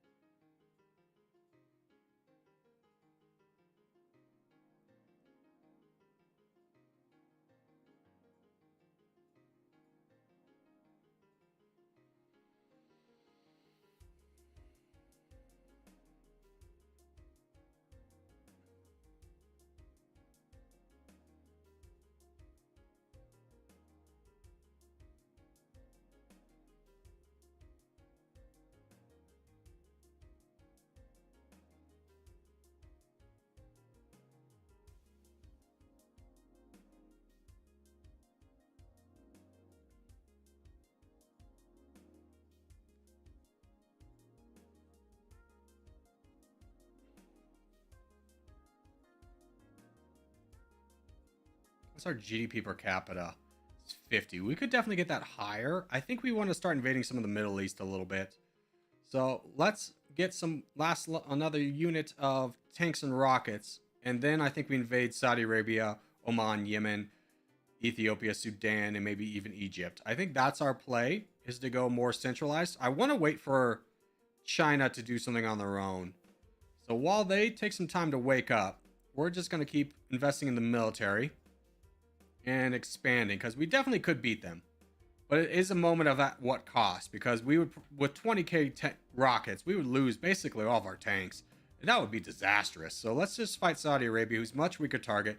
7.8 million, 14th best GDP, a worthy opponent for sure, while we just keep building up our military.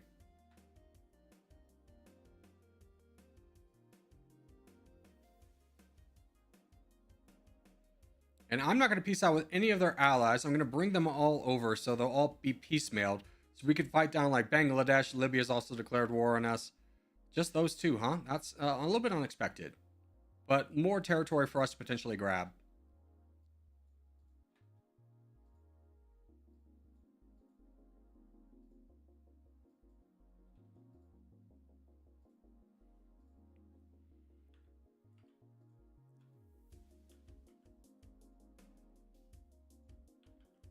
France declaring war on us, though, is not one that we want to contend with, so we'll go ahead and buy them off.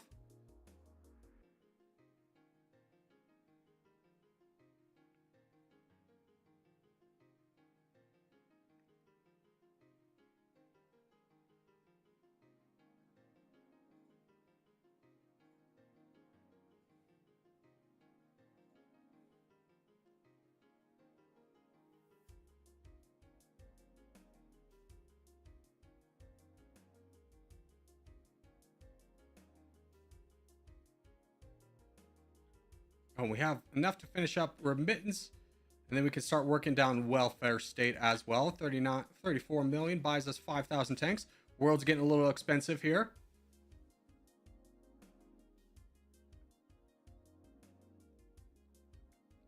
All right, but Saudi Arabia has been defeated. So now let's focus on splitting and grabbing some more land. Bangladesh should be weakened. That indeed they are. Let's fight Bangladesh down with 2 units. In fact, I'm going to draw a line because I'm a little bit concerned China's going to get mad. Let's take these 2 units over here.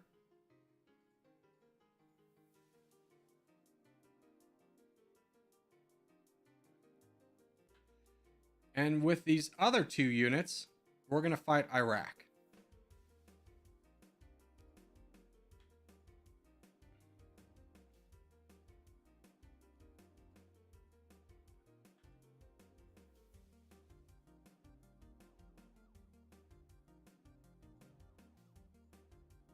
Egypt, I don't want to fight you yet. UAE, I'll fight. A lot of people are mad at us. In fact, let's just keep this 3rd army over here to help fight in Iraq. And we're just going to fight down everyone's army, anyone who opposes us. Kuwait will be a good target too. And just keep knocking everybody down. What are we at over here? We need rockets. Okay. Big rocket order.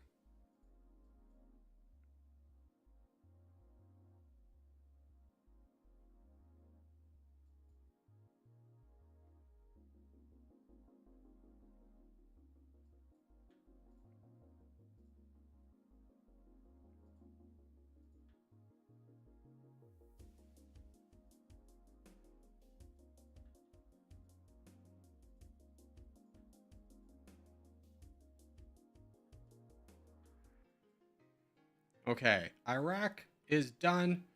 Let's take you three and have you fight Kuwait.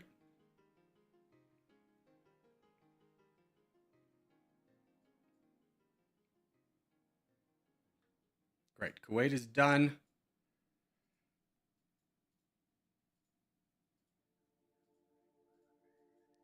UAE should be another good target. Knock them down.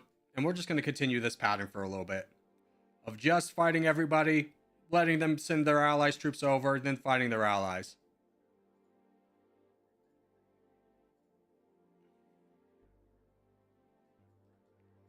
And this army's ready. Let's send them to the front. We'll have them fight Oman. And rebuild again. And we should almost be ready. Yeah. Okay, they are done. Great. Let's fight you. Bangladesh is done. Let's bring you guys back over and have you finish up Saudi Arabia. Brother, please, just fight them there.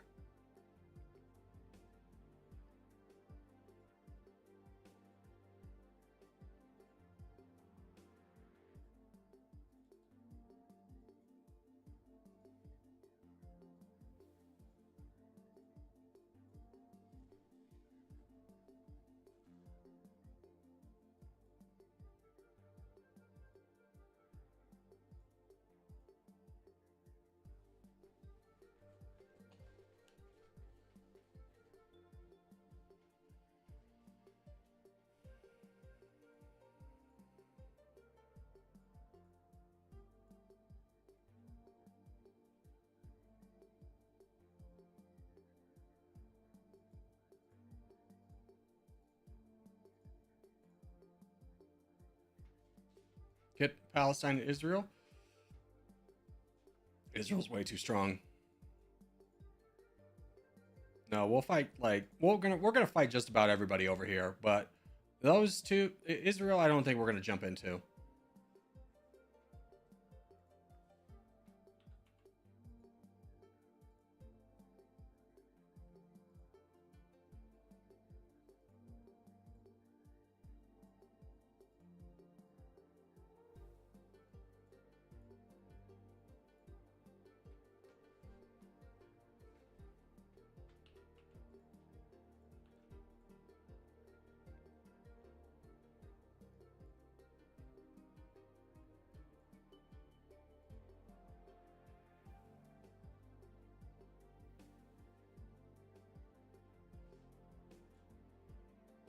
All right. Let's go on to Somaliland or Somalia with you two, and then you two fight Sudan.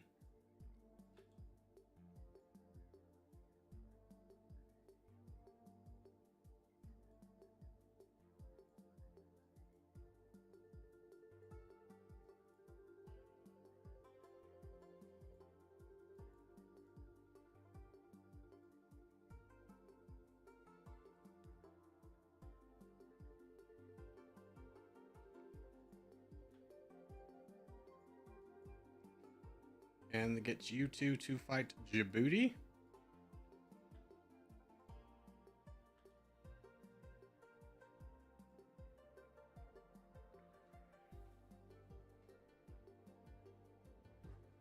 And help out with Sudan. Kind of the play we're doing. We're just kind of attacking everybody. Ethiopia is definitely on my hit list. So is Libya, Algeria. Grabbing some African territories. But we do have enough to get a welfare state, raise the population. I'm pretty sure we're far off from any kind of world record pace at this point, just because we didn't attack China at the opportune moment. And USA and China are very slow to pull the trigger on anything. Let's see. No troops. 2.5. Great. Let's start leading the charge over here into Libya. And you attack the DRC.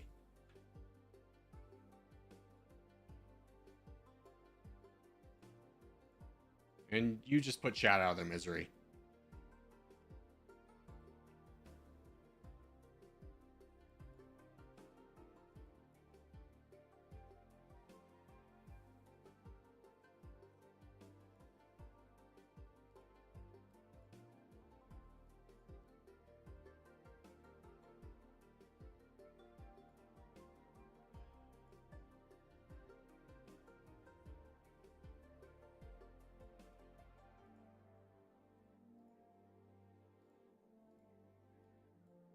Big unit of tanks.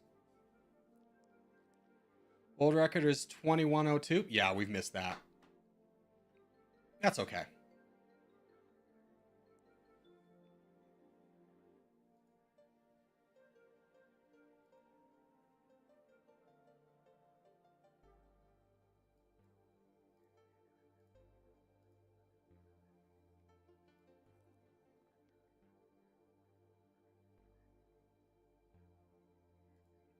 We'll just style on them.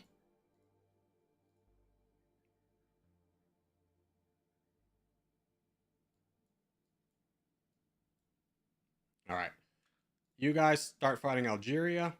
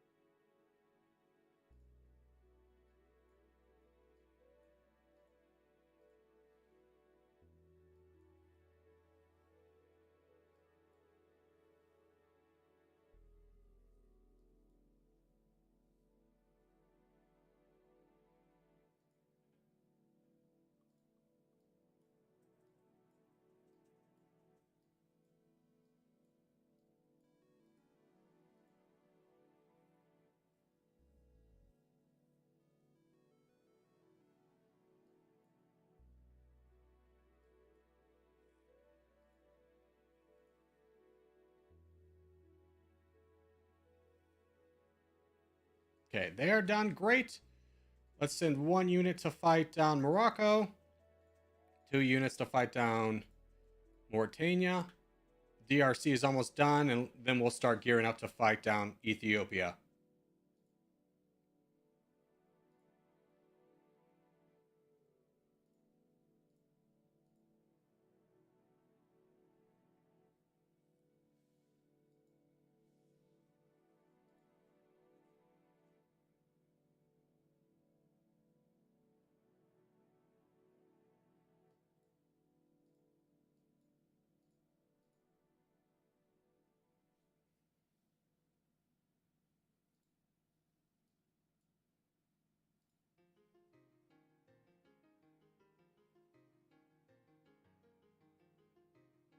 How did Canada get that? They weren't even attacking.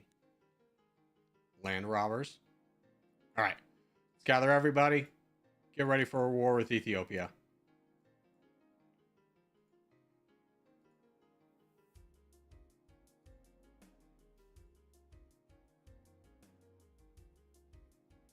This man destroyed the Arab League? Yeah, that was kind of the hope.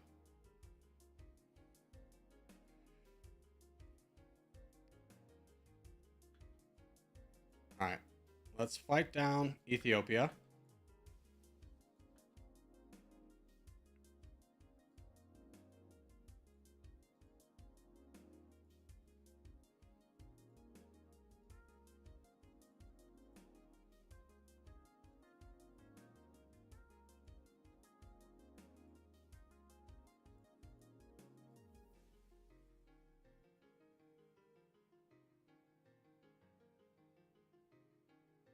Ooh, Egypt's fighting the United States. That bodes well for us because I would love to invade Egypt. Let's get some troops over there. United States is strong, right? 93 million.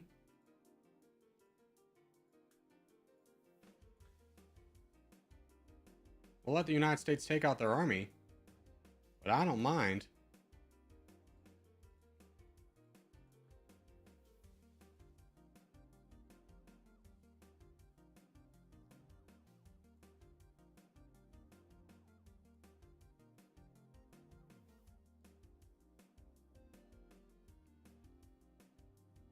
All right, Egypt's weak enough. Let's go ahead and start fighting them.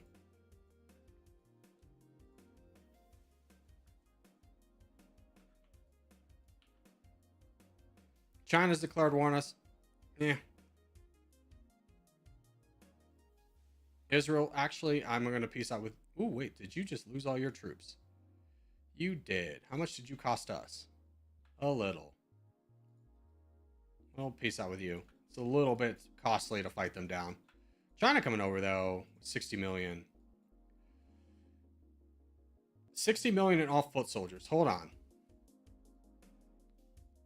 Let's get everybody together. Come on, China. Fight me. Yes. Making them lose 60 million in foot soldiers really helps us out.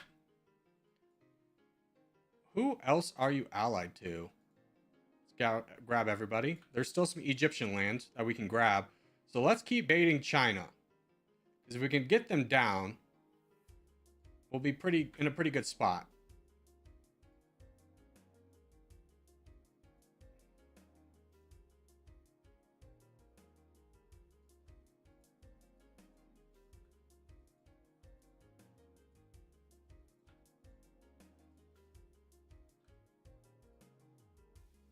Oh, here's another China army. Big 10K rockets immediately melted. China's down to 60 million. Keep coming, China. Keep getting piecemealed.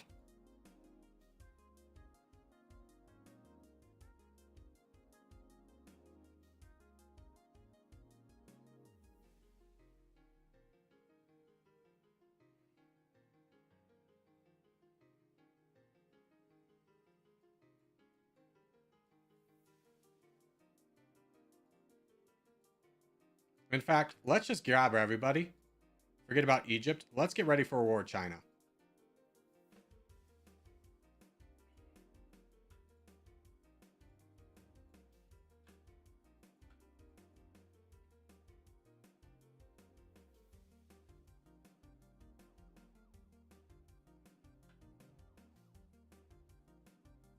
We're going to talk about Germany and Gulf France. I know, they're a little scary.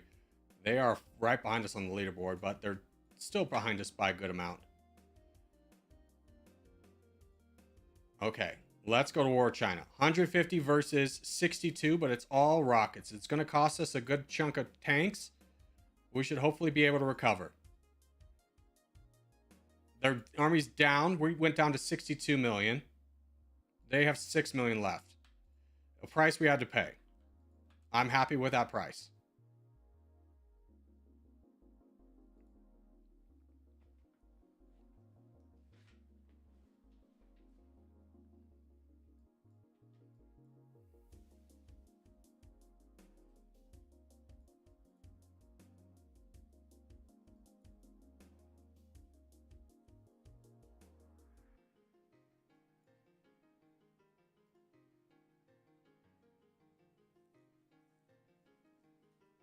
The army's just languishing in the mountains over here.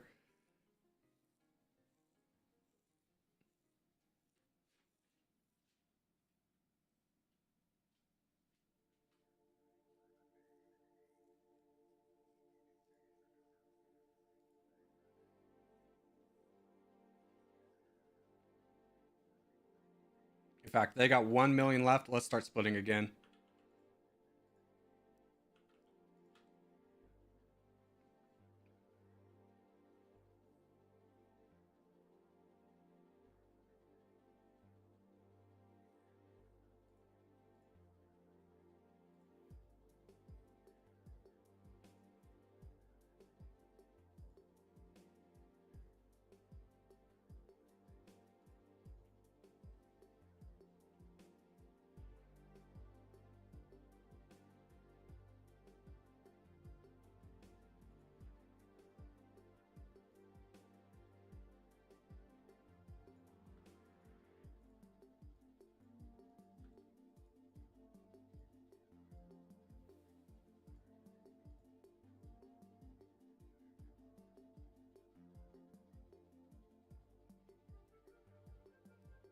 China crumbled so fast? Well, their entire military was rockets. So once we defeated their armed forces, their commandos do pretty well against rockets that are commandos and tanks do pretty well against rockets that are not defended. So we were able to destroy them pretty quickly.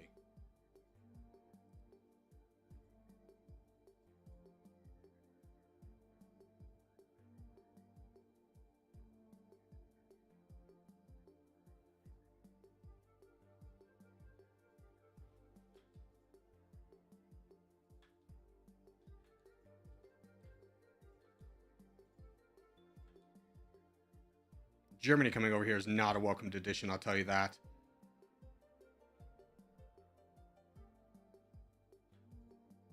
Let's work to cut them off.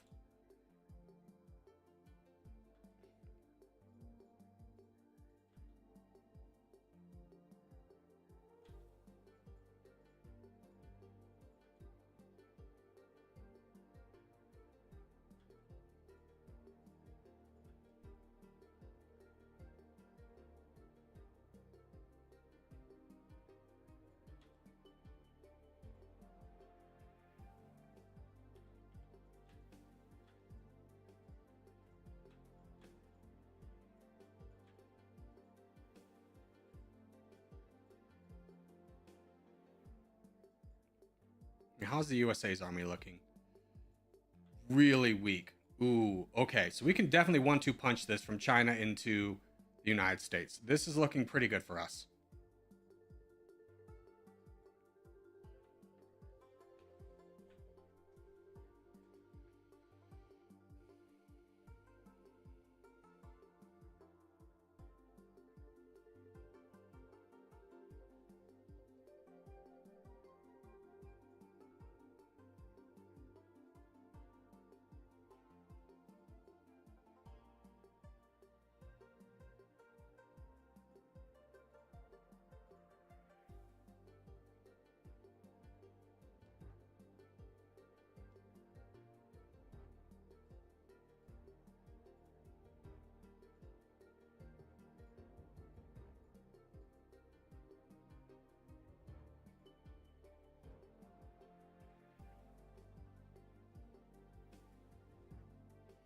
After China, USA, then win? Yeah.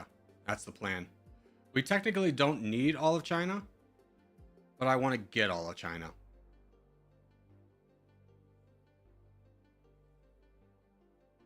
Just so I don't have to worry about accidentally strengthening anybody else from them taking that land. That would then turn on us at the end game.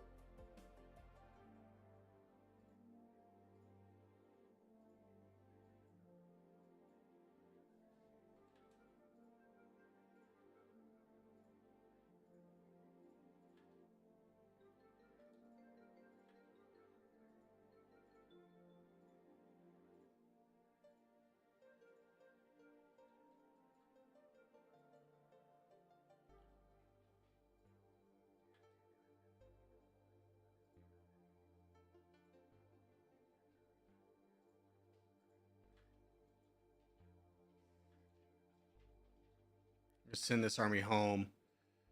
I want to combine it with this one and then more efficiently split. We've lost some good amount of troops fighting China.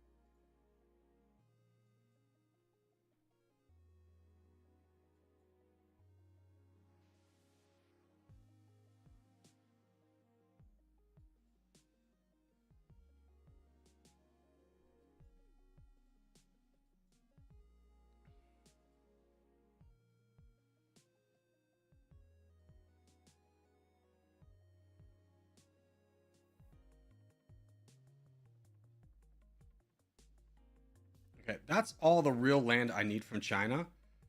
You want 137 million. Oh, frick. We'll just keep beating him down.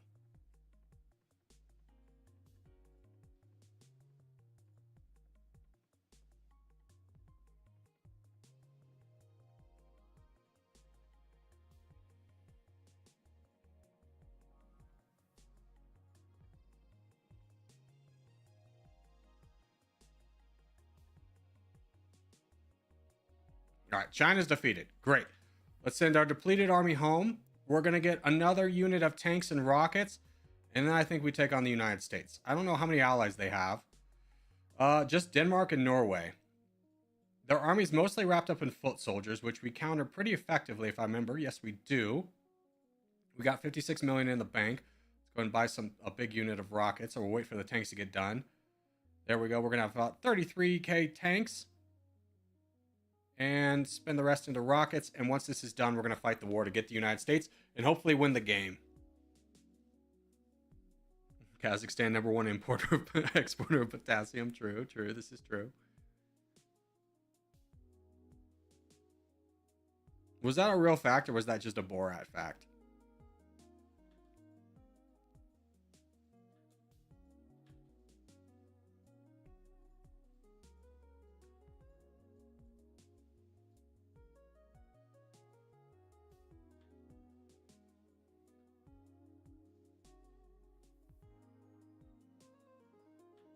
All right, 109 million. Let's fight the United States. Now, we know the United States doesn't typically have the entirety of their army at home. It looks like this time they do. Ooh. No, they had only 20 million. It was a big army, though. Denmark's declared war on us. That's the only one. Let's try and buy them off so we don't have to worry about their troops meddling in business. No, they want a G. Typical European response there. How much military do you have? Still 29, so let's keep everybody together for right now.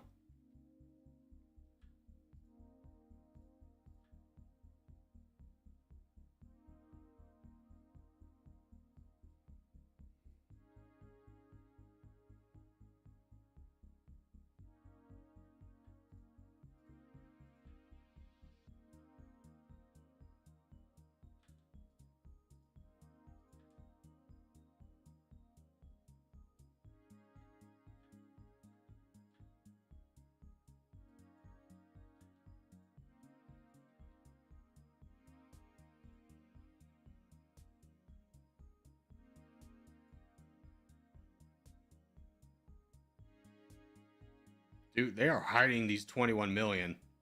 They do not want to send them. Oh, are they coming? No, they still got 20. They said they're invading my territory. Are they just fighting me elsewhere? They're fighting me down here, friggin' mongrels. I mean, take it. It's just Brazil. I'm taking Florida and friggin' everywhere else. Great Britain declared war on me, though. Can I buy you off? 37 million, a little expensive, but I can.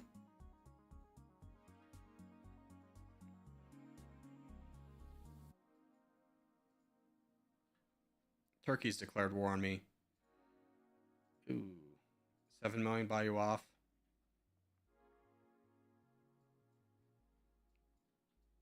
Okay, I don't see their arm anymore, so I think they're coming.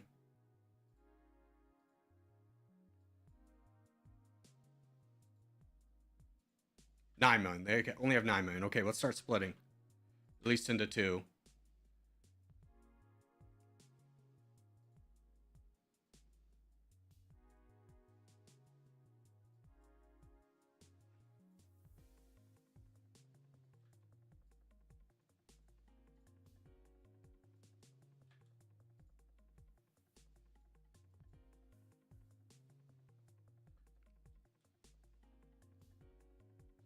Okay, third army's ready. Let's deploy them to the United States as well. United States proper.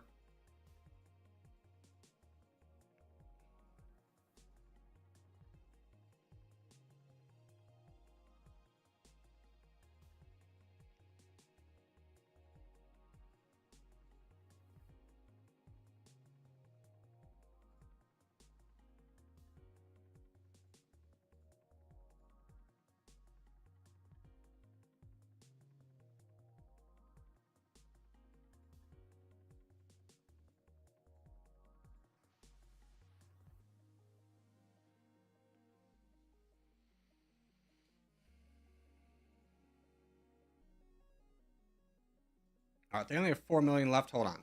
Let's gather everybody right here. Let's split and end the game.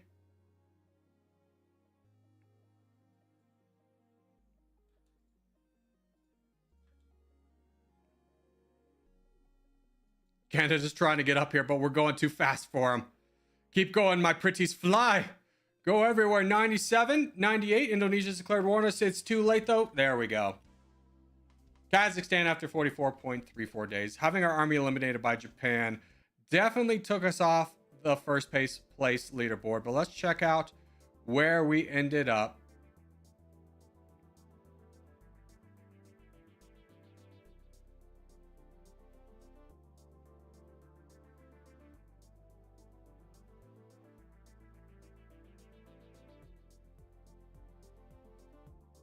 I think I passed it. Hold on.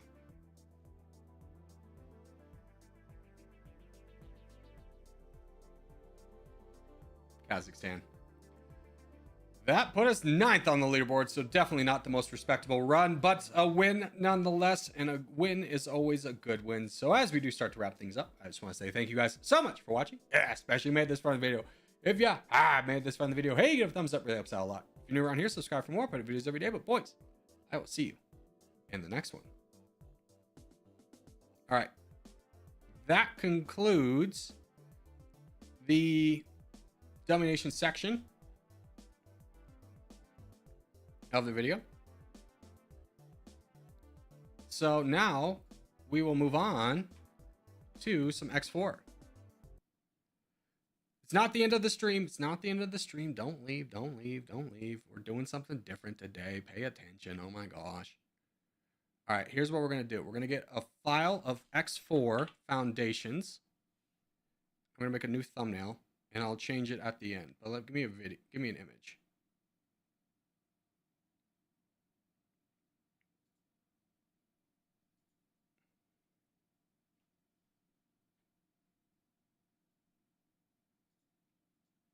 I think this is a good one. This is the one that everybody uses. I like this one. Open image in new tab. Just going to... Oh, it's so small. Hold on. Give me... What? No. I want like a large one.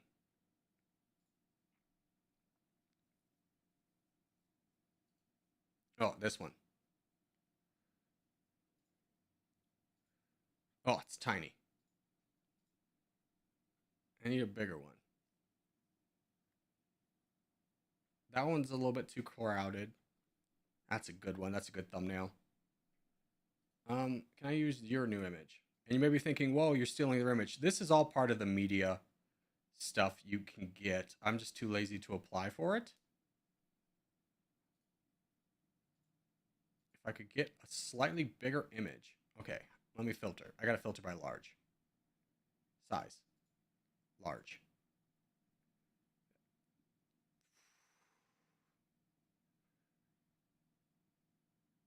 Can I, there we go. That's good.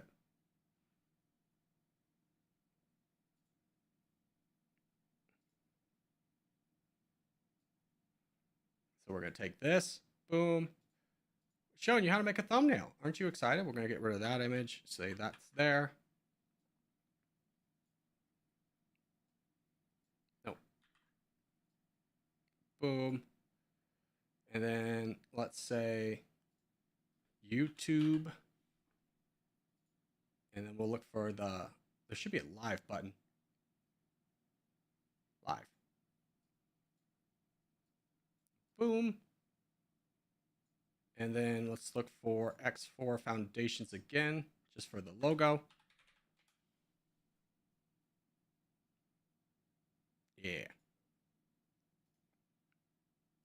Copy. Paste.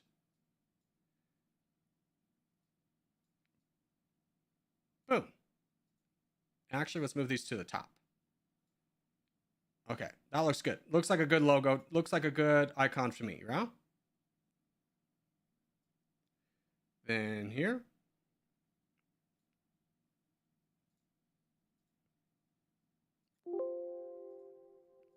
And then let's change this to be just X4 foundations for right now.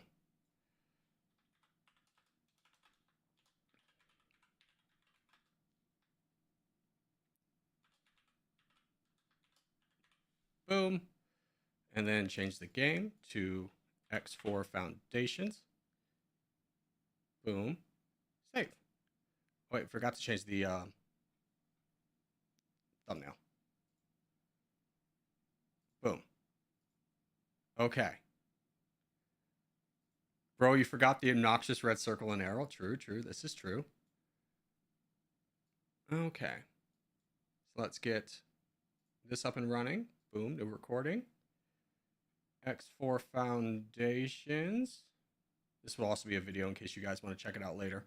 I think I'll put this on the second channel though. This will probably pop up on the sideshow, which I'll link in the description.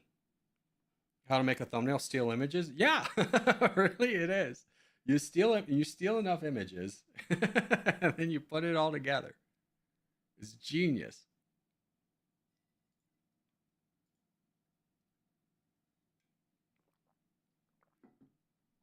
And I need to change this to borderless window.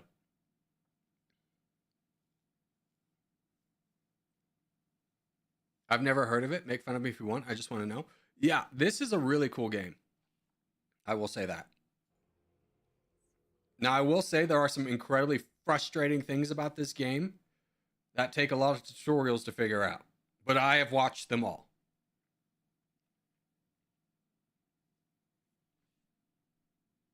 I'm just going to put myself somewhere. No, it's too hot. I probably should put myself somewhere. Hold on. There we go. Back to lighting. The lights go back on.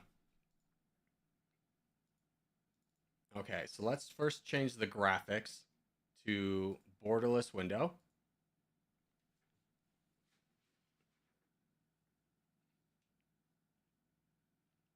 And I'm aware there's no sound right now.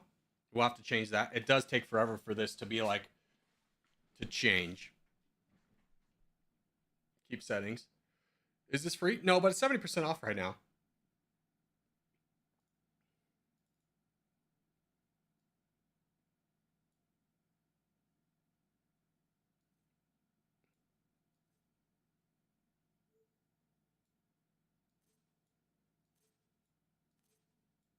Okay.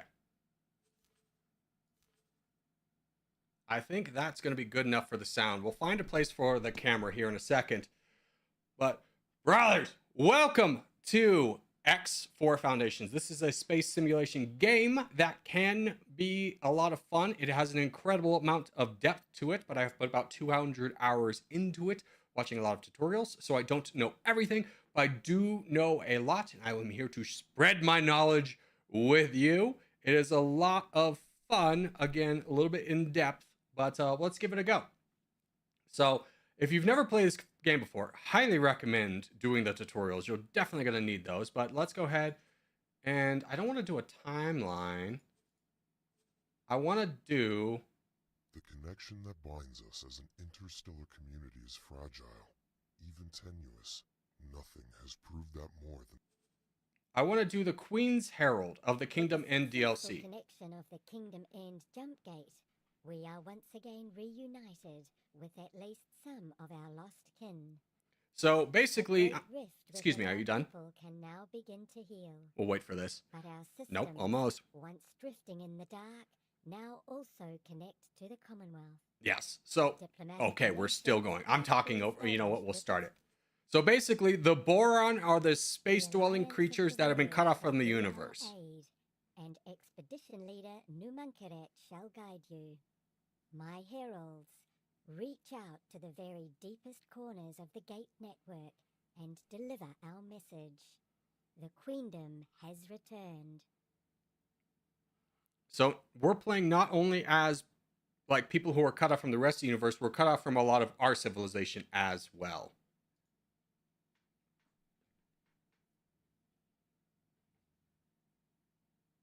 Beautiful saying right there. Yoda, very smart man.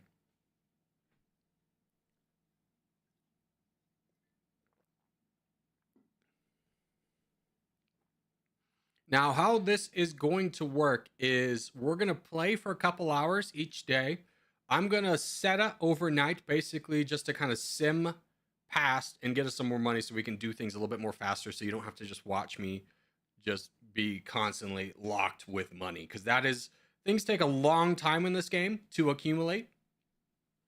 I built basically an in-game mining base, and it, makes me a couple million an hour. Yes, I have already learned how to do stuff. Hello? Hello. These are people I can hire, but am I supposed to have a ship? There we go. Announcement for the heralds. Her Majesty Queen Polyphides will now see you. There we go. Go to the throne room. I make a noise every time I move. Oh, because I'm hovering. I get it. I was trying to figure out what that noise was. Excuse me, I'm going to the throne room. I'm very important. You wouldn't understand. Also, I know I'm blocking a lot of important information, so we'll try and find a place for the camera. We'll move myself up top right for right now and just kind of see how that goes. Sound like a hovercraft right now. By the grace of Her Majesty Queen Polyphides of the Queendom of Boron, you have been granted an audience. I'm an important man. May I announce our honored guest, Newman Karat, representative of the Alliance of the Word. The Queen's Heralds, Palamo, Kulumi, and Fomofi. I present Her Majesty Queen Polyphides. I welcome you, honored representative Numankaret, and of course, my pioneering heralds. The task entrusted to you My is engine's no still going less off. than the reintegration of the Queendom into its place within the galactic community.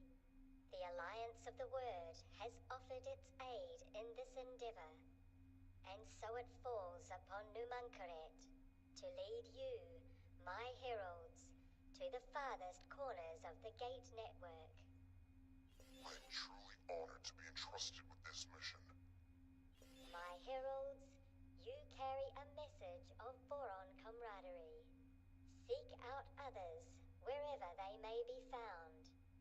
Seek friendship and understanding. Lower question, if they speak English, are they originally colonized by the British? All we have in this endless universe is each other. We do have each other. Be not You are right. discouraged if you face harsh words or cynicism. Be understanding, for Boron kindness has been absent from their lives for so long. We are very kind. A beneficial ripple throughout I won't be, known but our race existence. is. May starlight guide you in your duties, and on completion of your mission, we bestow upon Ooh. you the gift of these ships. I get a ship. May they bring you fulfillment and accomplishment in your voyages thereafter. We bid you farewell, brave heralds, and wish safe travels upon you. So we have been cut off, but we just established contact through like the gates. Our honored guests, you are invited to hold Thank you. your inaugural mission briefing at the designated Is she an aquarium? I think so, yeah. Please follow me. Okay. We must indeed proceed. Newman with the Crackett. briefing. To the briefing room, quickly! Let me just move on my Roomba. Oh man, whoever installed the Roomba effect did not take into account how annoying it's going to be. It's just like a white noise in the background. Excuse me, I'm going to the briefing room. Hello? Hello, I'm in the briefing room. I am in the briefing room. Oh, I think here he comes. You can hear him coming through the door. Sorry, I probably should have held the elevator for you, huh? Before we commence with business matters, may I say that it is a great honor to work with you heralds on your royal mission. Thank you. My part is to provide you with the necessary information for your mission manager, and to monitor your progress. Other than that, I will contact you should the need arise. Please make yourself familiar with your mission manager by activating the training mission we have prepared. Excellent. A tutorial within a tutorial. Activate the mission. Okay, so we just need to go here. Shift M to pull up the mission. Open briefing. Debriefing. Activate the food delivery mission. Excuse me. Oh, there we go. Set to active.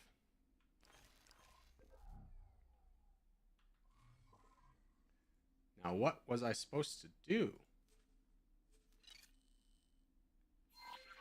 There we go. Very well. Each one of the DLCs has a slightly different tutorial of how you start. Choose from. Well, it is your duty to complete all missions. The order in which you pursue them is a matter for your own discretion. You are now ready to embark upon your voyage. Excellent. Give me a ship. As mentioned, I will update your mission manager and contact you should the need arise. I will never talk to this man again. You will be left to your own devices. See it through thoroughly to completion, and you will be the pride of the queendom. Renowned friend, which assignment did you receive? I'm delivering A food. boron scientist? Yes. Surely they have a convenient supply. Ooh, of I think this will unlock secured. spoilers, but I get a starbase. I am afraid you may have drawn the short straw. A mere courier assignment. So you think, I am nerd. responsible for establishing a defense treaty with the Argon Federation. I wish you the best of luck. Farewell, dear friend. Is this an indie game? I mean, it's not made. It's made by Egosoft, which is like a German company. I don't know how big they are though. They are pretty known for potentially biting off more than they can chew. Like the release of this game was not popular. It was very buggy. Hello. Oh, I get a big ship right away. Usually you just get a little baby scout. Heck yeah, brother. Excuse me. Sure. Is this an elevator? It is an elevator! Dude, I'm in style. Take me up.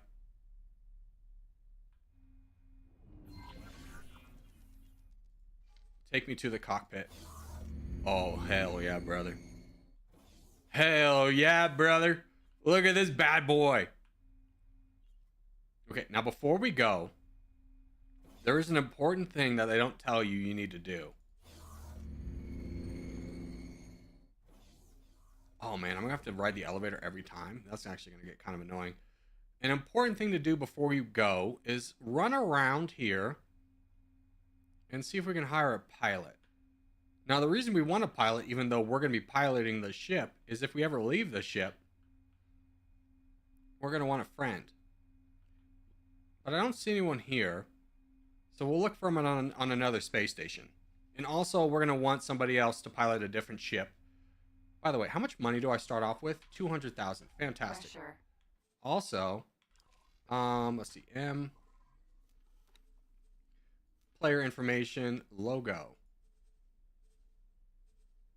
I should upload my own logo, but for right now, let's change our logo. First off, love that. That's fantastic. There we go. Fresher. Oh wait, hold on. One more thing. Sure. Very important. What's our organization name? Space Corgis. There we go. Fantastic. It is of the utmost urgency that this modest Bowfood delivery arrives at my facility. I have marked a Bowfood chemical lab station which sells Bowfood.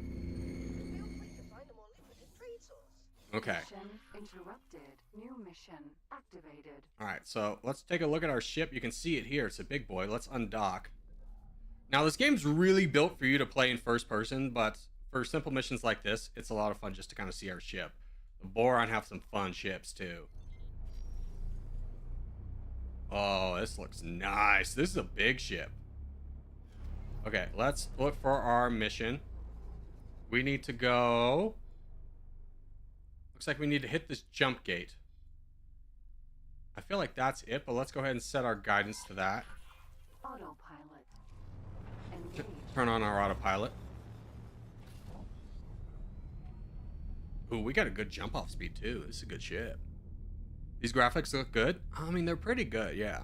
Some things are a little jank, but at the same time, if this game, with how deep it is, had like the graphical requirements of,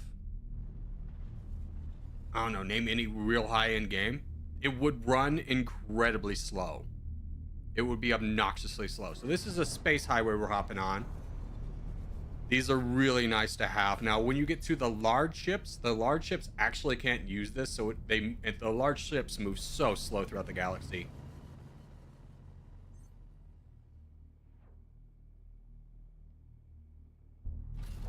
Now, while we're flying, what is the ship I have? A flying fish. Let's take a look at what the flying fish is. It's a gunboat. Okay, so this is a medium-sized ship. We've got one big gun, thrusters, nothing too special. We've got 2 shields. That's our weapon. Oh, I was looking at the engine. We've got 8 turrets. That's really nice. And not a lot of good software.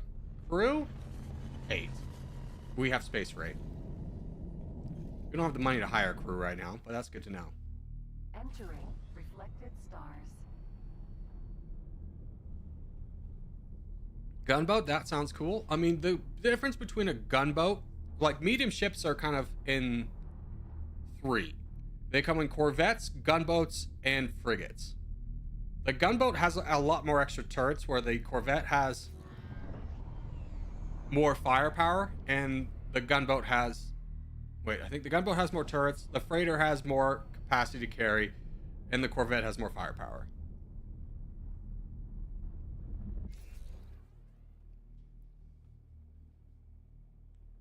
Now, the boron space is pretty empty of everything, but when we get to, like, the other sectors, there'll be a lot more traffic and stuff. You can see some people are popping up.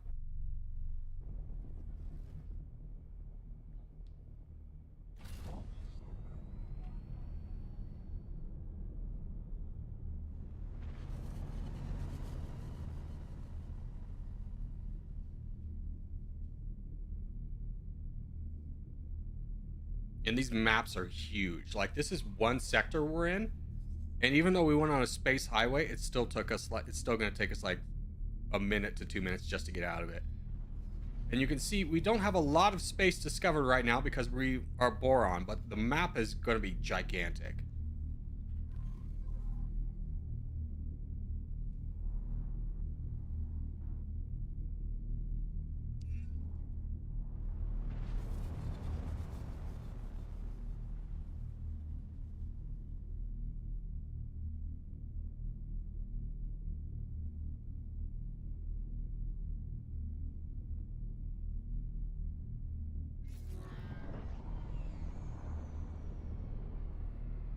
Oh, excuse me. We're gonna miss the... Oh, I'm gonna miss the gate. Oh, I gotta take in the manual. How embarrassing. I should have realized that we needed to do that. So now we're not moving at warp speed. Excuse me. Just gotta get up to speed a little bit. Almost there. Just keep turning.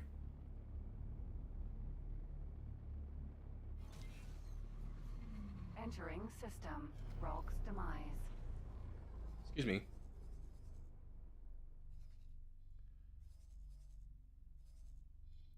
Hold on. What? We went the wrong way? Hold on. Do I need to have bought food? I need to buy 50 units of Bofo of Bofo. What do you sell? I don't know. Where's the cheapest Bofo? Oh, we were supposed to go right there. Okay. Set guidance to that. Whoopsies. Went a little bit too far. I thought it wanted us to go through.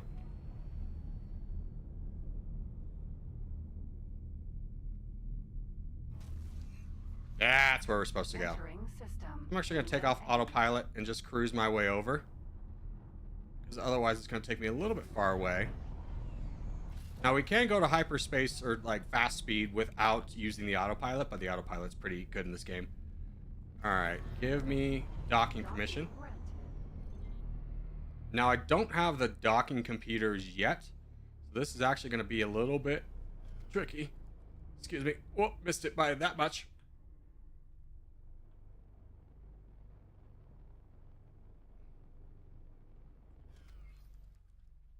Now, once you get the docking computer, if you get this close, it'll just be like, yep, you did it. But this boy, we need to jump into this, line up that. And we line up the red triangle below. Oh, past it. There we go. A little more center. Pop. And down. Close enough? Nope, you don't. There we go. What is this game about? So you can build giant fleets. You can build giant star bases. It's kind of up to you. It's a big sandbox. Making progress with the Bofood delivery assignment. How wonderful. All right, we need 50 of these bad boys. But it really is up to you. Like, once you get through the tutorial, the game doesn't really hold your hand. It's up to you to decide what you want to do. Now, I will lead you down a path that is good enough to get you started. But it is very much up to you what you do after that. Oh. Pressure. Undock. Now we need to deliver this to the headquarters, which is somewhere over in Watchful Gaze. I understand. Okay. Fly to Towering Wave. Just want to make sure this is Towering Wave. Where's Towering Wave?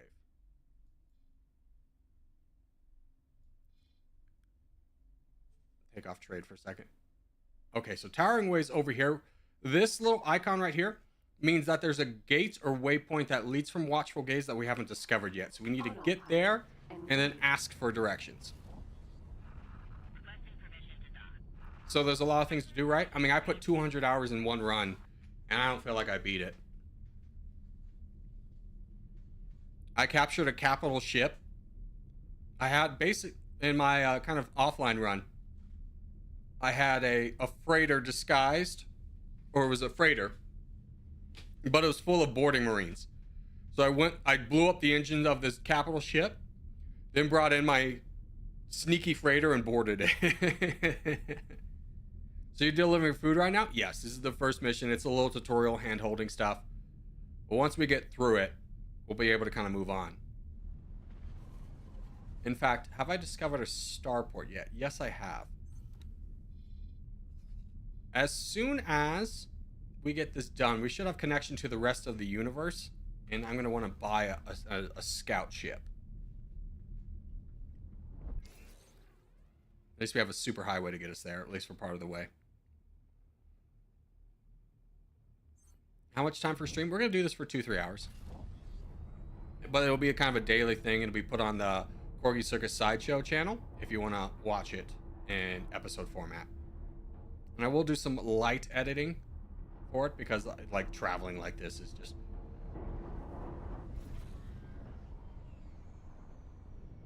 Seem to have hit something there, Captain. Autopilot is not very good for the boron ships. Usually it's pretty solid, but we just ran straight into it. Entering Towering Wave. I usually just don't even worry about the autopilot, but... Dear passing pilots of assorted heritage and disposition, by the grace of Her Majesty the Queen, it is our privilege to aid the reintegration of the provinces adrift into the venerable and resilient Queendom of Boron.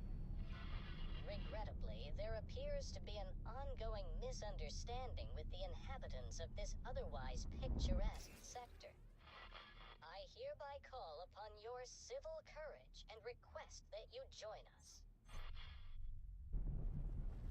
Okay, new story mission is available. We're gonna go to the space station first. The space station is very important.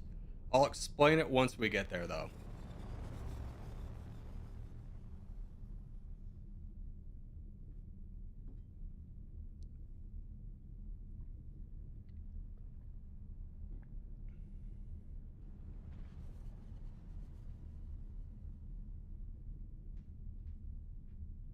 Yeah, so this will be about like 7 hours in total.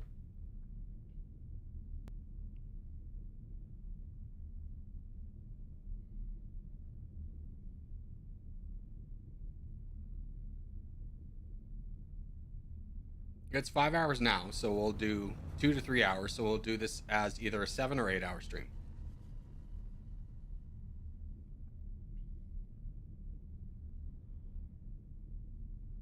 But get used to this, because in the beginning of the game, this is a lot of what we're going to be doing. Is just, yeah.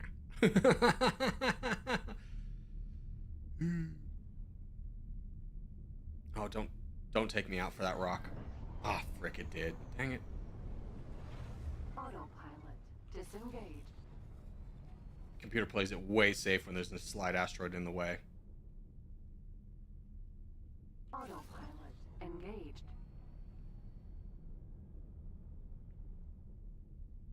How do you win? I mean, you can complete the story mission, but it is a sandbox game, so there really is no, like, hard story. Like, the stories are kind of the backseat of what the game is. How many concurrent players does it have? I have no idea. If you want to look that up on Steam. System, Sanctuary of Darkness. What is this autopilot doing? Where are you going? Oh my gosh. This thing. Again, the autopilot is very resourceful. For the most part. Now, it could be trying to take us around something dangerous, but we'll figure that one out later.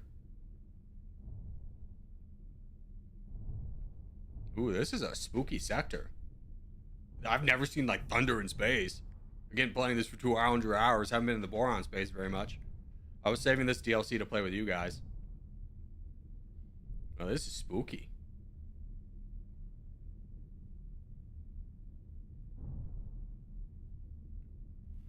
Danger. Hazardous region detected. Oh. Autopilot Ah! disengaged. Ah! I see why the autopilot was taking me out of this. Autopilot engaged. We went right into a storm. I was wondering why I was going so far around. We lost like half our shields. This on Steam, right? Yes, it is. Now, the great thing about the game is I don't remember the upfront cost. It wasn't that high, but each DLC is like $5. And each DLC adds like an entire race and whole new sectors and stuff. Very valuable. But let's remember there's a storm in there.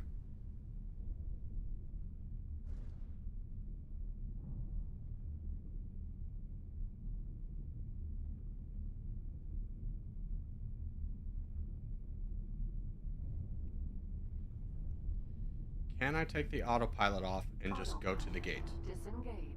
Do you think?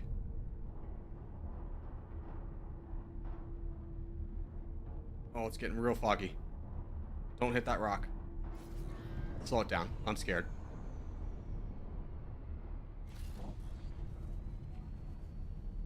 Rock! Rock! Pull up! Frick.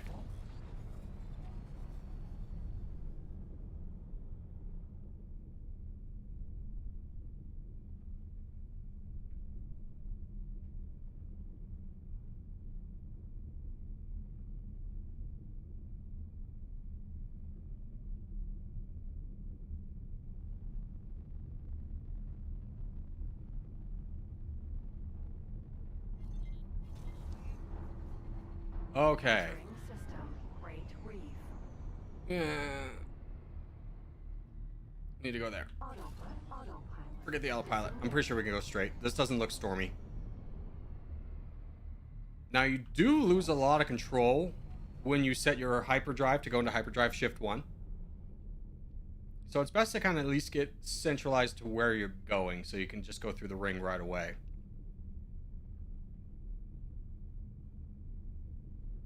Yeah, that rock came out of nowhere, dude. Did you get his insurance?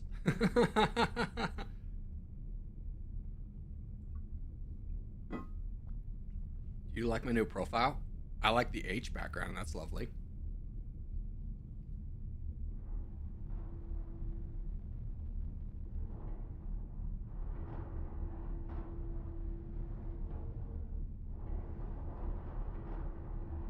You can hear the ship cracking when we do this.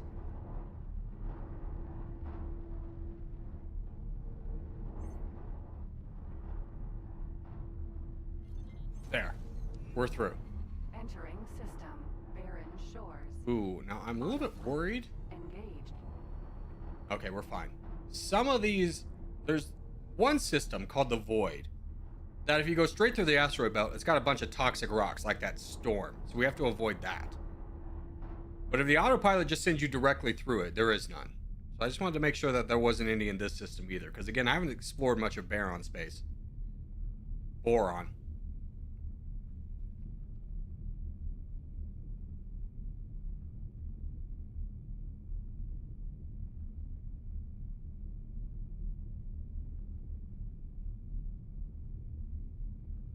I'm going to take this off autopilot.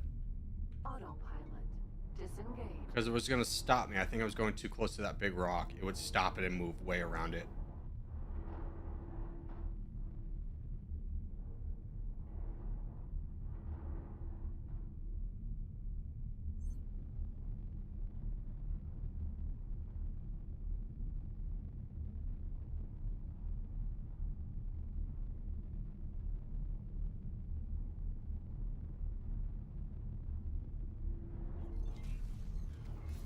All right. Entering system.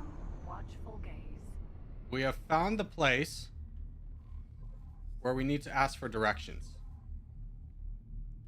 How unfortunate is it that there's not a single ship around?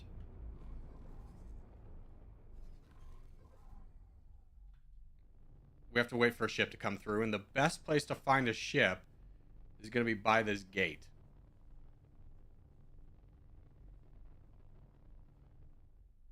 Now, if I know correctly, it's going to be over here, so I'm just going to fly there, but if we see a ship Autopilot. Engaged. along the way, we need to stop and ask for directions. I concur. Ask where the nearest Taco Bell is. It's going to be a space Taco Bell, sir.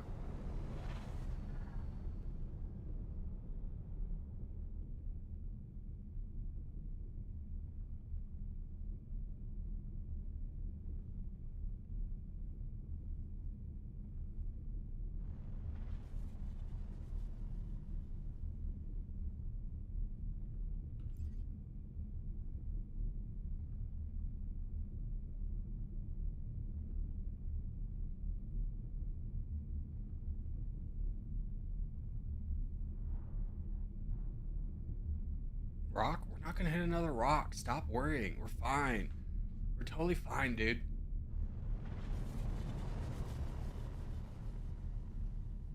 Now, one thing I can do is actually, let's stop for a second. Since we can't find a ship to ask for directions, if we hit Shift 3, we activate a long-range scanner. And if we hold down R, we send out a little beam like that.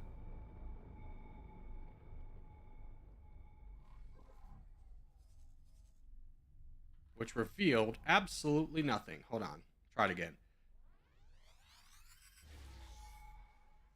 Just make sure we got it fully charged.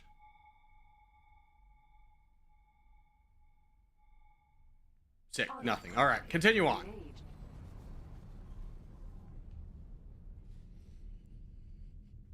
This game looks complicated. Here's the thing. Every game is complicated if you've never played it before. But it's pretty easy to get in. Like, I'm skipping over all the tutorial stuff. The tutorial teaches you all of this. And it takes about 30 minutes. So once you have the basic controls down, the game's easy to jump into. Now, is there a lot of stuff you're going to have to look up along the way? Sure. But you want a game like that. You want a game that's like easy enough to learn, but has a lot of depth to learn upon. There's not a gate over here. Okay, well, let's go over this way. Let's just, hold on, let's scan again. Autopilot. Disengage. Shift 3.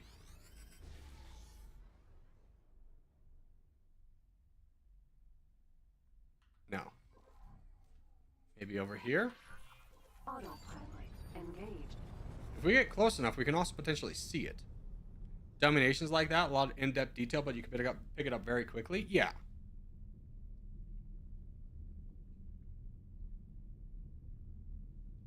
The annoyance of not having a single ship to ask directions for, because I would love to show you that mechanic.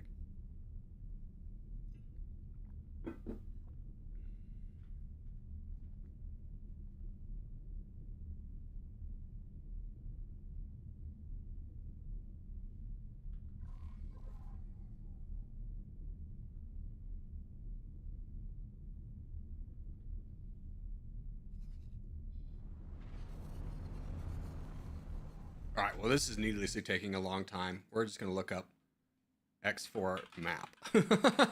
Find out where the thing is. Okay. Map. Let's see. Heretics End. We're in Wretched Skies? Are we in Wretched Skies, or did we pass where we needed to be? Hold up. We're in Watchful Gaze. Hold on. Hold the phone. Let's go back to map. We're in Wretched Gaze. Can I?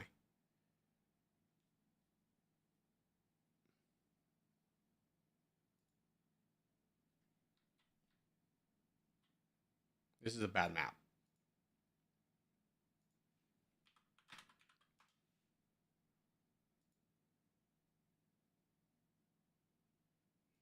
Here we go. Okay. We're in Wretched Skies X. I think. Hold on, let's find out which system we're in.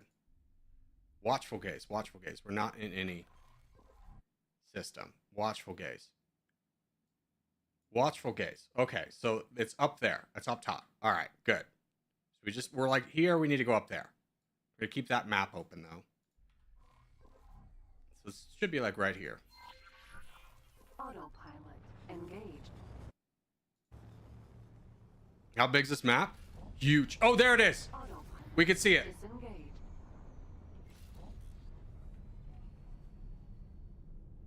Now, if you find a ship along the way, you can calm them and then just ask for directions, which is what we were hoping to do. But because we're in the system, you have to be in the system where you're trying to find. So we couldn't have done that prior.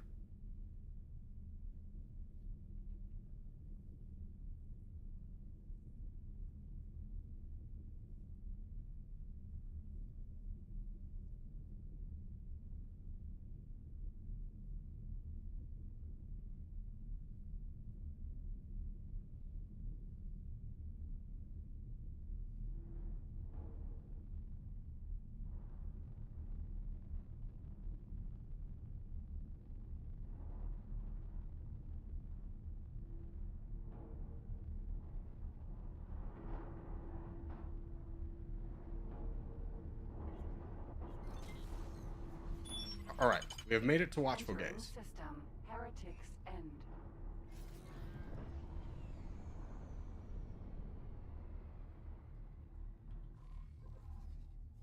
Why is it wanting me to fly back? Was I supposed to learn to ask for directions? But there wasn't anyone there.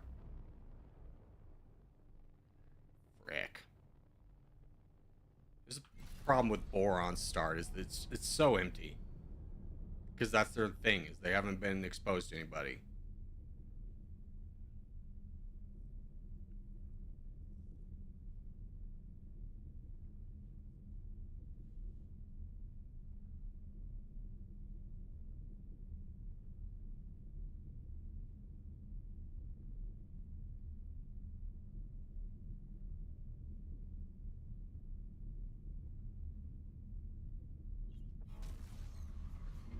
Entering system. Oh, you know why? Watchful gaze. Hold on, Shift M. Set to active. Okay, I still had my autopilot point locked in, so that's why I was telling me to come back here. Whoopsies. Corgi, can I ask what you're going to do for 30k subs? I think we're going to do a Corgi Cup, but in Domination. I'll worry about the logistics of when we get there. Of how that's going to work when we get there.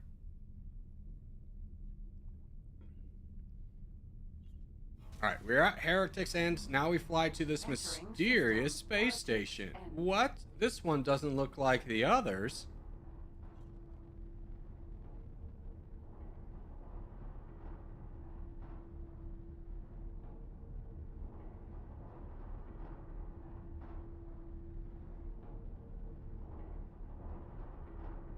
Look how different that is.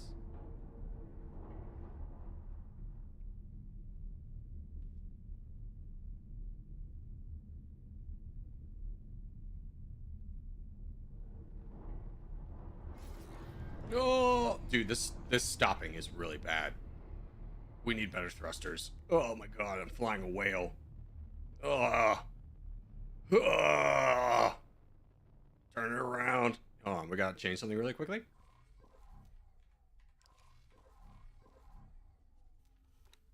This is not the flying fish anymore. This is the beluga whale.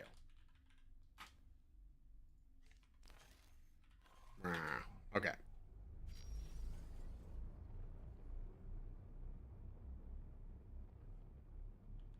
A little boost to get us there.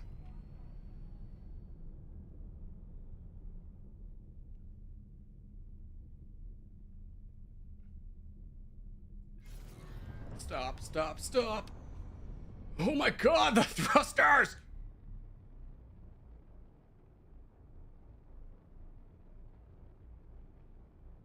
Don't worry, it worked. Okay. We made it. Nailed it. First try. Docking granted.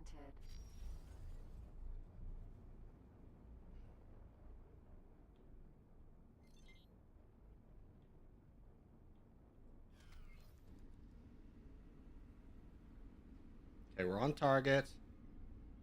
We'll just zoom up.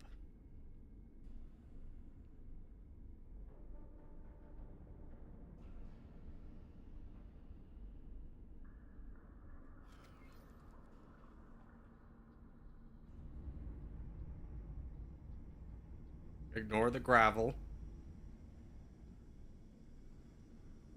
There we go. Ignore us bottoming out right there. When you're talking about complicated games, I thought of Hearts of Iron. This game is a lot less hard than Hearts of Iron, I'll tell you that. Welcome. Alright, now we just gotta trade the food. Wait for that to go through. Huzzah. Now we gotta talk to Bosata, so let's get up. Wonderful. The Bofu has arrived. Please visit me in my laboratory. I'm on my way. Pressure.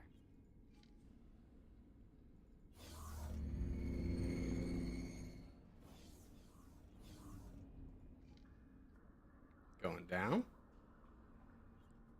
Where's the way? There. The gap between the spacecraft. Mind the gap between the spacecraft. I understand. Thank you for that warning. Oh, Hello are you there. cheap? Hello. No, you work for this place. Okay, Goodbye. screw you.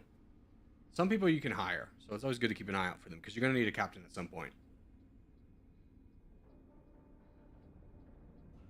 Ooh, are you someone I can hire? One of you has to be. You look a little expensive. I'm looking for someone with low stars. Goodbye. Can I not buy any of you yet? Hello. Goodbye. Oh, since they're captains, I can't buy them. How annoying. Let's go visit Bosata.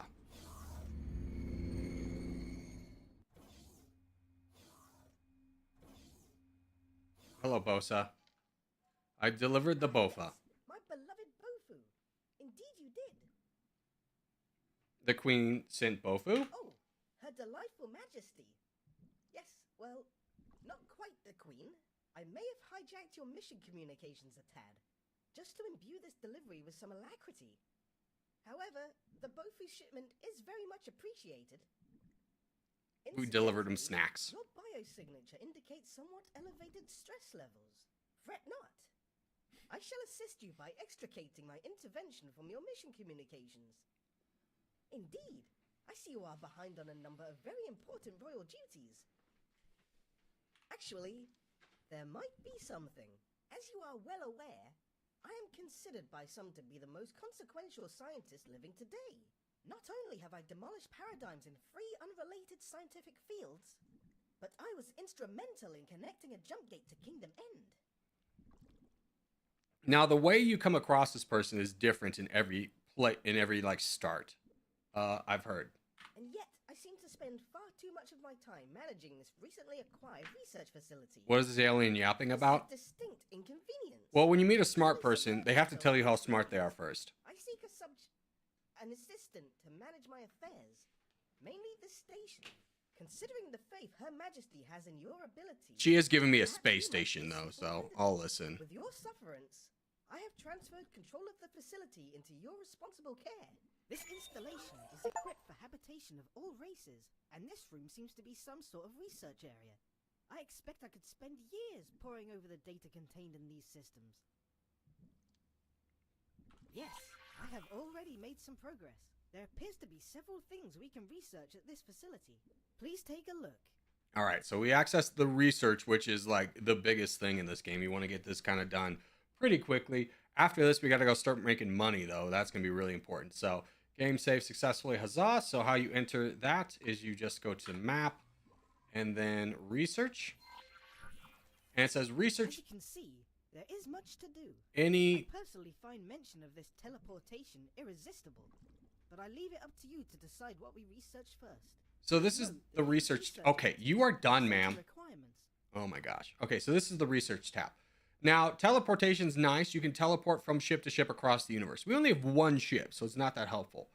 Dock module hack, production module hack, and storage module hack. There's a bunch of different... When we're building a space station, those are all going to be really nice things for us to have.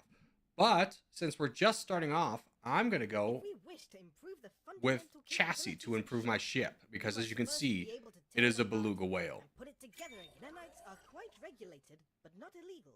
I may, however, need to push them beyond usual operating standards in order to achieve our goal. I will direct you to a contact of mine. He is quite skilled at moving restricted technology. Okay, so now to start this research, we need to acquire nanites. A few of these have different types of things. Some of them just take raw research. Harold, where have you been? Our connection was interrupted. The technicians have not yet figured out why, but the issue seems resolved. Let us get back on course in the pursuit of Her Majesty's diplomatic endeavors. Maybe later. I've got other stuff to do. Can I hire any of you? Are you all captains? Captain Frick. Captain Frick. I understand. I'm just checking one more person. If this person's the captain, we'll move on. You look very captain-y. Yes, you are. Okay. Let us move on. We're going to go find Rylan Kiral.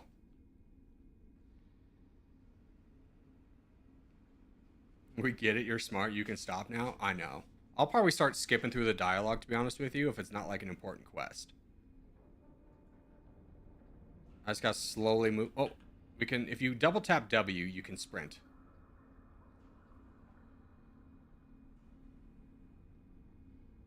To the space station. Spaceship. Now this one's a little bit weird where you have to take an elevator to this. A lot of ones you can just jump in the cockpit right away.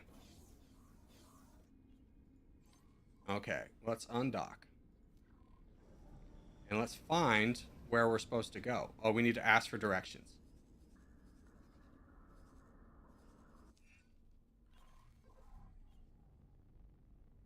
Travel to Morningstar. Okay. Let's fly to this SCA dust so we can find someone. Actually, I think that's the gate right there. Disengage. I think that's the gate, so we're just going to fly to that.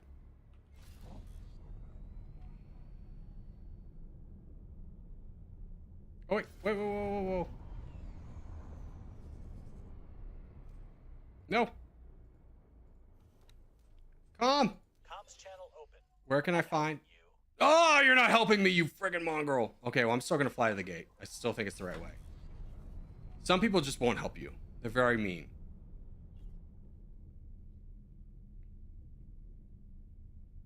But since I can see the gate, I'm going to say this is the right one.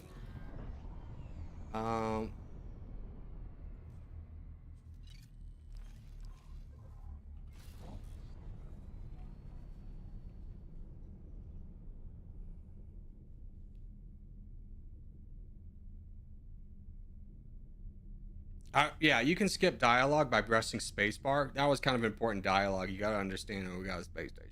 So, we got a space station. Oh, shit! Greetings. Sending you information now. Thank you for being helpful. Oh, we are going to the right place. Huzzah. Just want to confirm, because a few of these places have multiple stargates, and it really sucks to go through the wrong one. What does the ship do? It fire a weapon and carry stuff.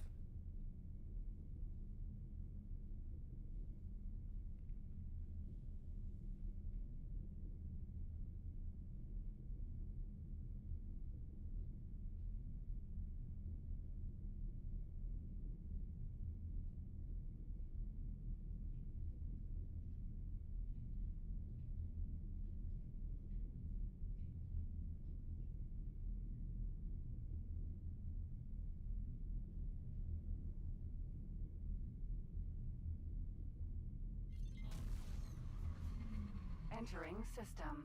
Morningstar. Okay, we found the right place. Great. Autopilot engaged. It was in this system. He's just on this Argon defense platform, so we just need to go land and talk to him.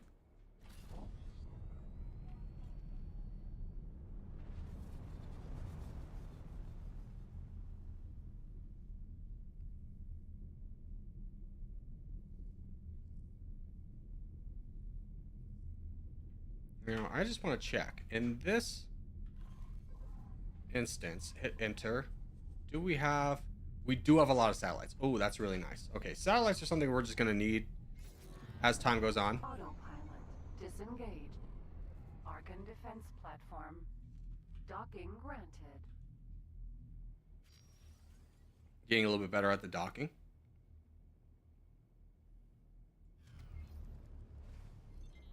Oh! Okay.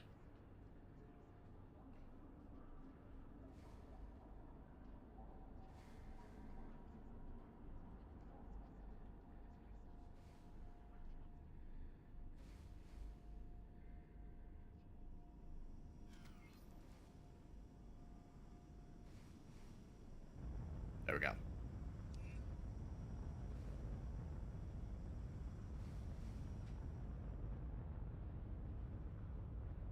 Successfully docked. Let's go find our boy. Welcome.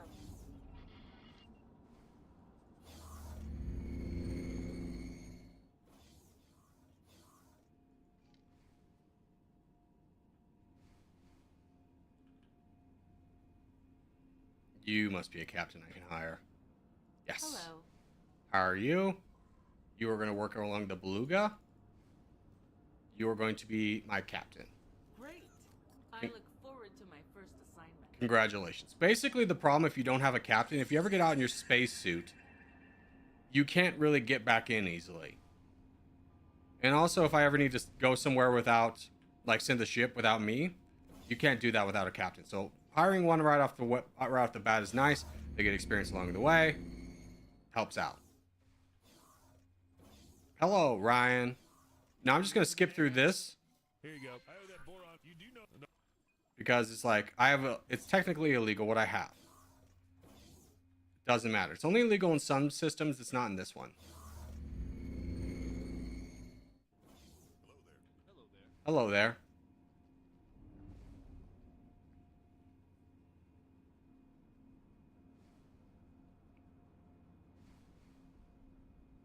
Did that woman take my elevator up and not put it back down for me? The audacity. I just made her captain. Pressure. She did. What a rude woman.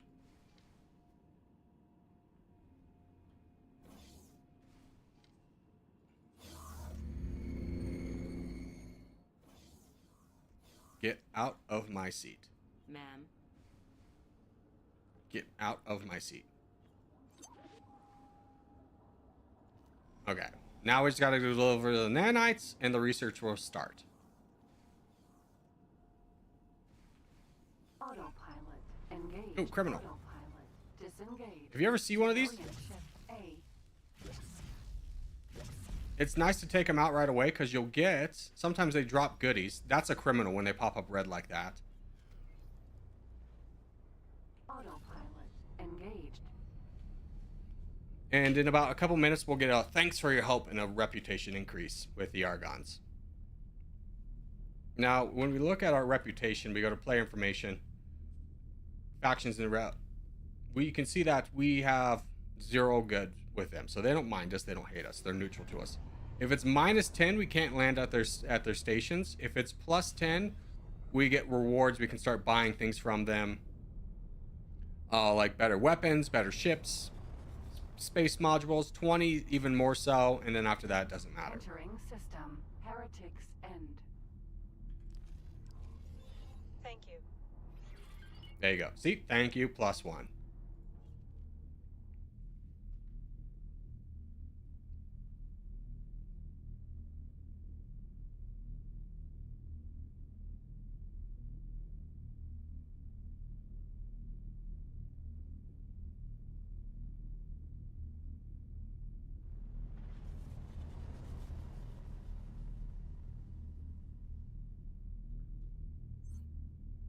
Autopilot. Disengage. Out of docking range. Turn.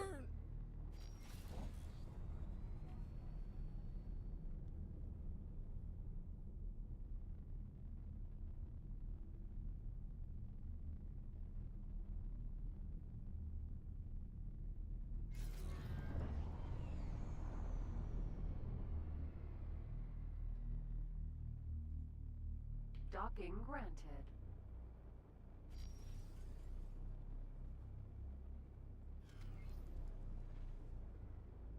Dude, he's getting better, huh?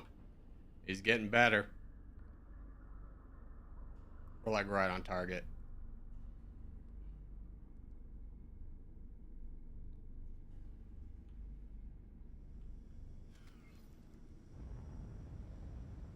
Nailed it.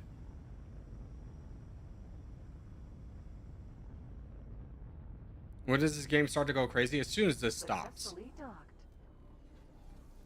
As soon as we deliver these nanites. It's an honor to have you aboard.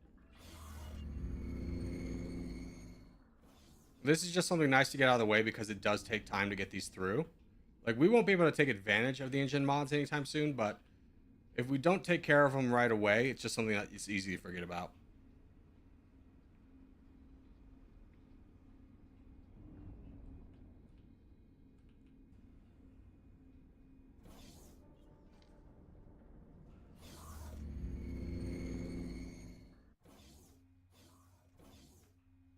Hello there. Hello there. Now then, we should be able to begin our research. Fantastic. I look forward to seeing Goodbye. So now if we check the research tab, this is now gaining progress and it's going to count down. All right. Now we need a scout ship. Now to get the scout ship, we're going to be doing some collecting. And to get the collecting, we're going to go back to Morningstar, where we know there's going to be a couple battles happening. We're not going to engage in the battles. We're just going to kind of pick the scraps off the ships that get blown up.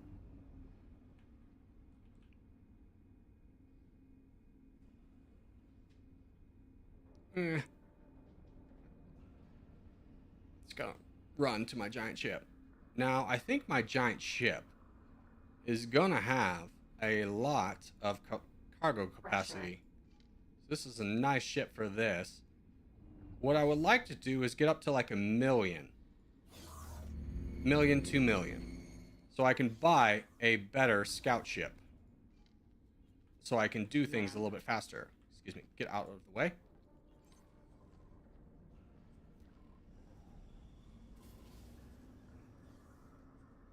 And let's just check the map really quickly. This is Morningstar 3. I would like to get to Argon second contact flashpoint. Okay. So I'm just kind of looking at the map. So basically where we're going to, we're here. We're going to go here, down, over, and down. And the second flashpoint's where we want to be.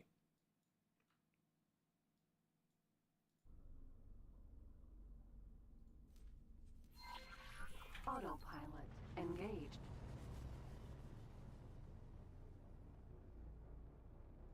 So, you know, like I mentioned, a little bit of traveling. All right. While we're traveling there, though, I'm just going to quickly go to the bathroom.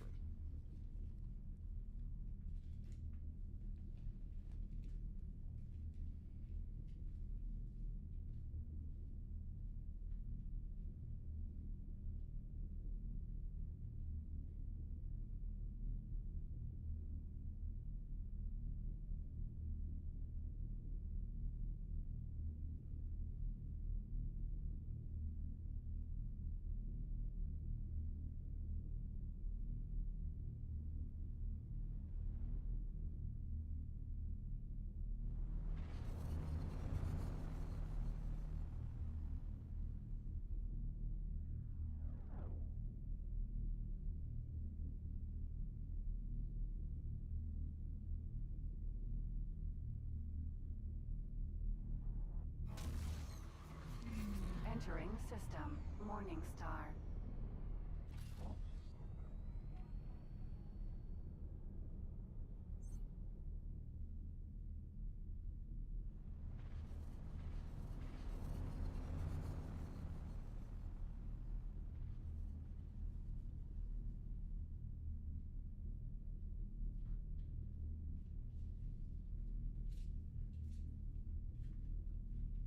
Hello. Glad to see I haven't missed anything.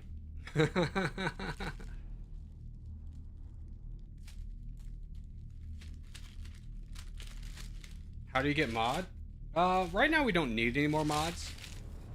But typically, as you know, I think everyone's path is you be here for 6 months and you be active.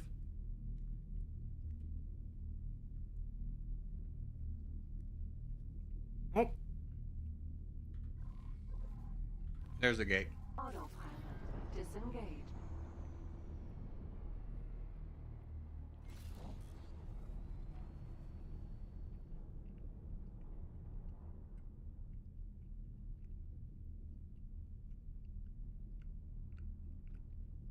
Oh, and you do need to be 18, yeah.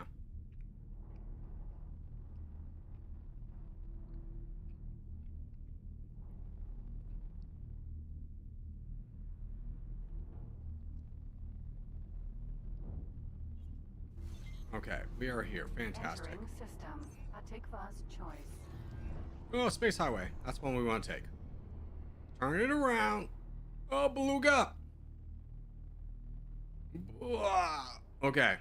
Missed it by that much. All right. Now, normally we could autopilot onto the highway, but because we haven't discovered where we're going yet, we need to manually get on.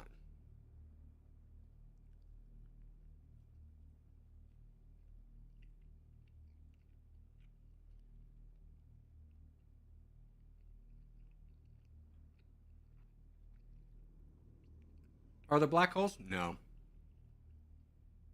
None that I found.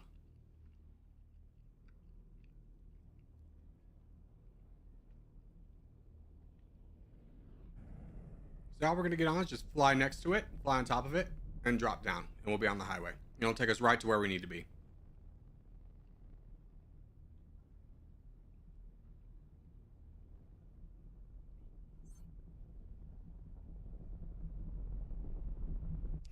There we go.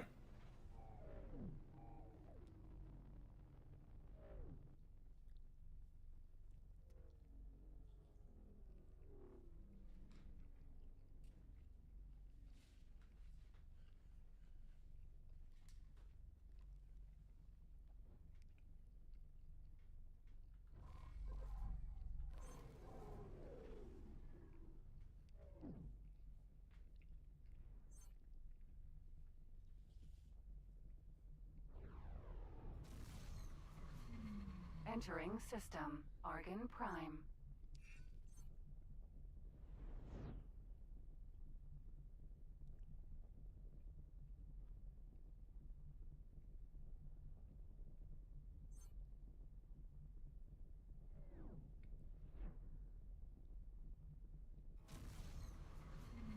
Entering system. Second contact.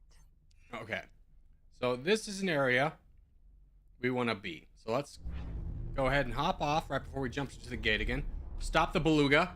Stop, beluga! As you can see on the map, there's a bunch of grayed out ships. Yeah, let's go to where we are. If you ever want to find yourself, just hit that. You can see there's some grayed out ships. There's fights happening here. So let's drop a satellite here. So now we have vision on this, and then let's go into this area, into this gate, and we're going to drop a satellite on the other side. The factions on both ends of these gates are currently fighting a war, and they will deploy a bunch of ships to fight each other. Neither will ever win, but they will drop a bunch of goodies. Entering system. True sight. Okay. So now we have vision on both sides. Now it does seem like we have missed the action, but yeah, the hops and the argons are fighting.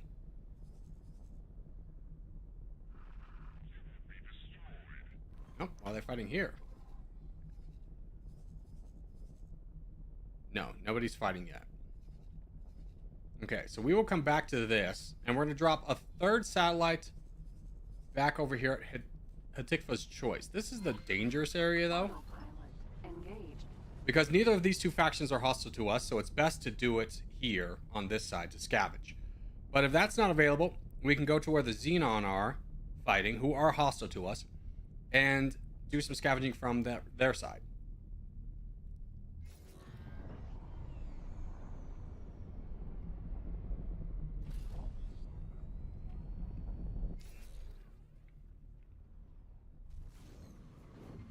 Entering system. Second contact.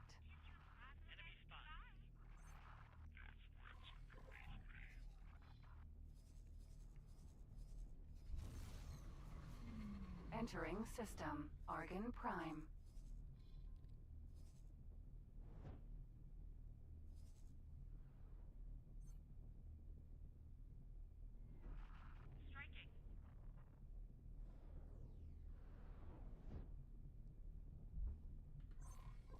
Entering system. Hatikva's Choice.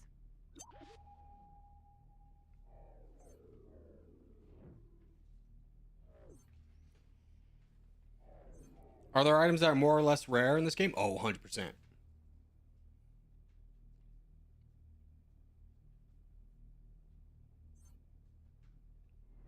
Now, the most rare items in the game will get you like a mil, depending on where you sell them.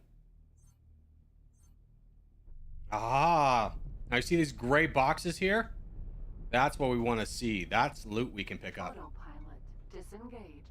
So I'm just going to fly carefully over here by this defense platform and just sneakily start grabbing some stuff.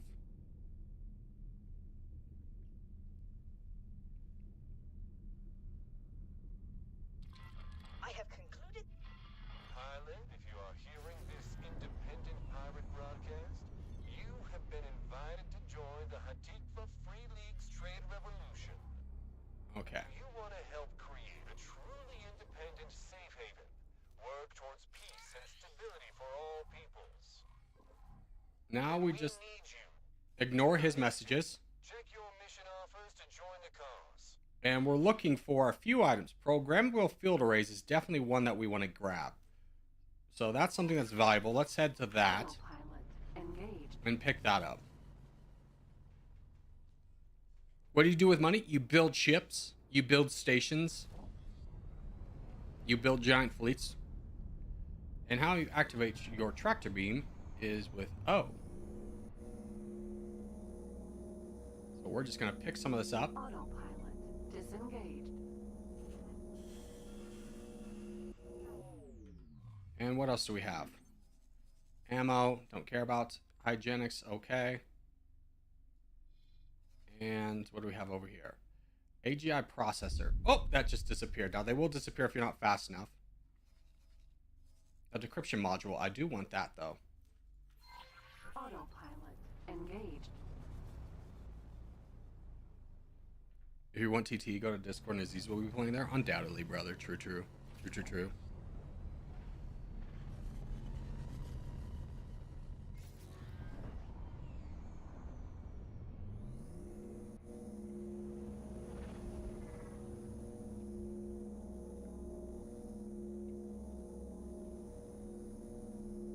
Autopilot disengaged. Okay. Any combat happening? Just 2 boxes. It is randomized on each seed how much fighting actually happens. So it doesn't look like a bunch of it's happening right now. So in the meantime, I saw a quest that we can take. It's supposed to be right here. What? Don't tell me my game's bugged. Yeah, it's supposed to be here. You see that icon right there? That yellow icon? It's supposed to appear on the map.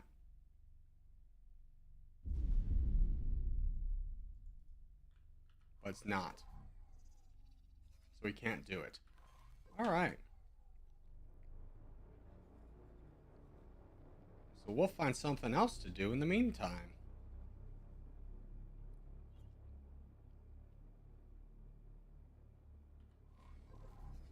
Let's go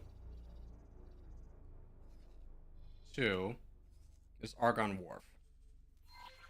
Autopilot engaged.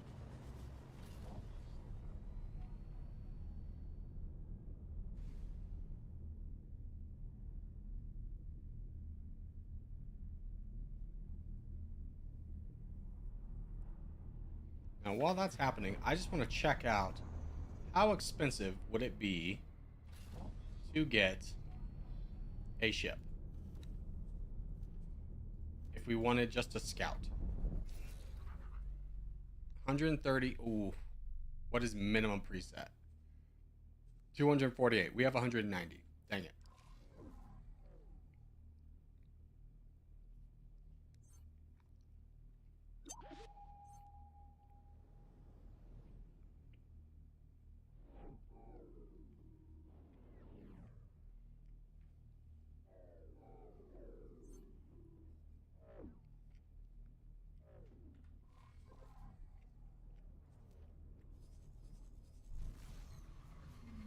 Entering system. Argon Prime.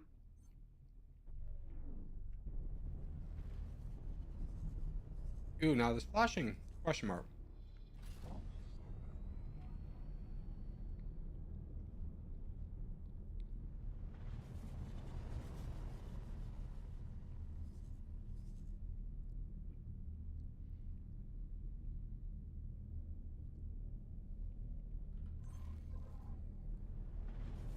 Autopilot disengaged. So we have these yellow things, but they're not on the map. They're supposed to be here. Okay, so what we can do instead, we can scan for a data leak that will offer us nice missions.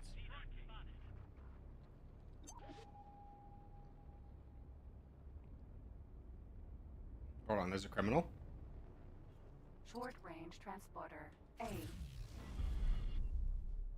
Can't shoot the second one, because then we'll get in trouble. Requesting permission to dock. Docking permission granted. Okay, you can see the fuzzy things right there? That means we're on the trail of a data leak.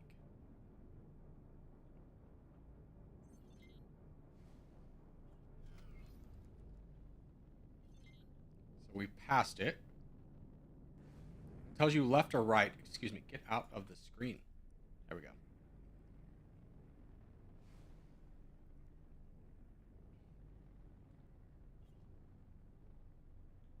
So it must. There it is. So now if we get close to this, we'll either get a discount or a mission. Commission. Okay, we'll find another one.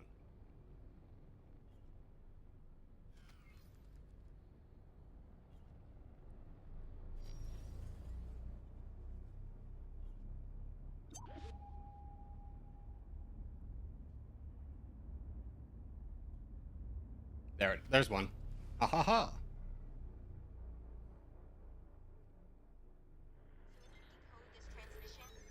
Are you interested in a job? I am interested in a job. Hack for 526. Fantastic. We'll accept. I could count on you.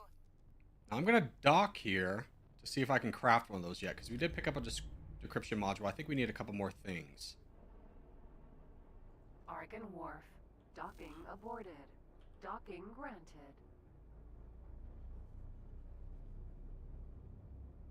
Where's your dock? That's your dock.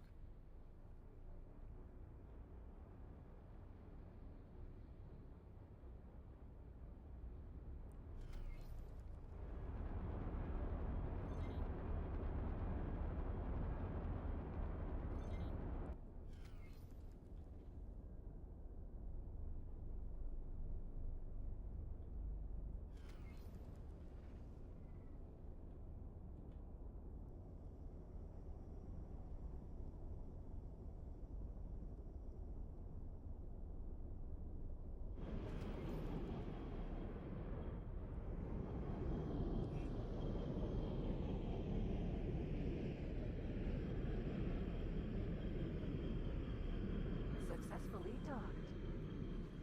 Okay, let's go check out. Welcome.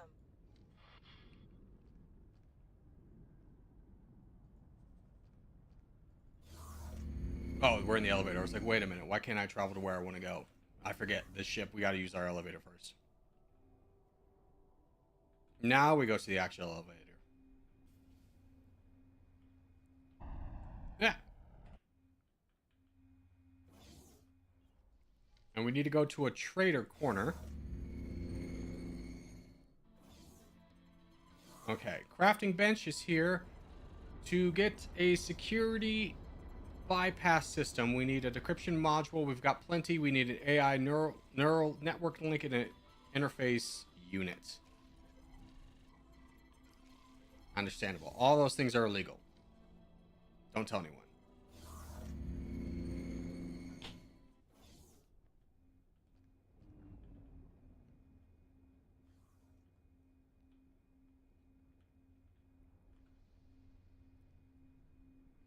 So now we go back to space scavenging until we can get one of those.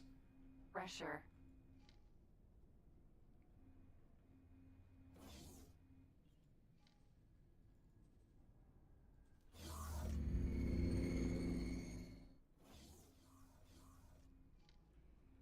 Ma'am.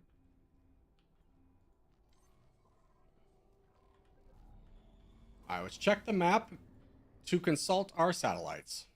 Is there any fighting happening? No. No. Yes. Okay, so this is where we gotta go.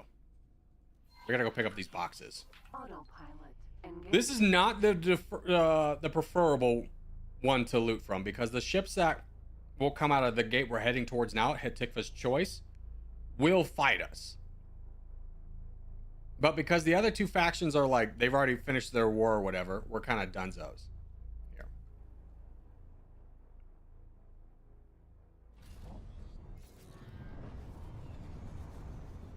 Who are you? I am the Boron. I'm kind of like Space Fish.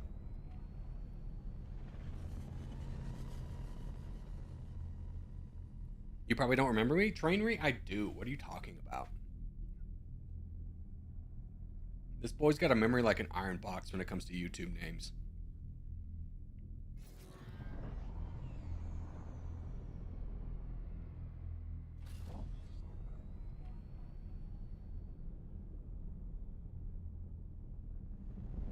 Plus, you only gone like a month.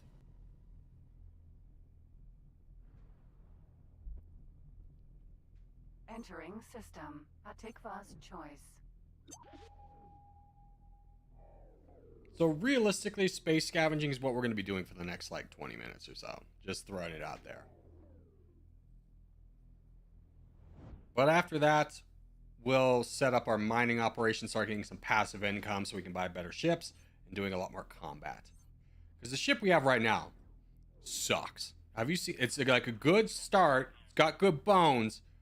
But the fact that we have to like stop and go on just, you know, takes forever to do anything is not fantastic. Let's start space scavenging. Autopilot. Disengage. Let's check to see if there's anything worthwhile. We're probably going to want to just pick up everything. But we want to make sure that we're prioritizing. See, things are going away. Basic fuel injector here. Let's just grab it and worry about it later. Because a lot of the stuff we're going to need doesn't take up actual inventory spot. It's more like trinkets. So you can see the boxes down here moving towards us. We got a module trigger. Damage singularity. Ooh, that's worth a lot. That's worth a good amount. I'm glad we got that. That could be worth like 200,000-300,000. Okay, more boxes, please. Boxes. Here, let's just go here. Autopilot engaged.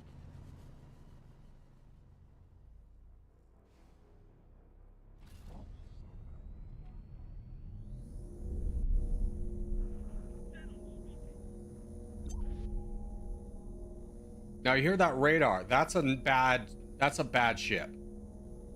That's like a danger ship we need to be careful of. But I think we're fine over here. If we get in trouble, we're just gonna run away. We're big enough to be able to like hold our own for a minute, but we should just run away.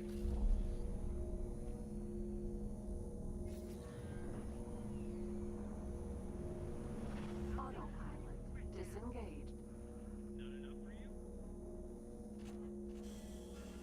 Okay, tuning software, Kion Crystal. We got a basic fuel injector, okay. Autopilot disengaged. Oh, it went away. Autopilot engaged.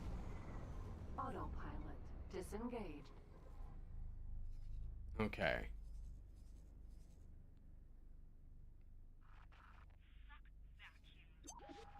You don't bother me.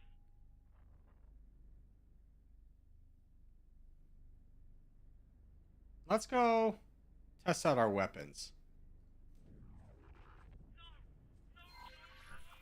Autopilot engaged. Let's go fight someone. Maria.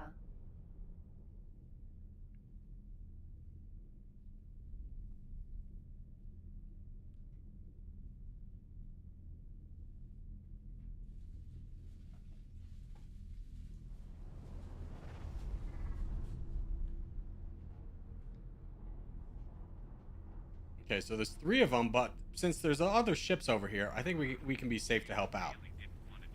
Autopilot disengaged. Come here. Beluga! Turn, Beluga!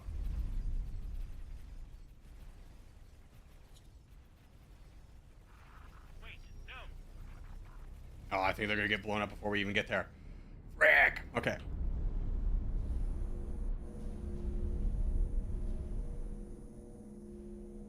Oh, we'll pick up the boxes.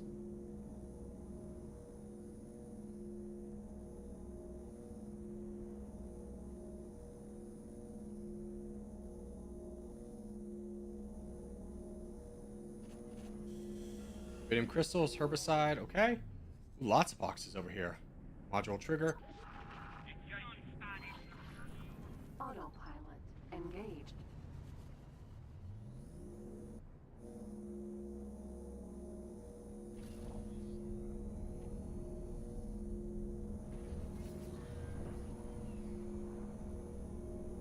Autopilot disengaged. Ooh, fly caviar. Or space fly eggs. We can make caviar. That will sell for $1 million if we can get 25 of those. Autopilot engaged.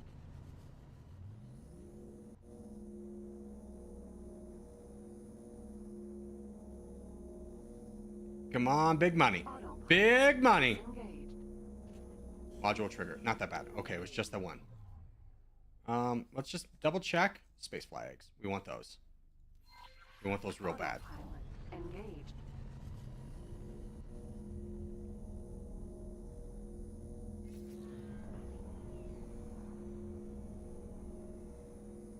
Autopilot disengaged.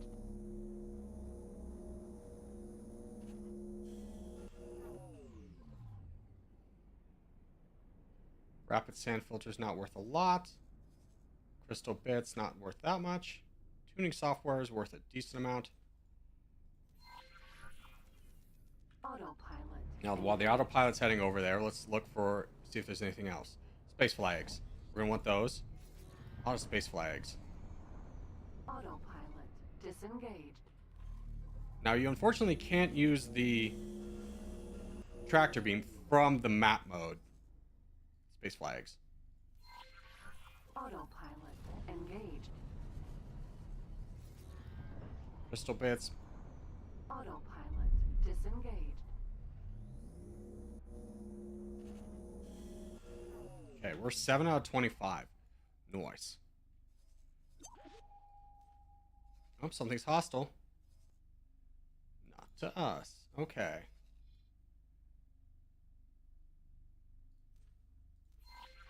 Autopilot engaged. Double check our other satellites. Man, it looks like they're gathering for something, but they're not really fighting. Autopilot disengaged.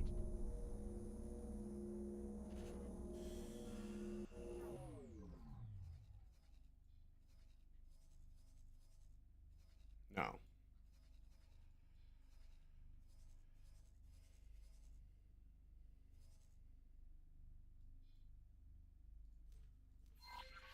Autopilot engaged.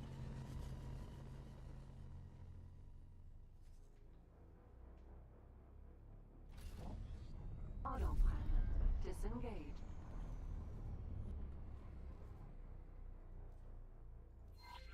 Autopilot engaged.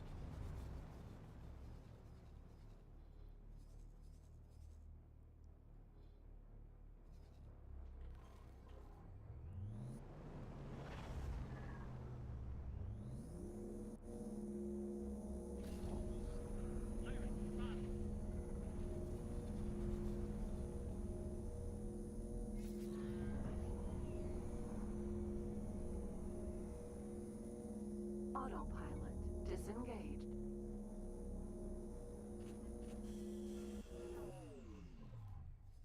Okay, now someone said pirate spotted.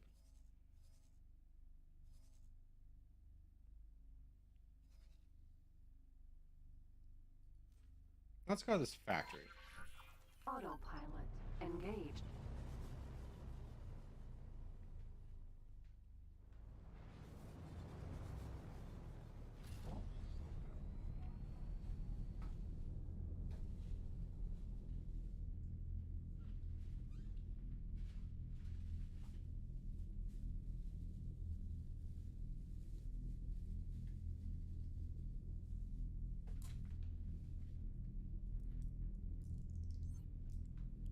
Also, keep in mind, most people that watch the vids don't watch the stream. Yeah, I mean, we've got, on the lowest video, up 3,000 people that watch a video. And at most, 100 people that watch a stream. Most people do enjoy, especially on YouTube, the video, which this is going to be. So, like, we've been recording for like an hour and 20 minutes. This will probably be less than 10 in a video. Because I'm going to cut out a lot. Mostly because of my pure disappointment in the fact that I cannot find anything to salvage, which is kind of like the biggest point of the game right now. Or at least the fastest way to start. There's a way I can get there's a way I can get 9 million right away, but I'm trying to save that for mining ships. I just want to get up to like 1 million first. And if I can just get the equipment for a decryption module, then I can... Not a decryption module. Hold on. Let's Google how to hack and see what we need. What materials do you need to hack a station X4? Just so I don't have to go back and land. You need... Nope. I'm just looking for what we need to pick up.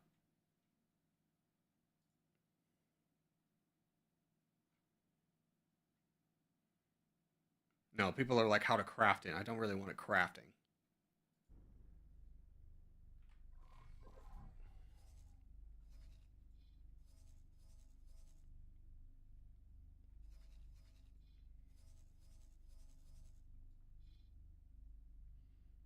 Well, we got nothing else to do. Might as well go check. We'll write it down this time, though. Autopilot engaged.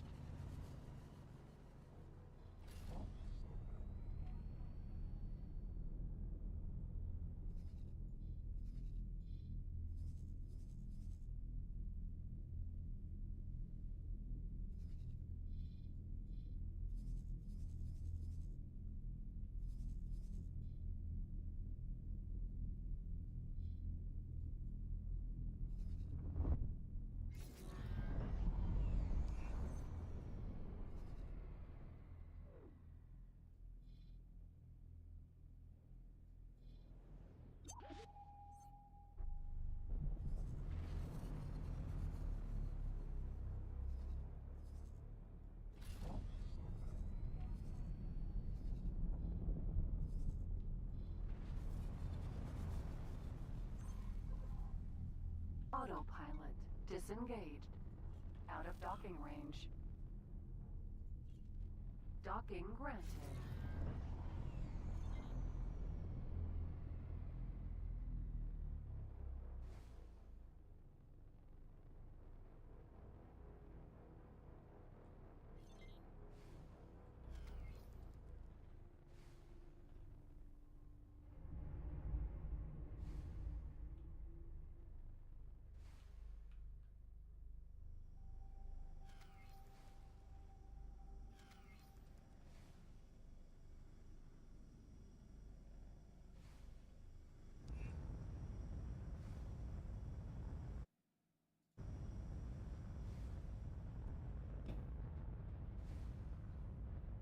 Successfully docked.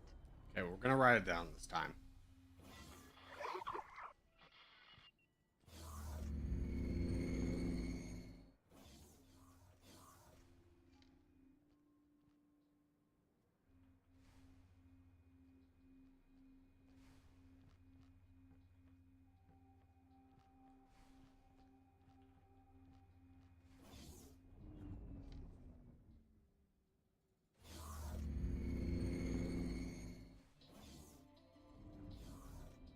Okay. To get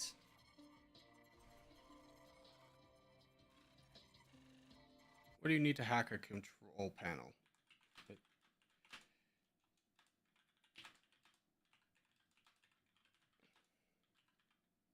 X4. Let's Google it.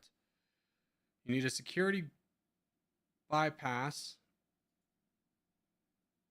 Hold on. There are 3 different tools.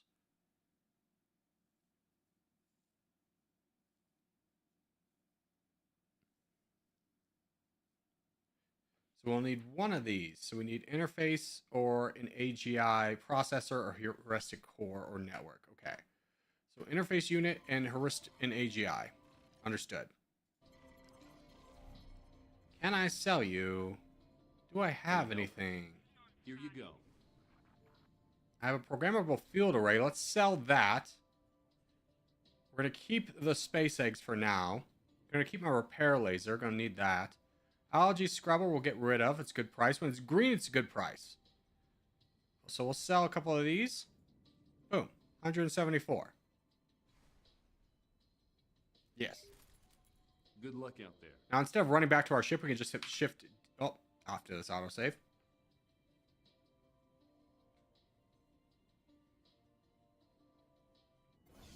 We can hit shift D to go right back to our ship. Pressure. Ma'am, can I help? Oh my gosh, this is the worst part. Is like the AI will just sit in your thing, and it's you try and get in your ship too early, and then you accidentally talk to them. All right, anything on the radars? Hallucinogenics.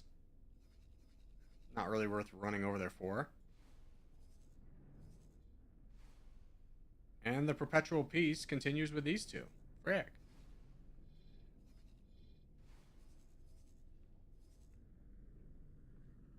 Okay, so we are going to have to take a slightly riskier path by the looks of things. Oh, what's this? Hey, oh, that's what we need. Autopilot engaged. Basic fuel injector money. Heat-seeking missile not worth targeting. Ooh, remote detonator. Oh, that's a really good one to get. We got to get over there.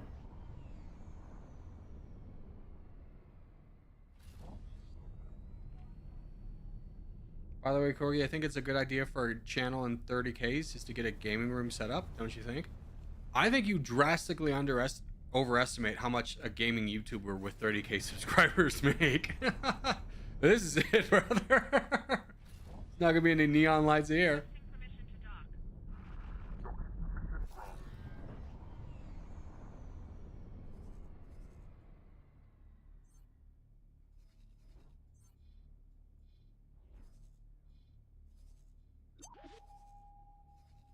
Uh-oh. Okay, it's just a scout. Warships can come out of this jump gate, so I'm a little bit worried about it. Getting this close to the gate, but there's some real valuable stuff over here.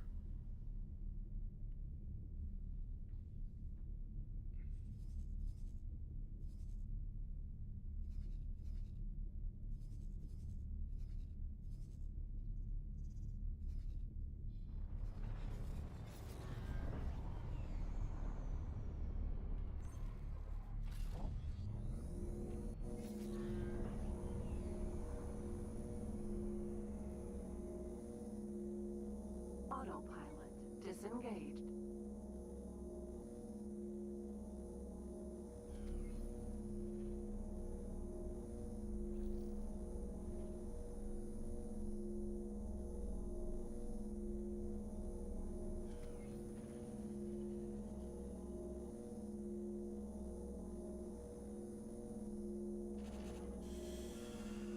Okay.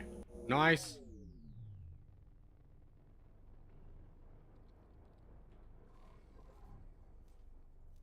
We'll grab this since we're here. Container.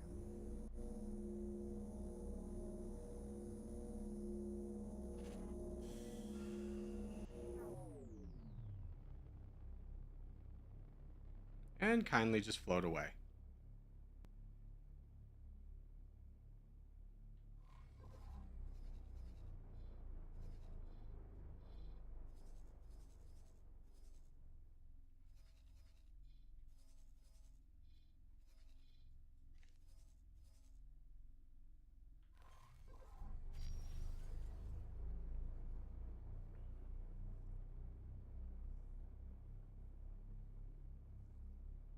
Okay, so what we're going to do instead of continuing this, because usually this goes a lot faster, you can quickly accumulate credits, is we're going to go find a decrepit ship. There are a few decrepit ship locations around the map that you can just board for free and have it for free. So we are going to do that. That's going to be our plan. So I'm just going to pull up the map for where it is. So it's the Perseus is the one I want.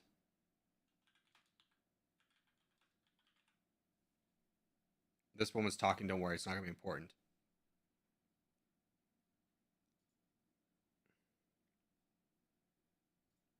Okay, so the best website I found is Rogi. We'll tell you. Oh no, that's what the ship is. I think it's this. Is it this? Yeah, this is the good one. Okay, so this is the Perseus Vanguard, though it's a relatively easy one to find. It's not always in the same spot, but it's in the Silent Witness XVII. So now we need to go to the map and pull up where is Silent Witness XVII. It's over there. So if we go this, and then go right there, we'll be fine. We do need to be over here anyways, so it's not a bad place to be. So from Hikva's choice, we're going to take the highway and head on over.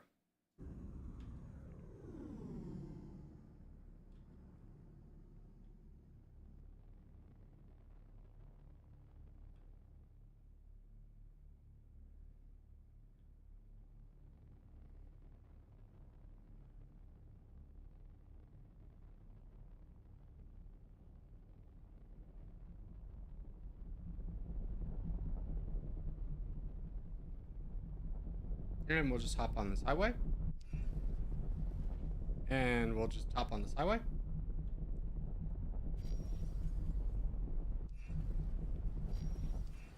There we go. Entering system. Silent Witness. And I think that's the gate right there that we need to get on.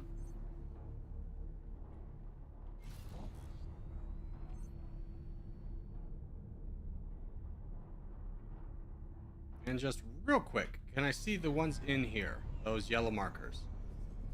No, they do not pop up. That is annoying. Those are missions you can do, but apparently I can't. Bro was yapping? You're yapping. Alright.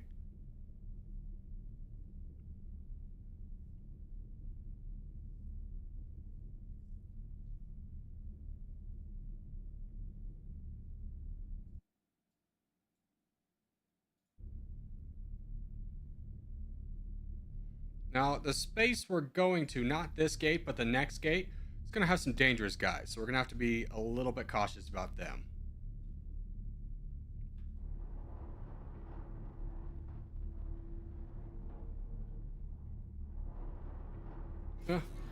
No. Please. Yes. Success. Okay. Entering Silent Witness. And I believe 11.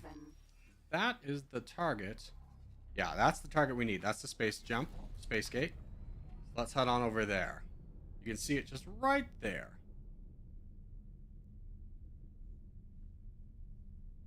Not you, Corgi. Big boys yapping. Oh, Bosa? Yeah. Fish boy?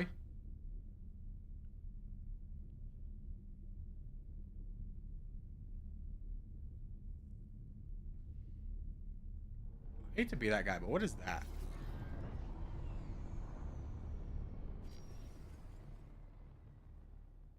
Unknown ship.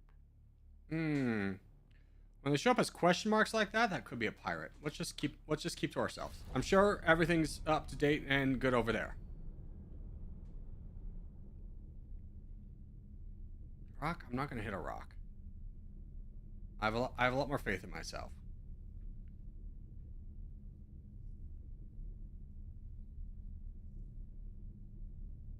Than to hit rock.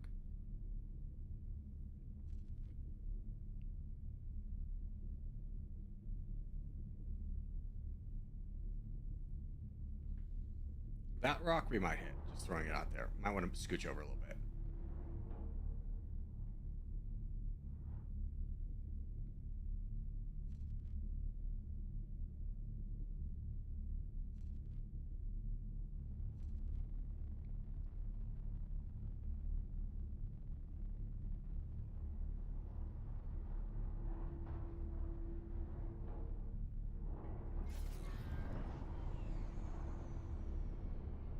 Okay. Let's go into some dangerous territory. Now, there could be raiders. There's a high chance there will be. So once we get to the other side, we're going to autosave. Because if we lose this ship, probably it's not worth losing the ship. Entering. So F5 to autosave.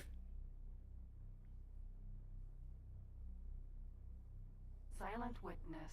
Okay. 12. So, we know it's going to be over here somewhere. So let's take a little bit of a journey and collect around the edges, and we might see it. Autopilot engaged.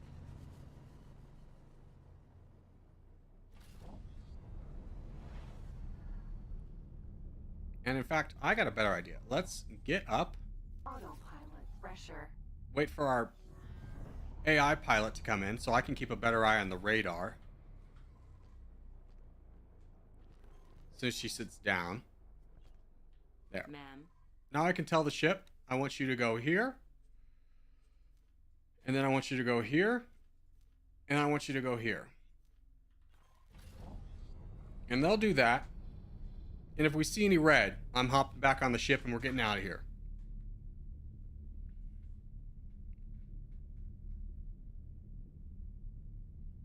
Corgi learned his lessons from Pacific Drive days. What's that?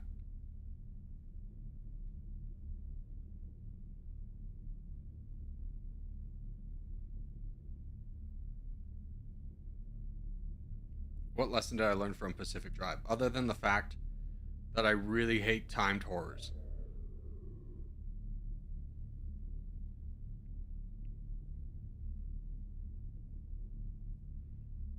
That time, Corey, you got the car stuck in a rock. Oh, that was so annoying.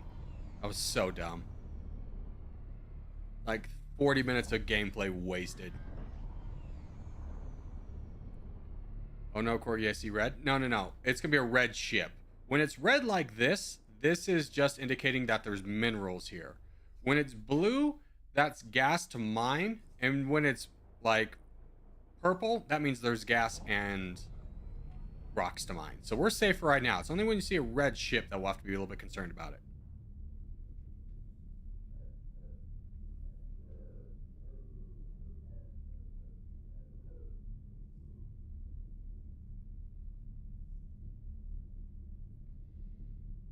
And in fact, I'm a little bit worried that's going to be too close to the edge. I'm just going to move it right there. Now, what we're looking for is a blue ship will appear on the radar. That will be a derelict ship that we can take over.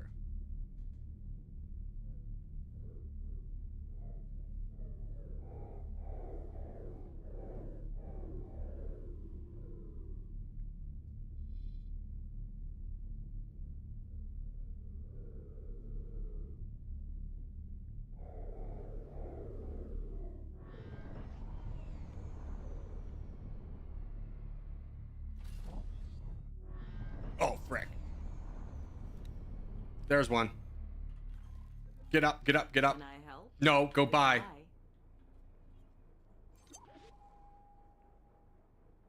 Where is it?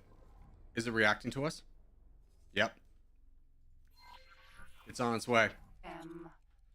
Now, we're a turret ship. So a lot of our systems are automated. Just make sure everything's armed. In fact, attack all enemies. We'll just get that ready. And this thing's coming to us. So we're going to go to it.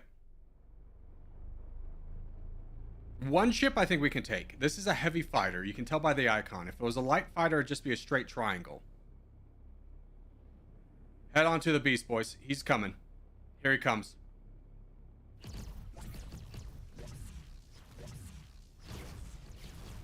Oh, we got him. Get wrecked, nerd. Come here.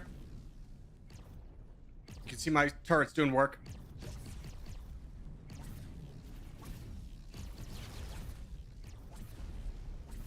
Yes! Get wrecked!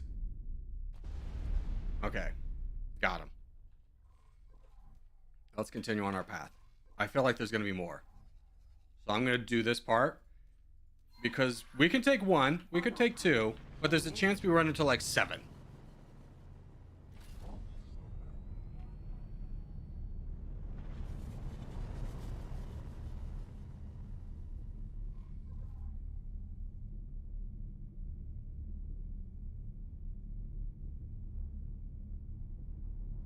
Oh, is that it? That's it. We found her. Hell yeah, brother. Free ship. Free ship.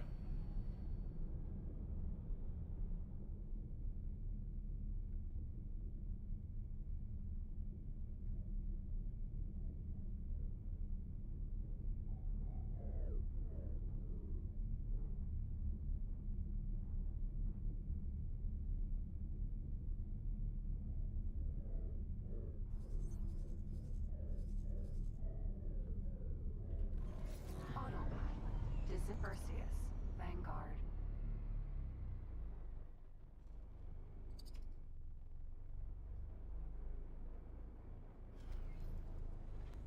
There she blows. Perfect. Okay. So we're gonna, since we have a pilot, we can do this. Let's get up. Pressure. Ma'am. Ma'am. Use spacesuit. And we're gonna head over there and capture it.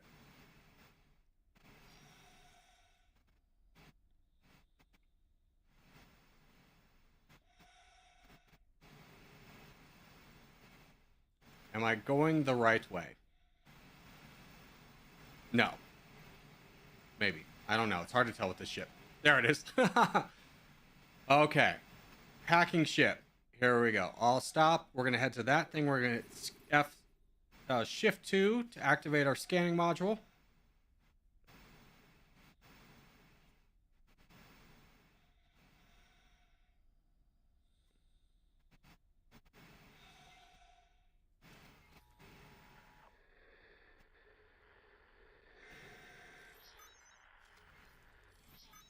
Okay, now that we've hacked it, Perseus. Vanguard. we can request docking permission, and we head on in, and this is our new ship. Hell yeah, brother. Okay, so what we're going to do now is since we have 2 ships, we're going to take the Beluga. We are going to tell you to go here. And I want to give you an order if I can. I don't know if you're good enough to do it. Let's check out the behaviors. Can you collect cargo?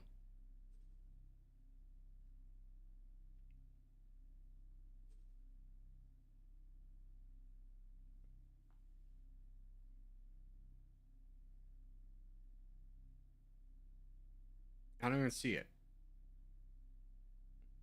It's like collect drops. Oh, you know what it is? Hold on. I know what it is. Okay, we click here. Oh, you can't repeat orders though. For that, we would need you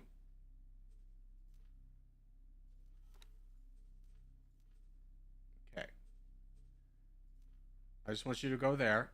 we would need you to be able to repeat orders. So we need you to be a 1-star. I understand. So we're going to send that person down there. We're going to go to a space station. This one will do. And we're going to buy a book for them to be smart. Now, this is a lot faster than the Beluga, and we can keep upgrading it, so that will be nice for us.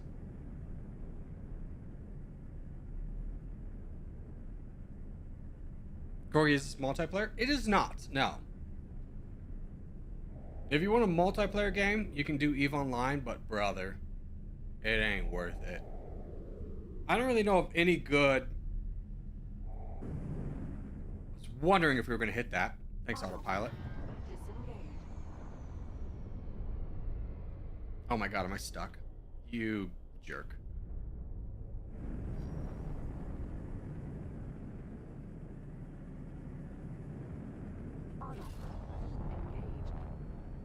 I don't really know of any good multiplayer space sim.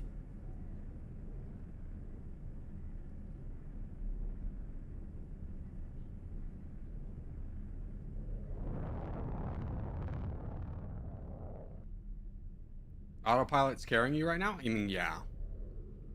Generally it's pretty good. It has run me into quite a number of things in this playthrough.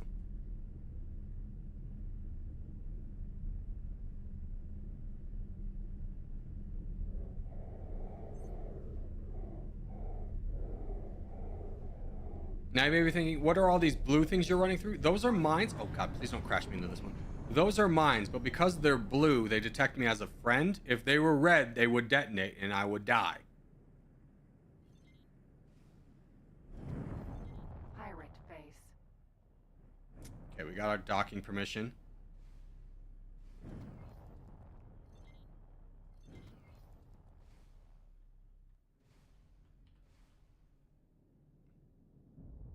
Oh, we got a docking computer on this. Let's go! Successfully docked. Alright, let's go trade. Now we can get out much faster, too. Just lovely. All around lovely. I need a new captain, by the way. Are you any good? You might be too expensive. 600,000! Get wrecked, nerd.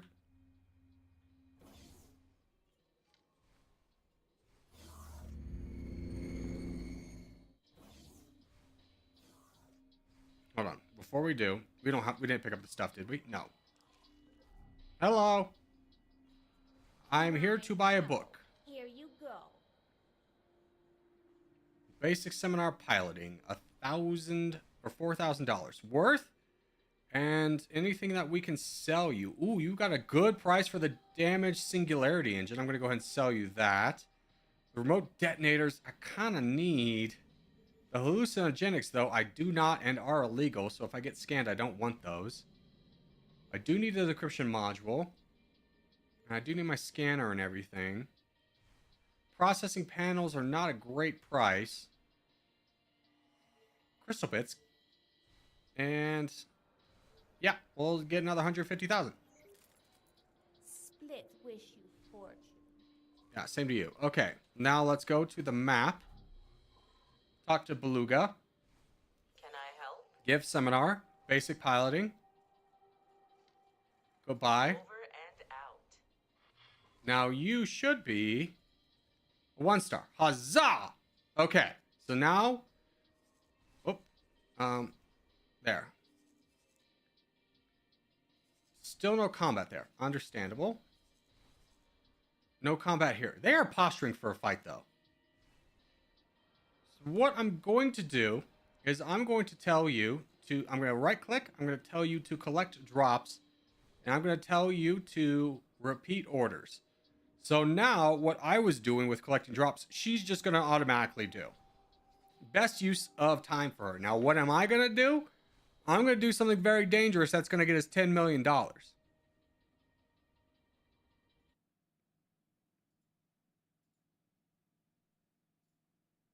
let me pull it up. We're going to go get another derelict ship, but this one is going to be a battleship.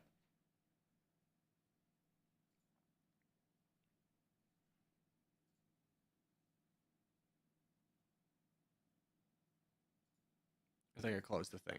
Hold on. Derelict. Yeah, there we go.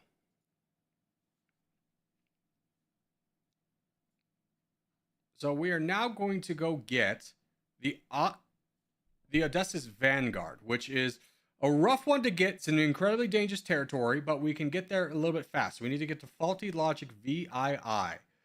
Faulty Logic VII. Keep in mind that we are up here. Should be down. Faulty Logic. Okay. So this is where our satellite is. So we're going to go straight down and get off the highway here at the Holy Vision area. We're going to fly down here. We're going to get the Vanguard.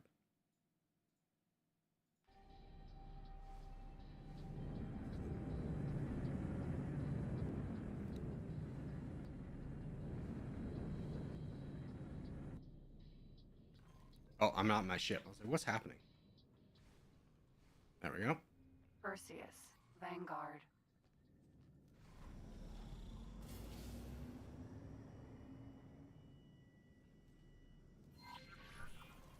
Autopilot engaged.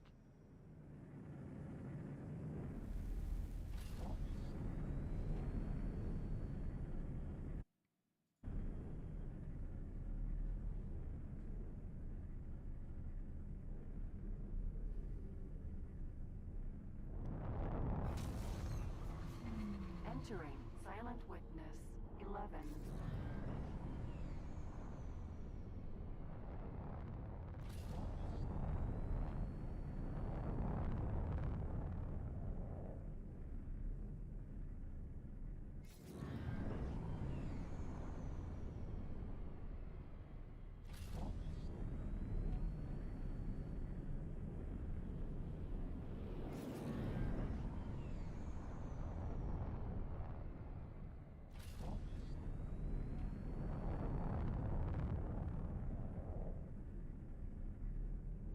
Corgi, you said there'd be action. Is there? I think it'd be action. We didn't get the start we wanted, so it's really delayed. I will say that. We are about to... The problem is we don't really have a ship to get action, to start fighting. We got to build up to that. We got to get a passive income first. We will fight.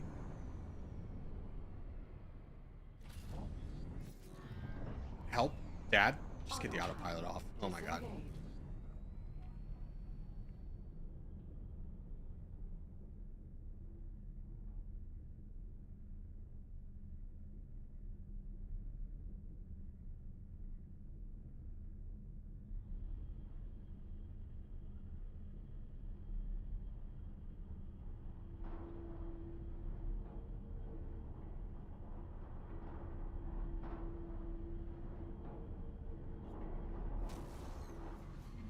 Entering Silent Witness 1.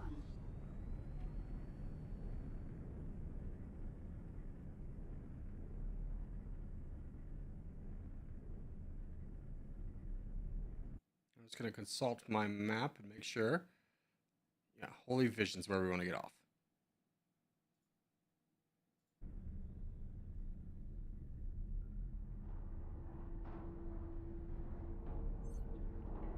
What the goal of today is to set up passive income so we can leave this running overnight and then have money to buy a big ship. So like this episode will probably be like 20 minutes on the channel. So I'm going to cut a lot of this out, obviously. And from there, we'll be able to buy a ship that can actually fight. Maybe we'll just upgrade this one. I'm back. Welcome back. Atikva's choice. It's hard to understand what's going on. I'm going to be honest. I don't understand how. All we've done is scavenge. We've picked up a free ship and we scavenged.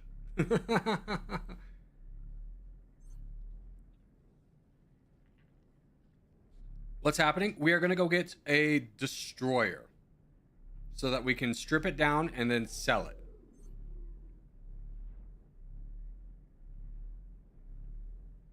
And then buy mining ships. Entering system Argon Prime.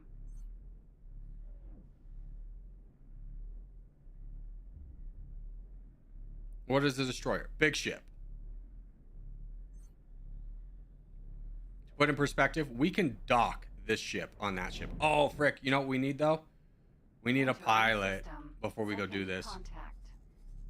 I think there'll be something... Yeah, we can go to the Holy Order. system and get a pilot from there.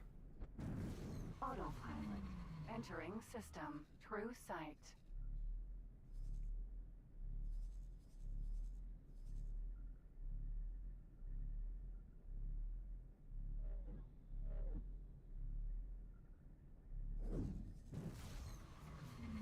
Entering system. Fully vision.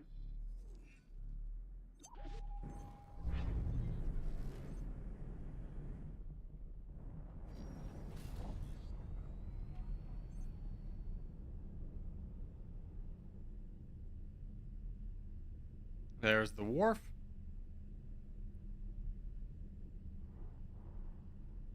Turret. Pyramid wharf. Out of docking range.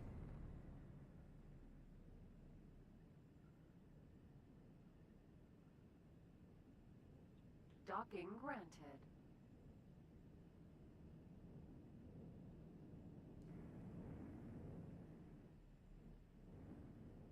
No.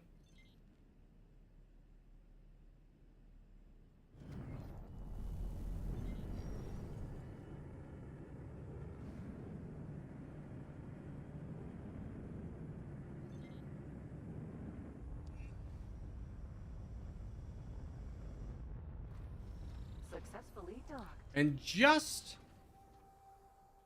as I'm curious, how much could I sell this for? Oh, I need a pilot to even figure that out. Okay, let's get a pilot. Pilot. Hello? Hello? Is there anyone here? I'm in desperate need to hire you.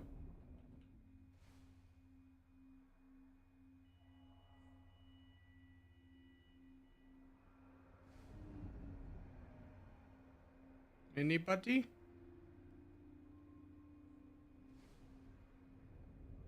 Let's go back.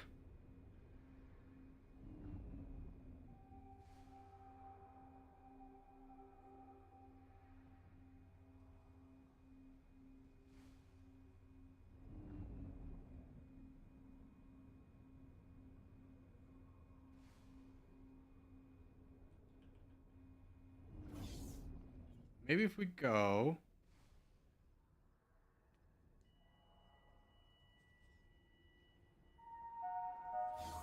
Please note that any space suite consumption aboard this station is against the law.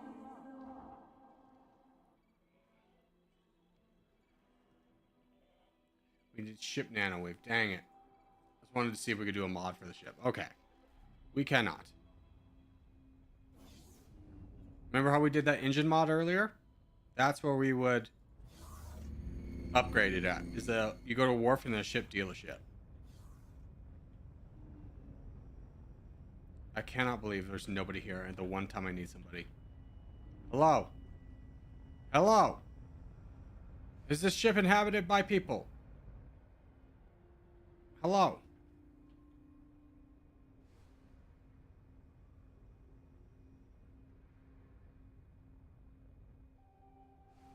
You can see some of the bigger ships below. When you actually buy a ship, you can watch it be constructed too.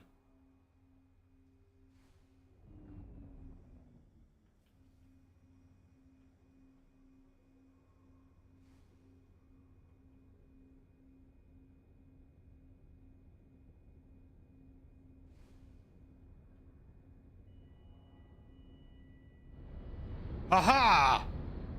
We have found someone. Don't be expensive. Oh, you're gonna be expensive. Hello. 2 million, get wrecked! Wait, there's another one. No, come back here! Oh, you're expensive too.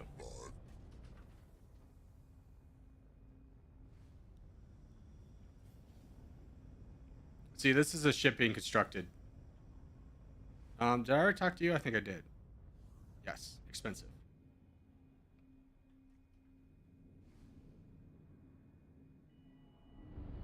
Few ships being built. Security would like to remind all visitors to keep their belongings with them at all times. What's the goal of this game? Whatever you want it to be. It's a sandbox game. I want to build a station and then fight a war. Those are my goals. But I can't do that if I can't find a freaking pilot. Oh, there's somebody. Come on. Cheap, cheap, cheap, cheap, cheap. Yes! Hello. Hire. You will be the captain of the Perseus. Congratulations. You made a wise decision. Thank you. I know I did. Okay, now if I wanted to sell this, just out of curiosity, how much could I get for it?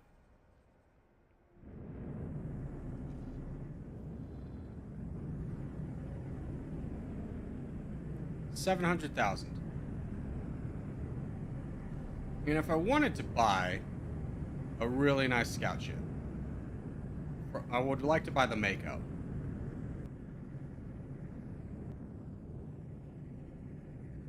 Not you. The Mako. And let's say I wanted high preset. I would need 1.5 mil. Let's just double check first what the actual price would be.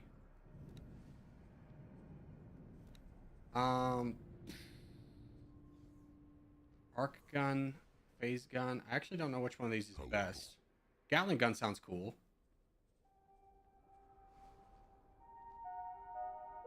All ex-military personnel, please report to Medbay 6 for bioweapons clearance.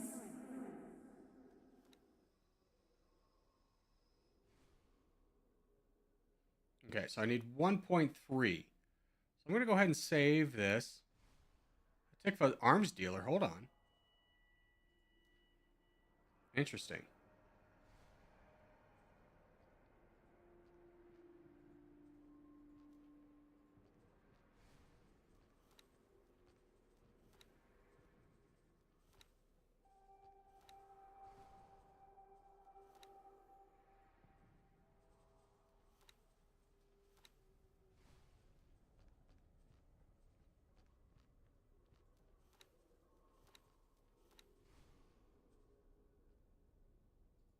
Save this as Mako 1. Okay, so if we get 1.5 million, we'll buy that. We'd be just a little shy. So let's go get that big ship, the destroyer.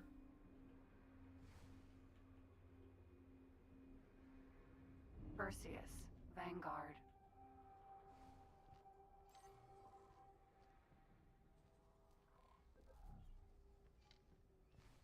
Trash pilot. That's all we can afford. We don't really need a good pilot. They'll train up later on. Until you start getting like a lot of money, it's really not worth buying an expensive pilot. Okay, let's just make sure we're going the way we want. Yes, we just need to hit this.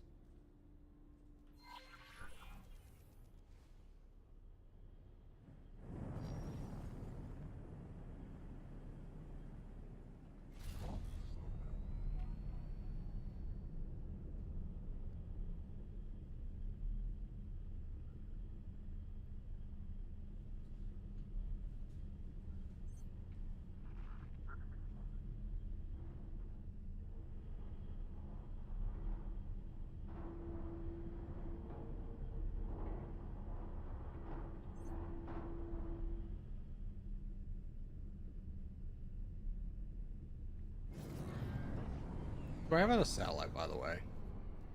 I do. I'm going to put one here, because there could be space fights over here, too.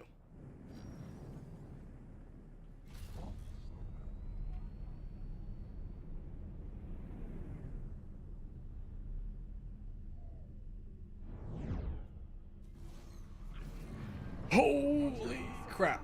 Faulty logic. I'm going to go back for a second. That is a destroyer. That's an enemy destroyer.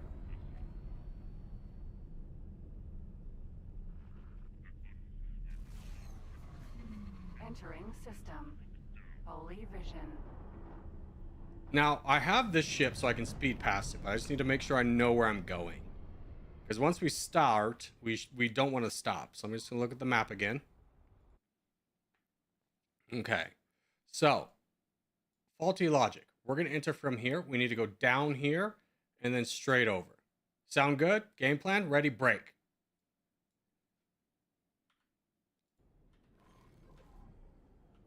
It's go time, Chief.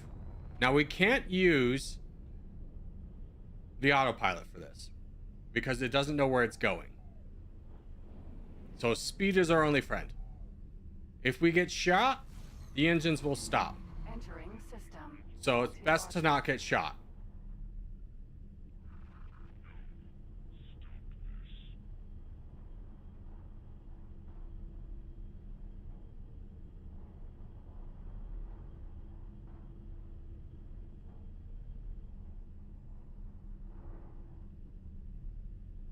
That's where we're heading. Right there. Okay, so we zoom past the destroyer and the fleet that's at the gate. It will be a slight issue getting the Vanguard out if those guys are still there. We'll cross that bridge when we get to it.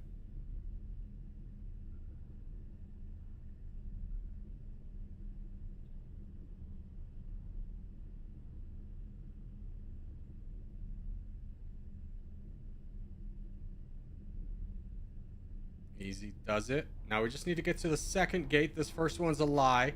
As long as we hit the second one, we'll be fine. There we go. And as soon as we're off here, we need to veer off to the right. Entering faulty logic. 7. Go, go, go, go, go, go, go, go, go, go, go, go, go.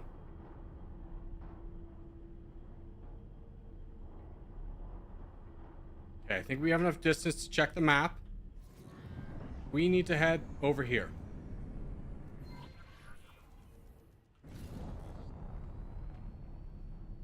Gotta keep up speed though, because this is enemy territory.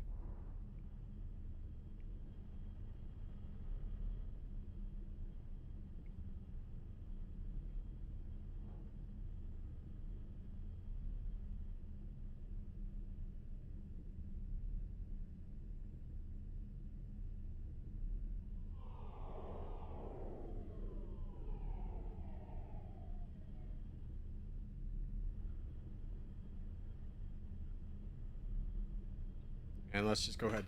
Quick save, just in case this all goes bad.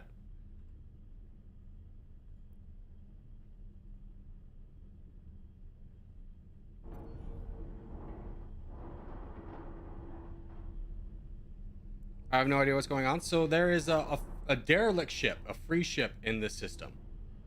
If we find it, we can claim it. It's worth like 9 million. There it is. Huzzah!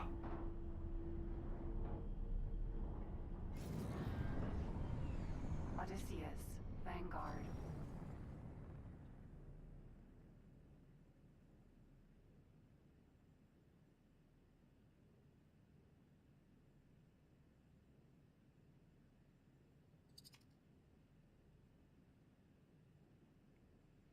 Now we just gotta hack it like we did before. There's the entrance.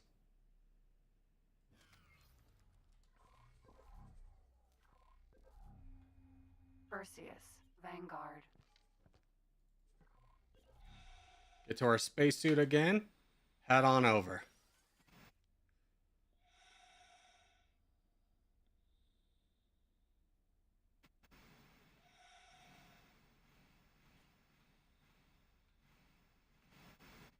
Harold, there are 10 people chatting. I'm going to be honest with you. If you think it's boring, go away. Stop being a negative Nancy. All right, so we just got to hack this again.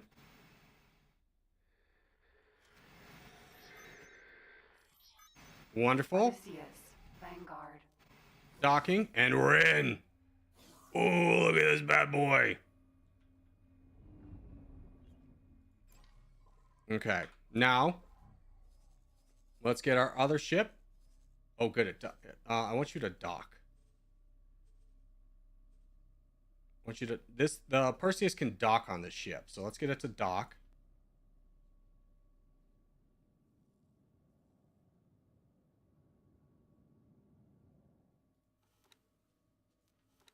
Okay, I think it's docked. Let's double check by looking outside. It is docked. Wonderful. Now here comes the real issue. We're able to get in with speed. We will not be able to get out with speed using this fatty boy. This thing's got some speed, but it takes a lot of time to ramp up. So it will be difficult.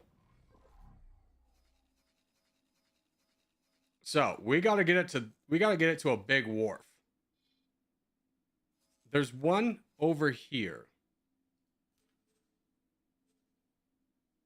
So we are going to pray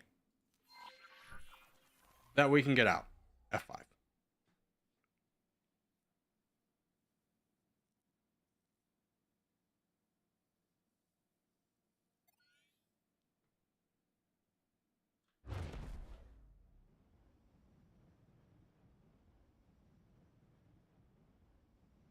So I'm not going to use the autopilot because I do not want to stop for an asteroid or anything like that.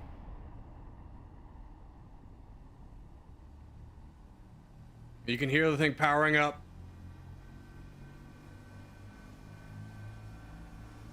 Come on! This is the real beluga whale.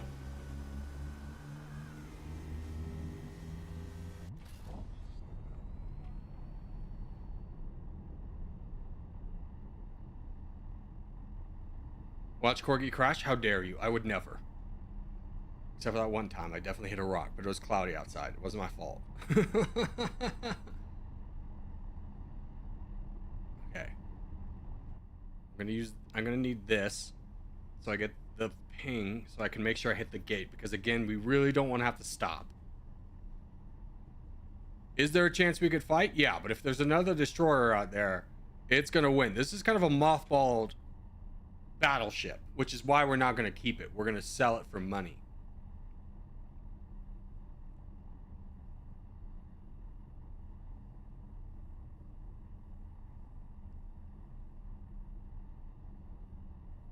But that like defensive platform over here would absolutely destroy us if we were near it for like more than 3 seconds. What's the ship you have? The Odysseus Vanguard.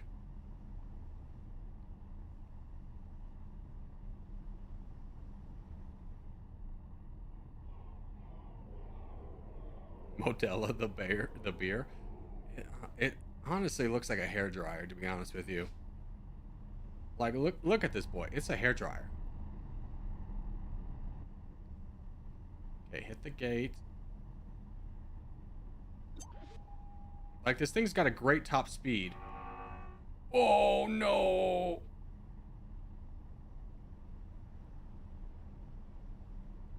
That's not the right one, is it? It's not. Oh, my God. Oh, buddy. Come on. We got to get through there. There's a destroyer. It's coming for us. Come on, Beluga. Come on. Power up. Oh, buddy. I hope that thing's not coming. Danger. No. Come on.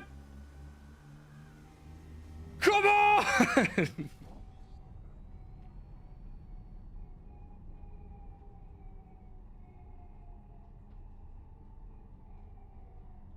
Get me through. Oh, okay. Now we just gotta get to that. Entering faulty logic. Nope, just keep going. Oh, the speed went down. Come on, get back up. Get back up to speed. We lost like 1/10 of our shields.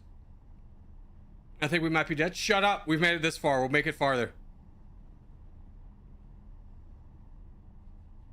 We just gotta escape with it. And then we'll be so rich.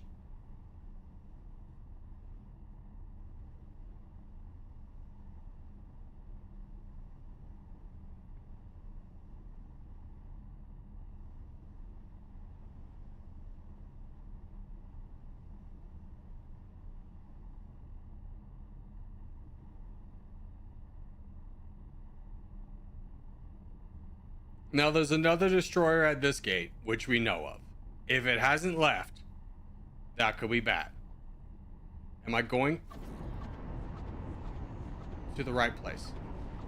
I am. Did I accidentally just stop myself? I did. Okay. Well, we're fine right now. It'll crank back up to speed by the time we need it. Hopefully we don't hit any of the ships along the way. There's the destroyer. You can see it. It's right there. It just hit a rock itself. Which means it's going to be right there. Oh, that red dot means... The red noise means there's baddies. Oh my god, that's an active ship. Oh, there's no way around it. We just got to hope it misses us. We're going at 3,000... No. Please go. Please don't stop. Please don't stop. Please don't stop. Please don't stop. Just keep going. Let's go. We're out, baby. The Great Escape. Entering system. Fully vision. Get me out of here. Don't hit that. Oh, I ducked a little bit. You're alive. Okay. Oof, we made it out. This is where we need to come for some loot, but I don't want to send the AI to do that because it's liable to get itself blown up. Ain't no battles happening here. Where is my beluga? Who told you to do this? What happened to your behavior? Repeat orders. It wasn't given an order. Hold on. No fighting on this side. What about this side? No fighting. Okay. It's fine. We'll just tell it to collect cargo drops there. Now it will repeat that behavior. And I just want to check. I think there's a wharf. Yeah, there's a wharf in this system if we head like over here. So let's set that for ourselves.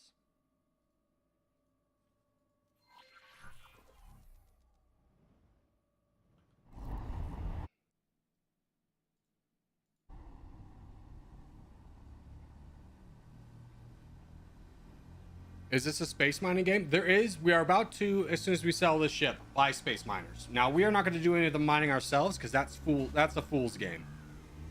We hire people to do the work for ourselves. We're real entrepreneurs here.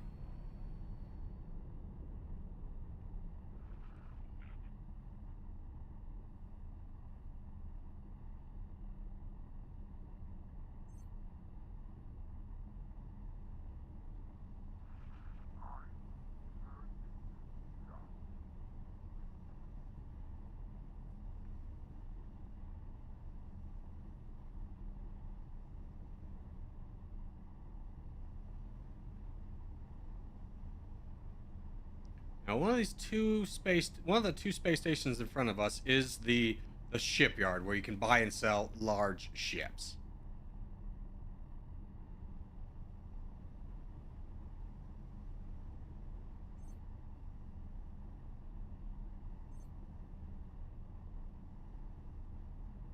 I feel like it's this one. No, it's this one. No, it's this one. Turn. Turn, fat boy. Turn. Oh, we got a break.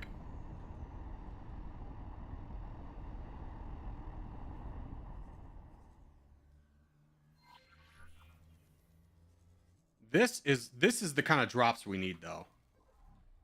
Hold on.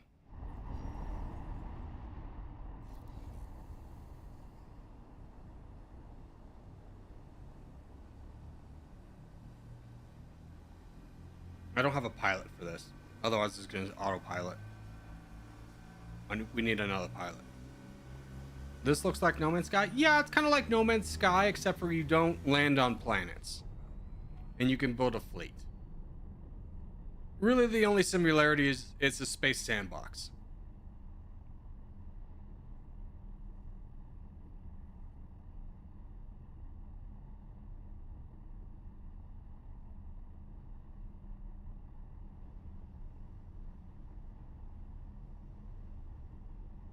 Yes, this is the shipyard.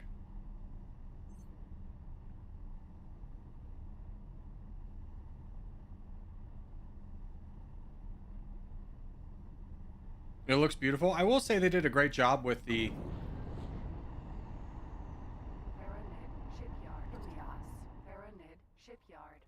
They did a great job with the ship interior. Excuse me, you're right in the middle of my docking, sir. Could you please exit the area?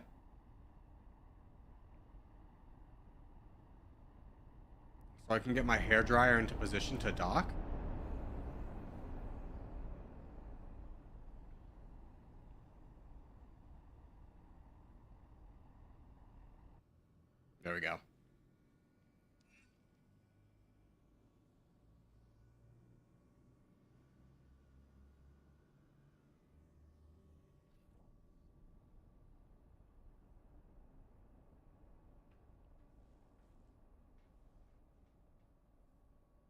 successfully docked.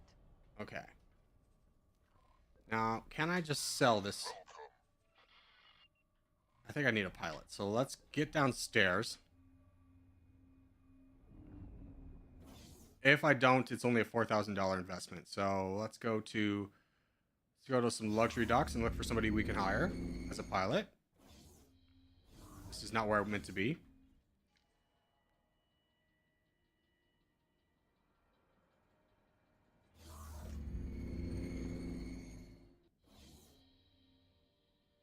This is the trader. Am I dumb?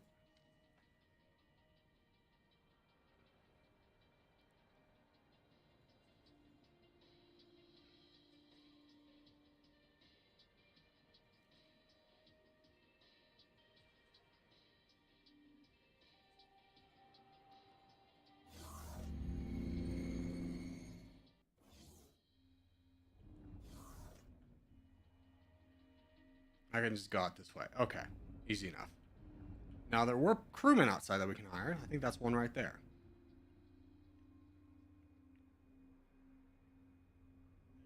You look expensive. Nope. Yeah, you're expensive. You're a Marine. Expensive. Oh, it's 3 of you. Let's go. Cheap. Cheap. You would probably be the cheapest. Hello. Yes. Congratulations. You are now the proud captain of the Odysseus Vanguard. You've made a wise decision I know I have. Thank you. I'm full of those wise decisions. Okay, now, one thing I'm a little bit worried about is I don't want to sell the ship. Well, my other ship's docked on it because I don't know how that would work. So let's just get you to fly off there.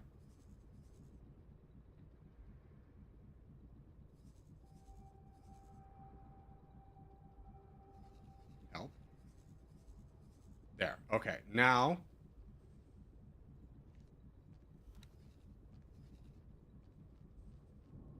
upgrade the ship, and basically we're going to downgrade it. As much as we can. Okay. So that gives us 5 million.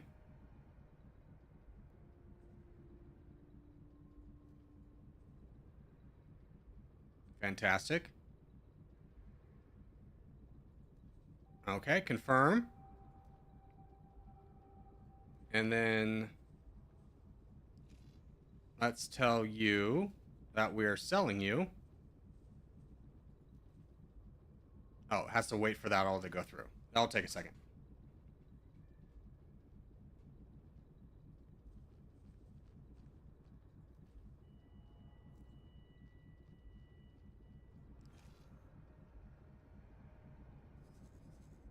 Is it moving? You were already docked. Oh my god, it has to go somewhere else to get its upgrade. Okay, well that's happening. That's fantastic. How's this looking? Is this still Loot City? No, this is no longer Loot City.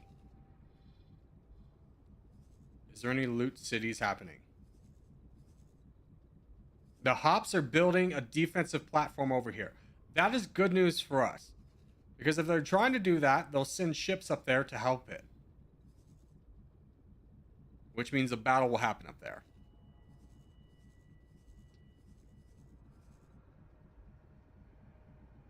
Hold on. Dock, change. Okay. Where are you going to dock, you big loser? When does the stream end? So this one's going to end once we get some mining ships up and running. So while that is happening, I'm going to go back to the Perseus. Oh, I need you to dock so I can go to you, because I forgot that I don't have the teleporter technology unlocked yet.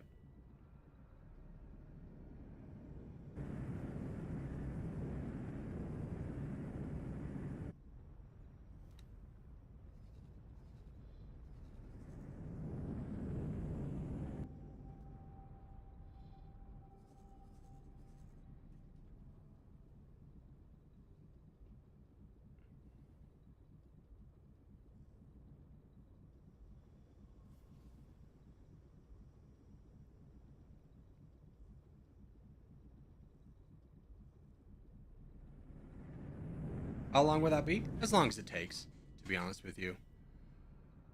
Now, our next stage of development is we need to get to 18 billion, the system 18 billion, which is right here. So, to get there from where we are at, I think we can take the highway through here. Yes, we can take the highway to Silent Witness, or we can just go take the highway to, we've already discovered Silent Witness. We're going to get here, and we need resource probes. And we're going to drop in a few resource probes, and let's check out, let's start scoping out some mining ships that we want. Now, the best mining ships are, in fact, the Borons. So, let's go here to the wharf, buy some ships, and set up a loadout. So, we're going to want mineral miners. Fantastic. And ooh, we can get a couple of these bad boys. Let's figure this out. Don't really care. I would like you to have slightly better shields. Weapons, I don't want you to have. You just need a mining drill. I don't want you to have any turrets. Software, yeah, you don't need any of this.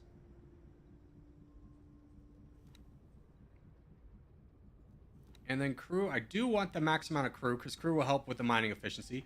That's 400,000. 500, that's 400,000 total. Okay. What if I got a slightly better engine? That's 600,000. That will help out you move. So let's say we're going to save this as miner 1. Save. Now, when we get Fat Boy sold, we're going to have 5 million, and then we'll have another couple million from its chassis. Okay, our ship is here. Let's go find our ship. I need to find my ship. Where's an elevator? Excuse me. Do you know, ma'am, do you know where an elevator is? This is so embarrassing. Oh, is this it? There it is. Ha ha ha. Let's go.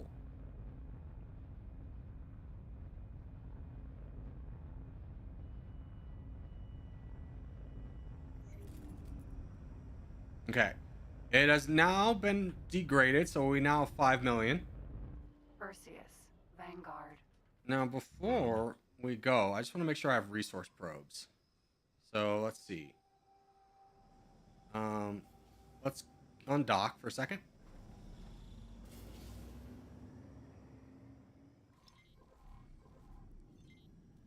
We have 3 resource probes. Perfect. Okay, so let's start heading over to 18 billion. So we need to get to Silent Witness up top. And we're going to go like right here. We're going to autopilot that. Engage. Then we're going to take the Holy Vision, or the Odysseus Vanguard. And can we sell it yet? No, it needs to get out. So once this wrench is done, it'll be done and we can sell it.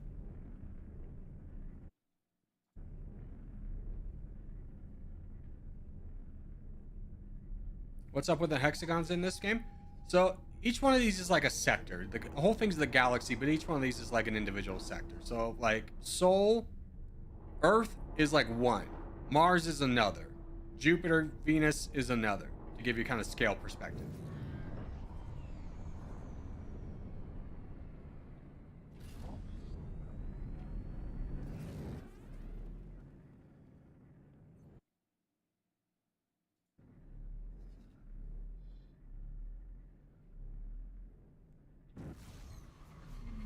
Entering system. True sight.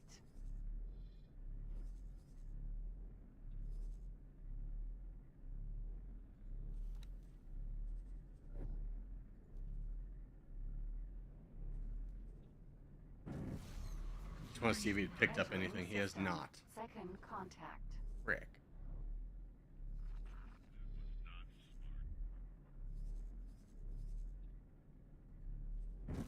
Well done. Entering system. Argon Prime.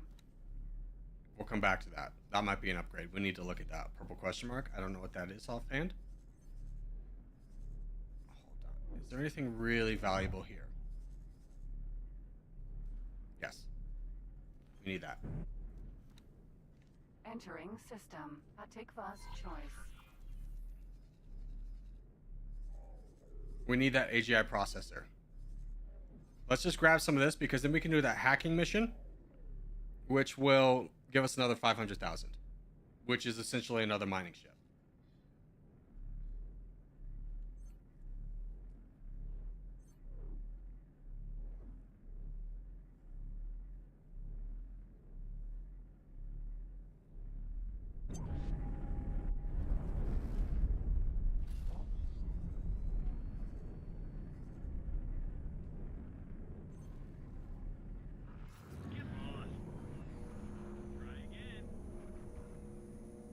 Autopilot disengaged.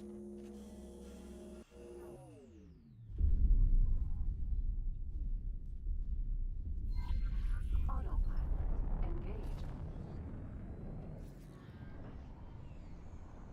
Autopilot disengaged.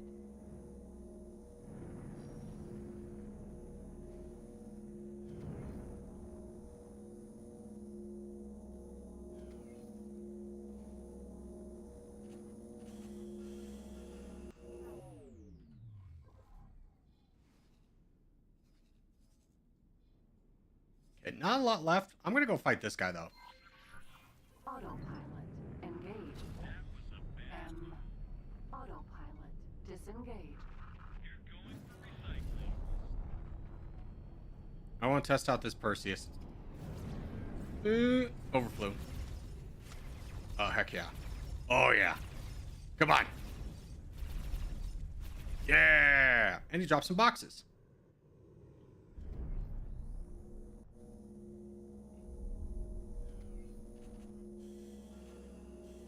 Nothing truly amazing. Okay, on to where we were going. Where was I going? Silent Witness. Autopilot engaged. Okay, this is now done and it's waiting. So now we can say, let's sell the ship. We get 6 million for the ship itself. Silent witness. And now we have $12 million. We're rich, boys. We're so rich. We're so rich.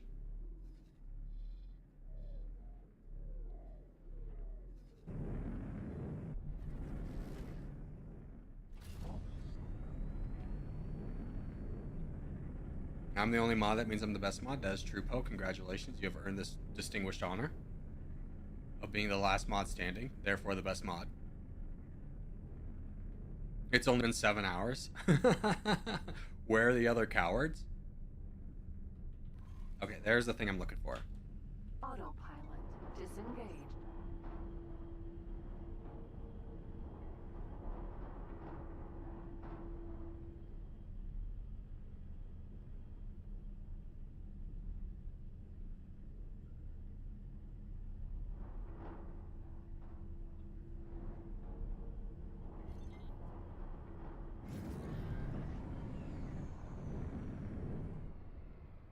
Is that gate inactive? What?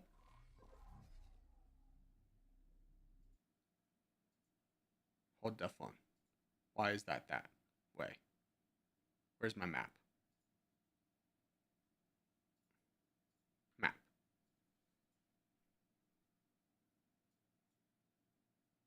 Okay. Looks like that one is not active right now. I'm not sure what's going on, but we'll just grab the other one.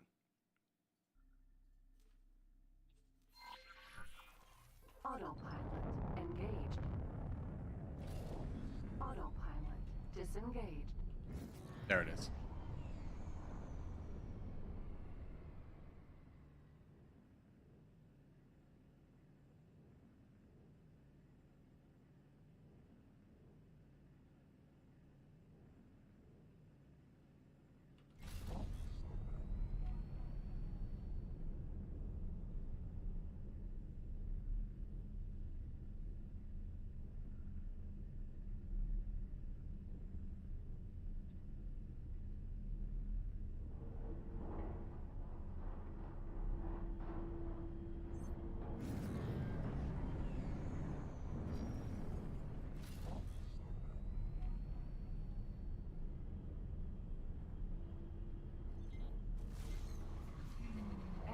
system. 18 billion. Okay. 18 billion. All right. This is where we want to be. So let's go right here. Right into the middle of this asteroid.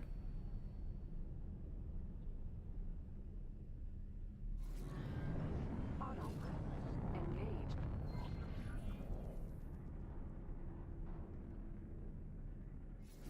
And let's drop a resource. Autopilot Probe. disengaged. What do we have? Mining. We've got methane or silicone. Okay. Let's go down here. Autopilot engaged. Hey, Whiffer, thank you for the $2 donation. 7 hours? Yeah, a little bit longer than I anticipated. But here we are. Domination went long, and this one a little bit longer than I thought we were going to need, but here we are.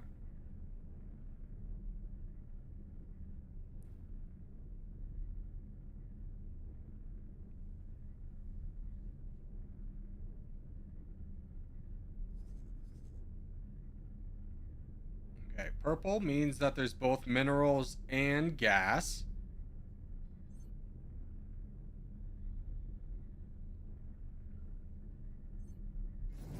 So let's drop a source probe here.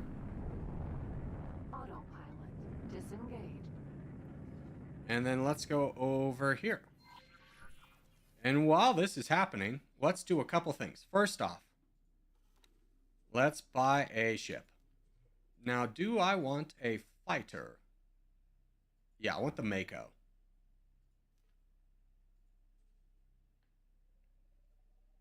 It's 1.4 million.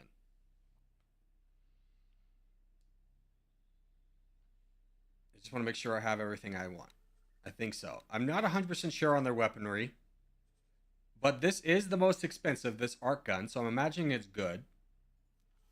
We've got the docking computer, everything we want. Consumables, we're going to want some satellites. And we are going to want some laser towers. And probably a couple of resource probes. Okay. Crew, maxed, great. I don't want a marine, I just want service crew. Let's add it to the shopping list. Now we're going to go back to the miner that we set up earlier. Now the only thing is, I think I want the more expensive... How much faster is it? It's pretty fast. I'm going to go use the more expensive one. And I am going to buy 7 of these. Actually, I think 5 will be plenty. We'll buy 6. That will leave us with 3 million. Confirm that order. Boom. Okay. Autopilot engaged.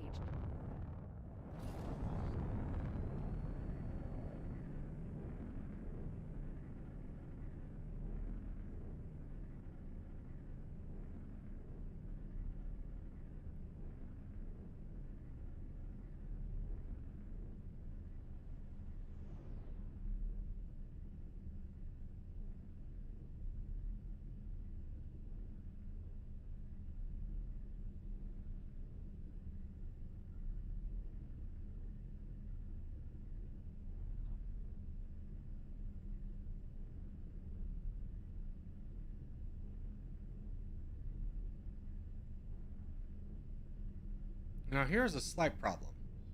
I am assuming that there is a silicon factory. But I did not check that. Autopilot disengaged. We need to find that. Hold on. I'm going to get up.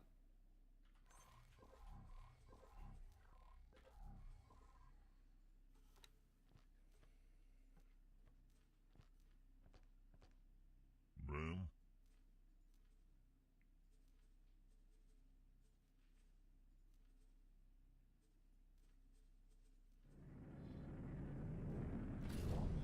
I bought 6 miners. without checking. Now, it's not the worst case scenario, but it'd be nice if there was a silicone thing here, because silicone's a little bit more expensive. So let's just take a minute to explore the entirety of space.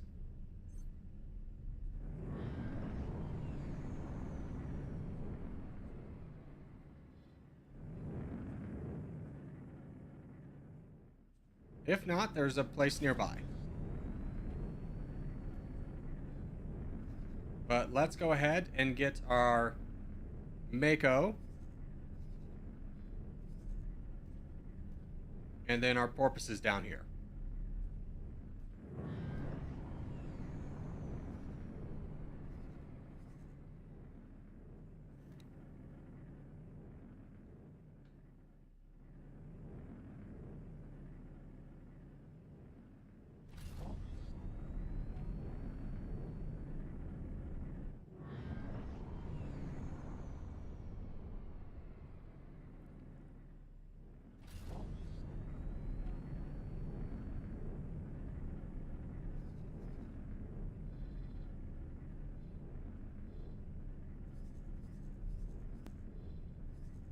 Okay, they are all moving. Good.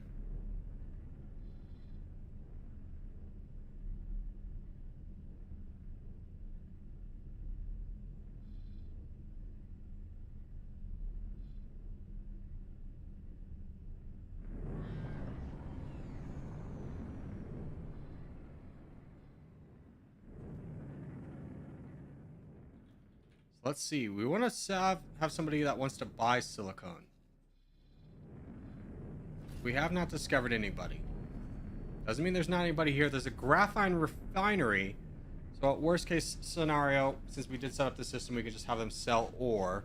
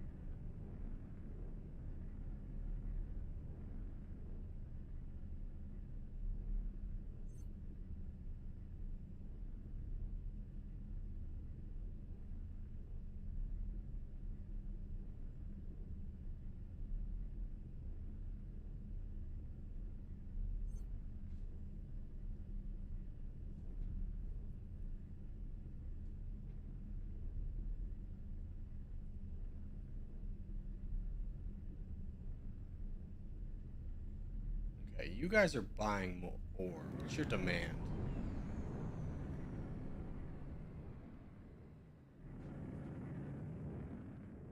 No, you're buying methane. All parts are in high demand, though.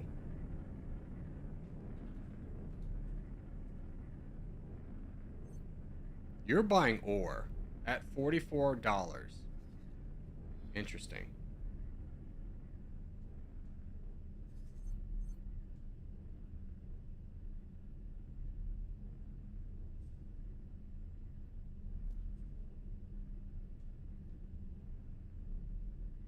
And you need a lot of ore, huh? Right?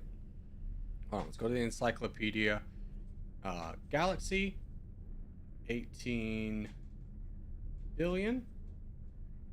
You need energy cells heavily. Okay, so ore's not your biggest concern. Perseus, Vanguard.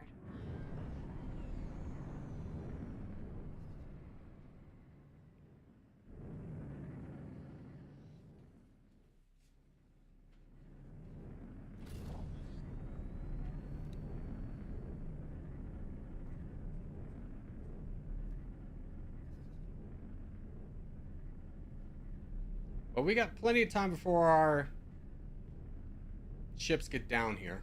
And we can collect our resource probes if need be.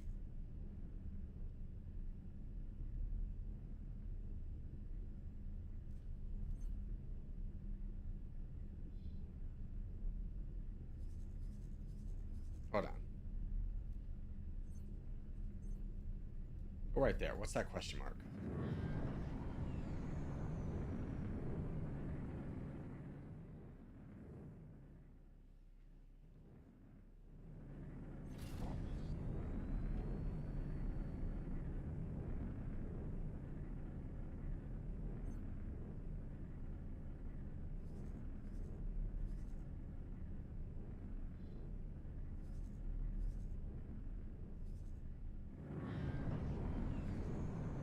This is a data vault.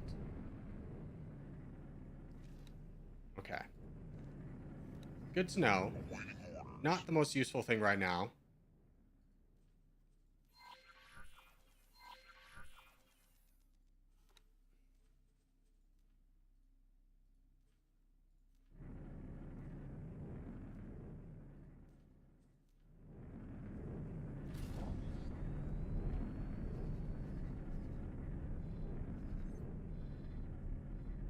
There are ships pretty far away.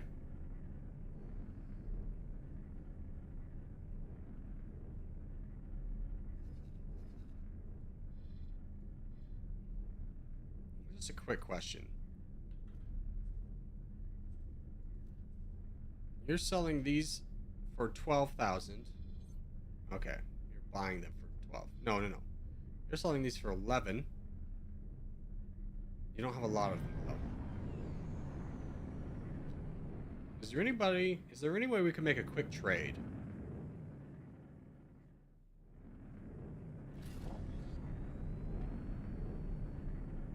We don't have a lot of places discovered yet.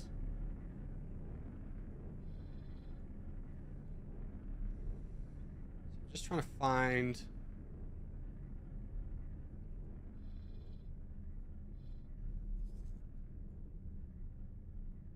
You really want silicone wafers. Okay, that's good to know.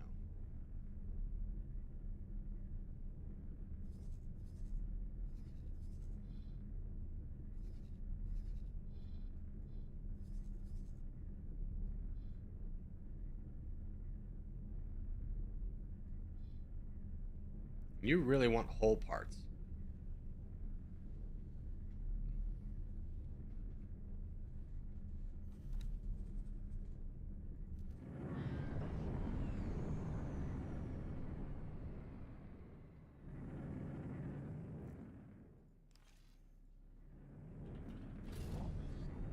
Now, one of the big things I'm going to do off stream is I'm going to search around. Where is this? 214, and we can sell them for a profit for 259 there. Right there. That's actually incredibly short of a distance. Hold on. Let us buy another ship. Let us buy a medium transporter, the Dolphin. Get it up with some big engines. Shields, we're going to do 3s. It's 2 million right now.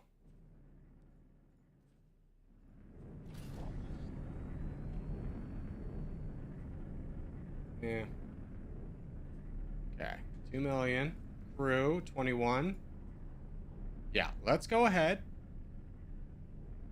Mandatory. Oh, we need a captain.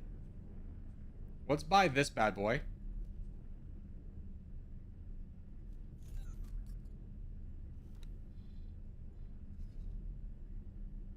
You were selling whole parts for 207, and you were buying them for 259. Now this place is a lot closer. So what we're gonna do with our new Dolphin, as soon as it's finished, we're gonna give it a command order.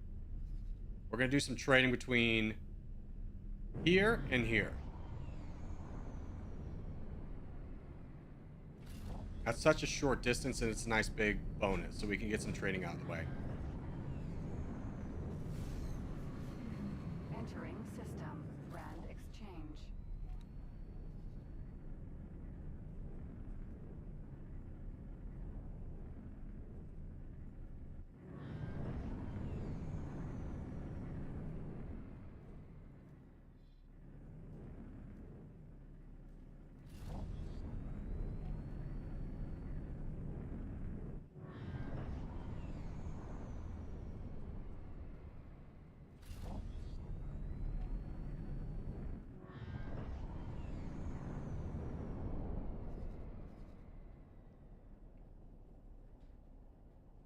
Corgi, aren't you tired? Not even a slight bit, no.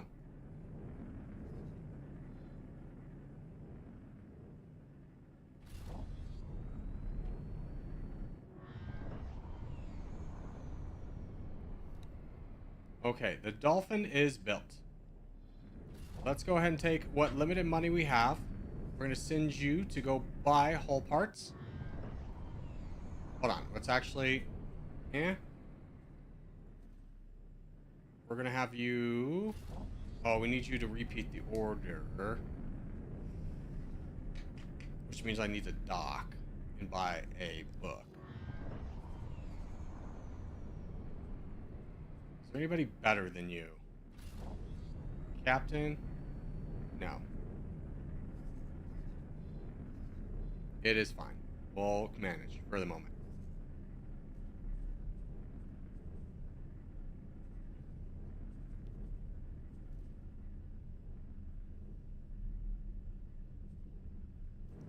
We'll set you up to buy as many hull parts as you can.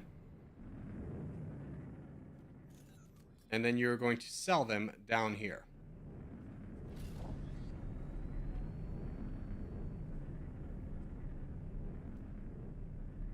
So that gives about 40,000.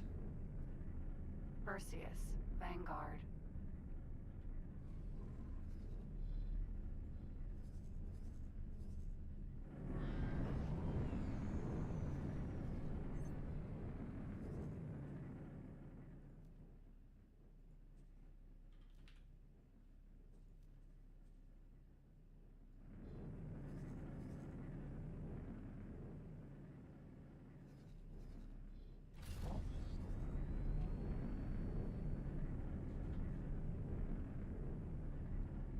Okay, so where we're going to end the episode off is we're going to take our ships together. We're going to form a mining fleet. So we're going to say mimic commander's behavior. Say, put that in a group. We're going to take this one ship and we are going to say you're going to... Oh, let's get the behavior. Information. Behavior. You are going to local auto mine at 18 billion. Confirm. Now, if I can find a silicone over here, we're going to switch to silicone. But for right now, ore is going to be fine. There's a high demand there.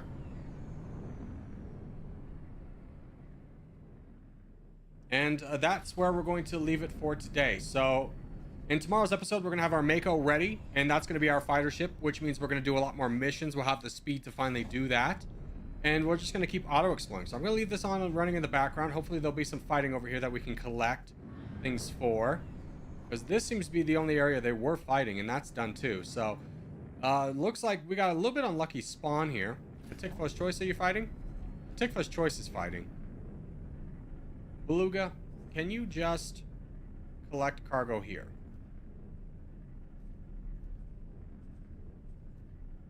We're going to have it do it over here. Hopefully it'll be fine in the defensive platform. We'll have that do it for a while.